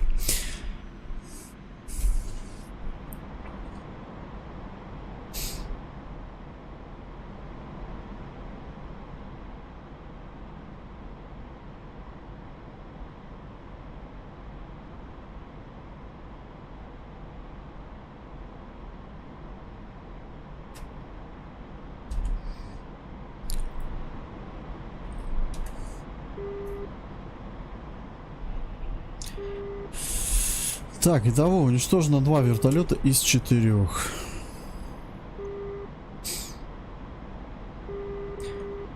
Попробуем отработать сейчас ракетой Х-29 по спецтехнике в колонии, захваченной боевиками.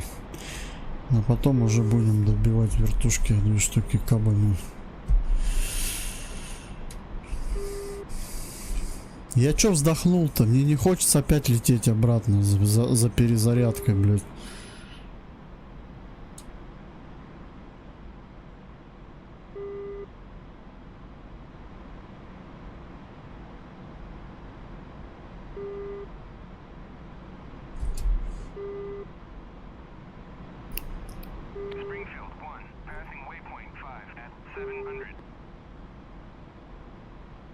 7-7. Где моя цель? Вон.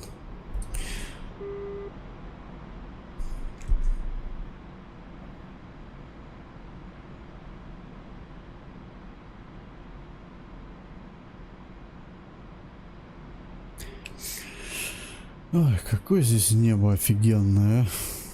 Больше, вот очень редко ты увидишь в играх такое небо. Либо оно гуашем нарисовано, либо еще не знаю чем. Мелом на доске. Так, сейчас, секунду. И небом полюбуюсь. Да я чуть передохну, рука устала, пипец, блин. Как иногда того автопилота не хватает, когда долго летаешь.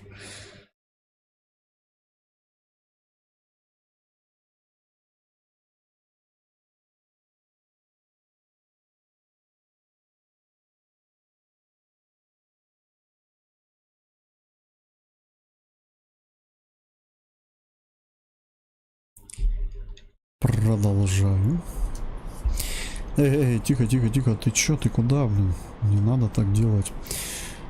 Так, чё оно там? Все, сейчас разворачиваться буду. Высота 5200, скорость 400. Иду на разворот.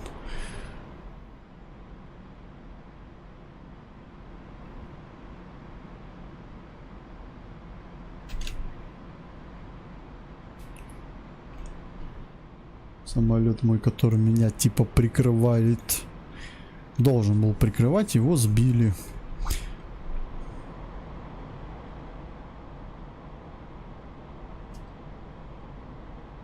Хороший прикрывальщик. Тихо, тихо, тихо.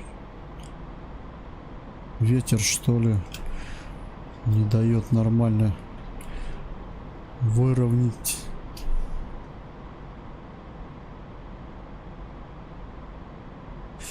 Давай, брат, хорошего отдыха тебе. Спасибо.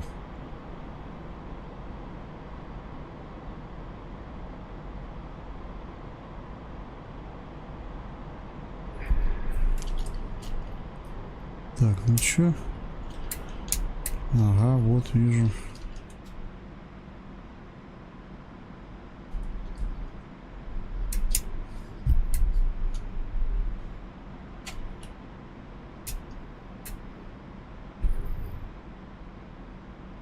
Springfield 1, passing waypoint 6 at 700. Есть цель.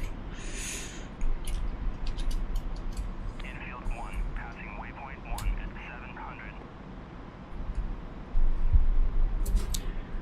700. Ай, блин, я же по колонии. Ну ладно.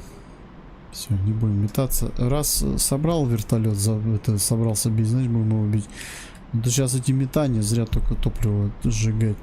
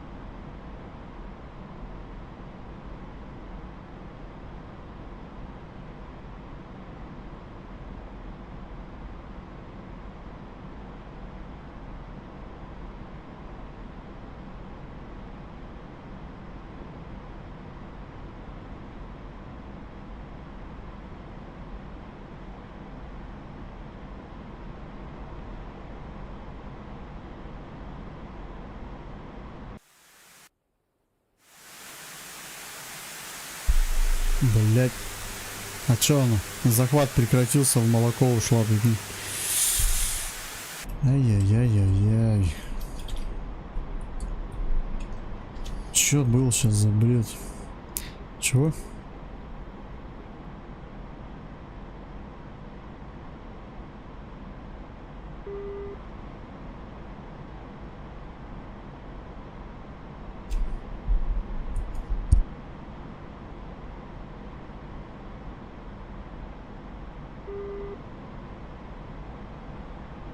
Springfield 1, passing waypoint 1 at 700. Так, и чё, у меня остается кабы, да? Блин, ну ё-моё. Что-то ракета в молоко ушла опять. Одна нормально сработала, другая.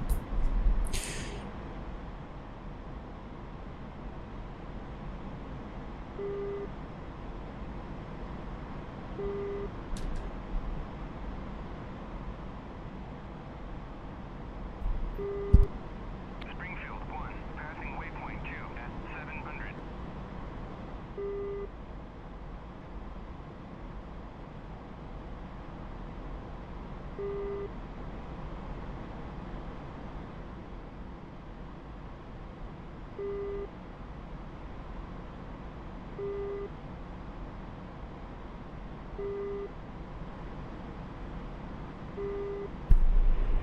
Первая же ракета зарядила нормально. А в этот раз что-то это не пошла, ну. Мозги компасируют.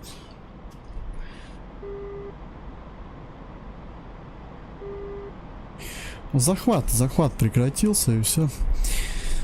Надо захват тянуть до конца, а он прекратился. Но это да, это скорее всего из-за того, что приблизился.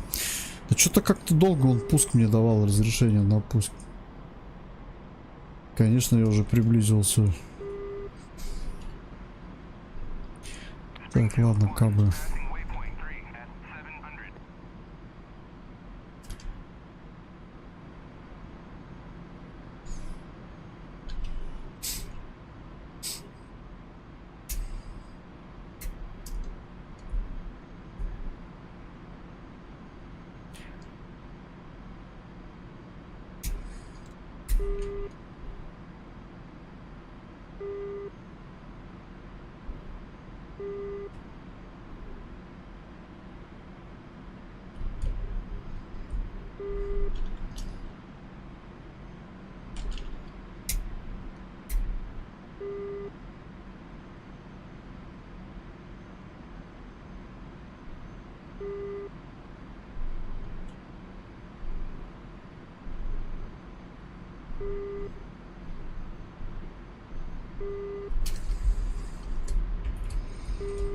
Infield 1, passing waypoint 2 at 700. Блин. А чё он так? Чё они так разъехались? Все, сейчас сброс будет, наверное.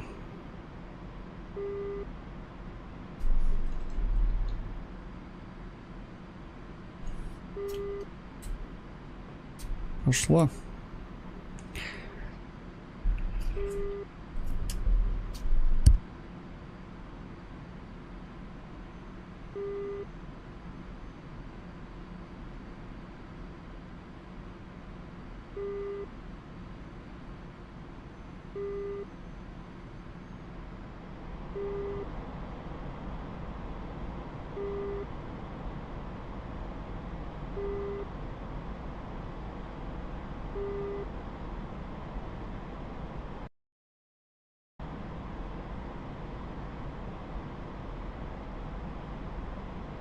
И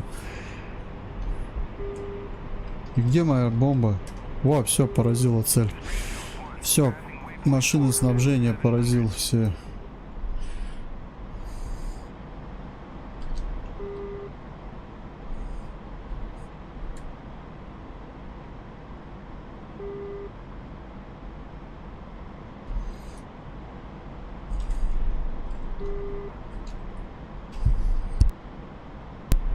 Остались вертушки, но вертушки, блин, а там еще один останется, да? Ладно, сейчас отработаем по вертолету и все, на возврат к Хватит пока на сегодня.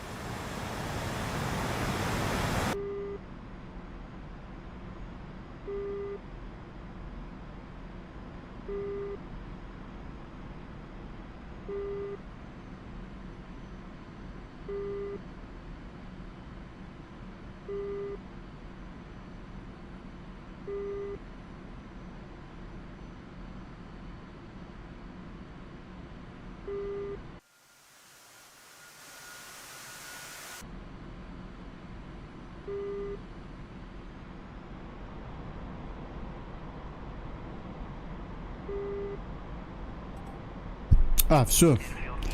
Задачи выполнены, все. Ура. Все, я миссию... Ну как, задачи боевые все выполнил. Сейчас возврат на базу.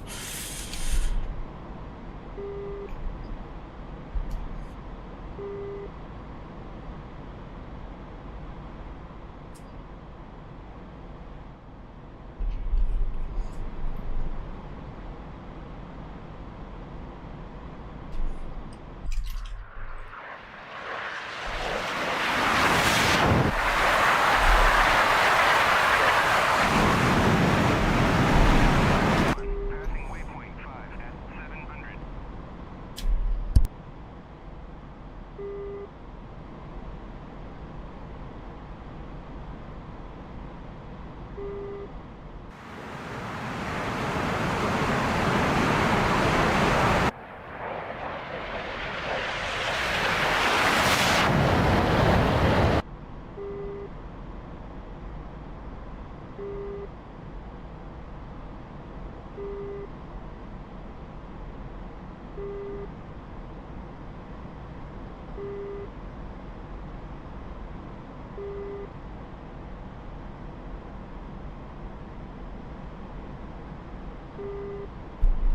А, вот 90 очки сразу сработали. Сейчас еще десяточку и все, и будет уже сотка, да? На базе десятку должны дать.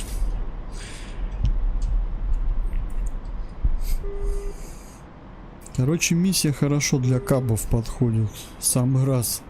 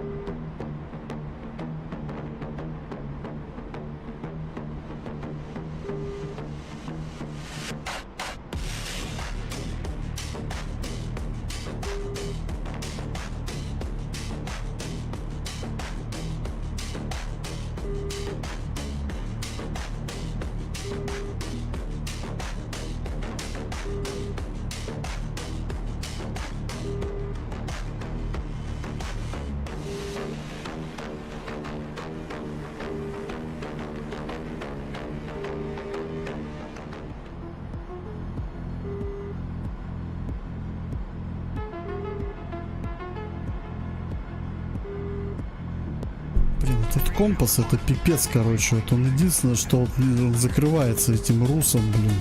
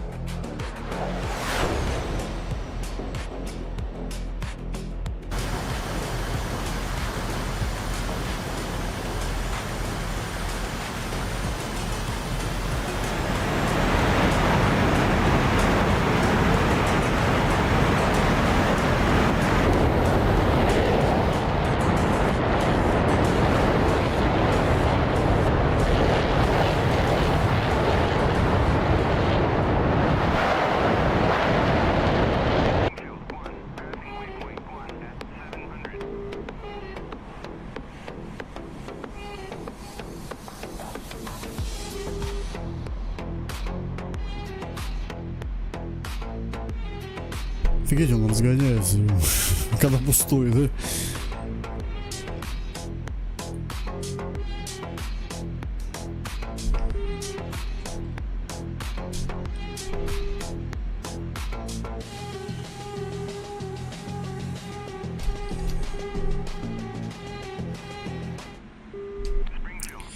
Блин, как же он называется-то правильно? Вот этот, наверное, да?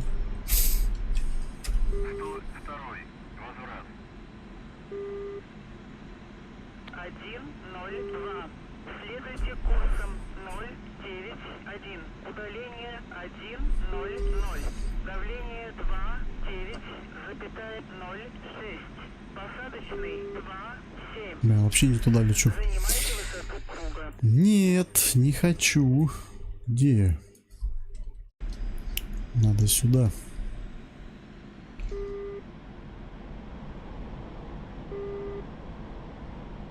Пипец, вот аэродромов в одном месте, блин, много. И вот у одного вроде есть, как вижу, название, остальных фиг пойми, как называются. Хотя, если посмотреть по реальной карте, то вот наш аэродром Хими, как он, блядь, в Сирии-то этот основной-то база была. Мимим, блин, я не могу выговорить его постоянно. Passing waypoint 3 at 700. Сложно мне дается это название.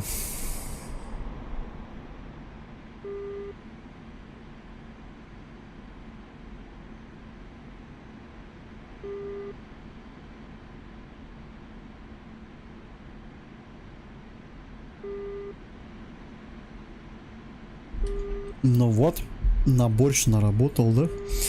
Сейчас и борща можно поесть. Сейчас Люська накормит меня на аэродроме борщом. Скажет: о, молодец, врага победил. Держи порцию, да? Вместо зарплаты, блядь. Ай. Я точно тот запросил? 102. Прибой.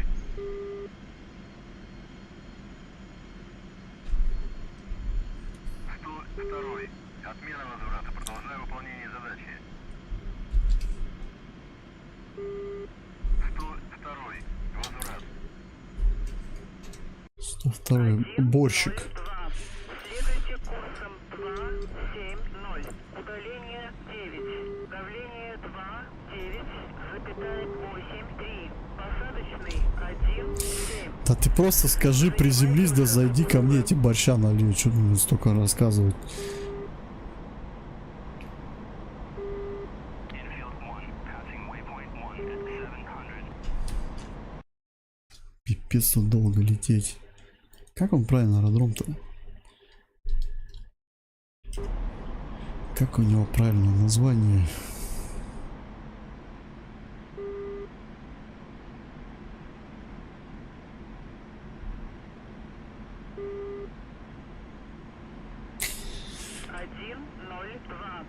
Работайте с посадкой. А, во как, значит, все правильно, да? Ага, ну все, значит, правильно запросил. Че, отсюда зайти, что ли? Не, отсюда не пойду я. Мне надо на свою парковку заехать.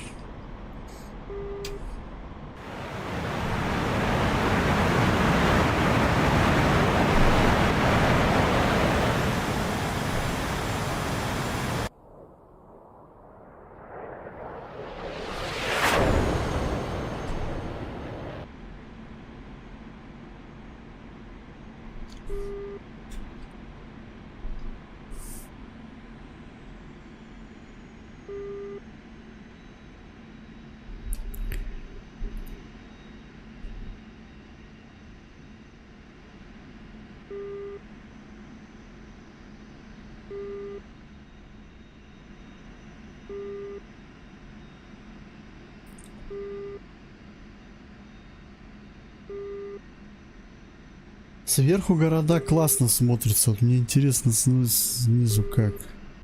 Давай посмотрим.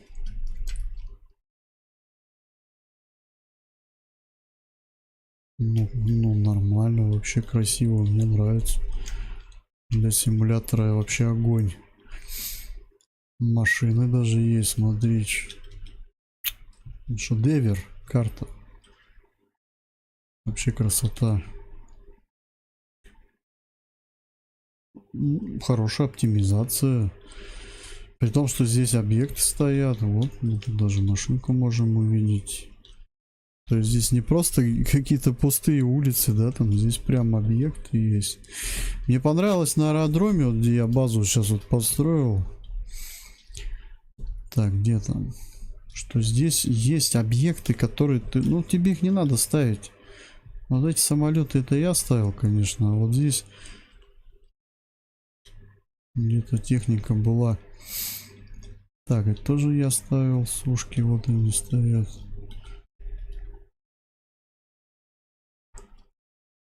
Вот. Тут уже все есть. Для атмосферы, так сказать. Машины всякие.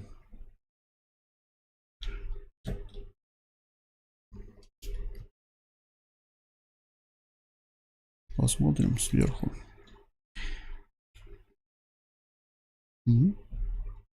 Вот она, картишка.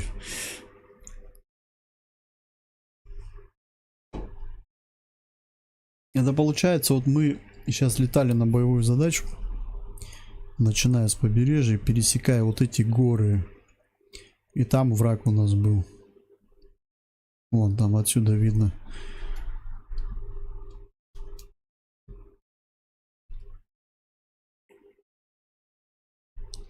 Что за латаки, мне интересно. Где она?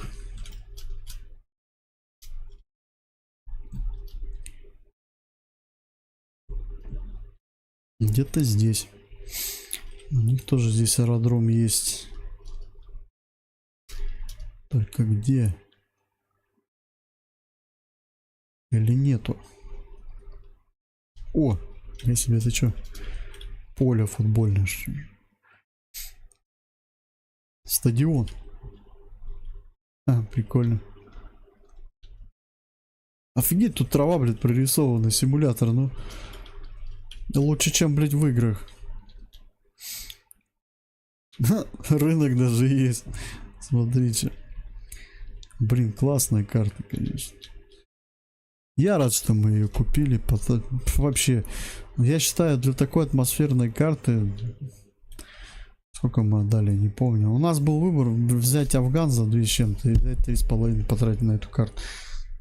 Не знаю, мне нравится карта. Я даже не жалею, честно, что деньги потратил.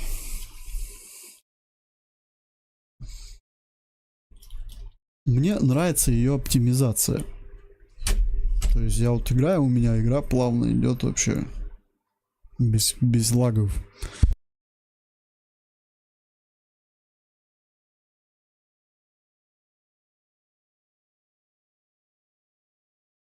Ладно, продолжим завершение операции нашей.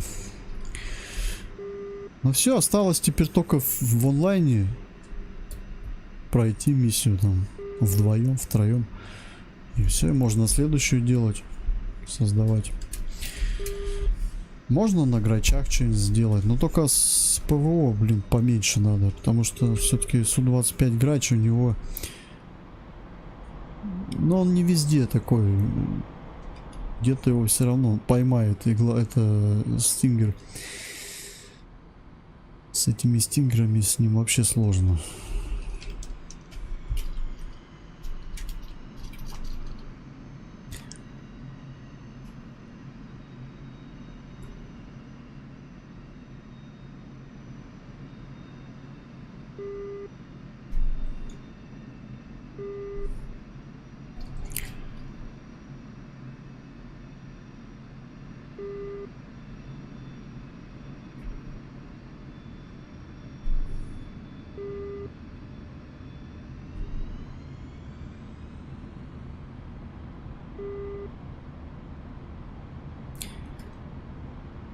Блин, все-таки надо было не Люси ее назвать, а Галей. Галя отмена. Прикол-то этот. Отмена Галя.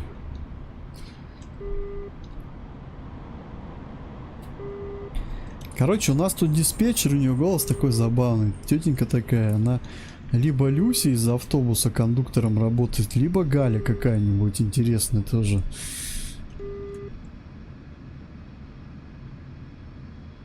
Такая женщина уже. Но, судя по ее общению, она строгая. Блин, так что такое? Почему я как-то не чувствую полосу здесь ни хрена после Кавказа? Она вот такая ровная, классная. Опять колесо закосячил.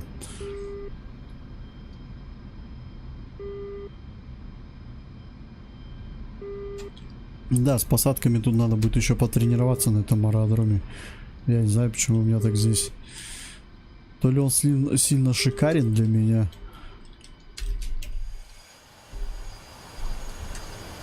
Нет, колесо не повредил. Ну, жесткая посадка была все равно. Это была жесткая посадка. Наверное, все-таки скорости побольше надо. Я сильно ее роняю. Видите, Су-25 грач на такой скорости заходит легко. То есть у него почему-то проблем нет. А этот как камень, блядь, начинает вниз идти. У него удар постоянно.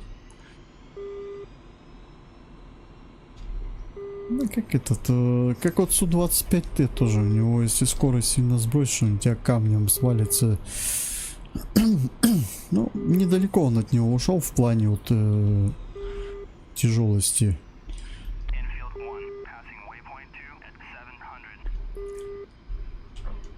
Тяжеловатый все равно чувствуется.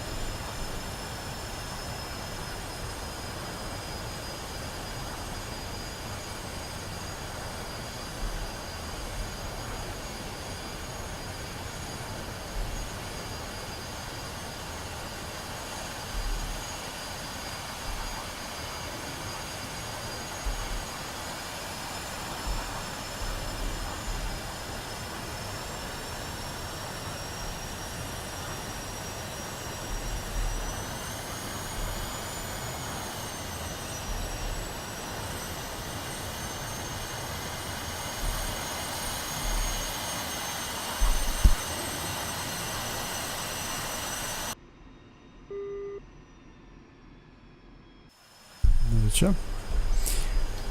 Не работает завершение, да, я смотрю? Надо будет условия потом посмотреть. Так все работает, кроме завершения почему-то. Какое-то условие не сработало. Может, все-таки там стоит на возвращение группы. А надо сделать возвращение на игрока. Группы-то у меня нету, у меня погиб второй. А так все сделано. Задание сделал. Чё? Это как? Было 90, стало 60. Что-то какой-то баг, там надо будет перепроверить потом. Миссию надо покорректировать все равно. Где-то накосячил. Ну ничего, мы же тестируем. Все, тогда давайте на этом завершим. Миссия проходима. Главное вот условия подкорректировать сейчас и все.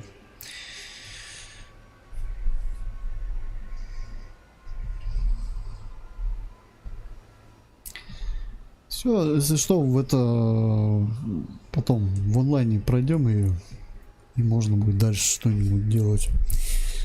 Ладно, пока на этом все. Что у нас там по голосовалке? Петух, динозавр, динозавра даже, нифига себе, интересно.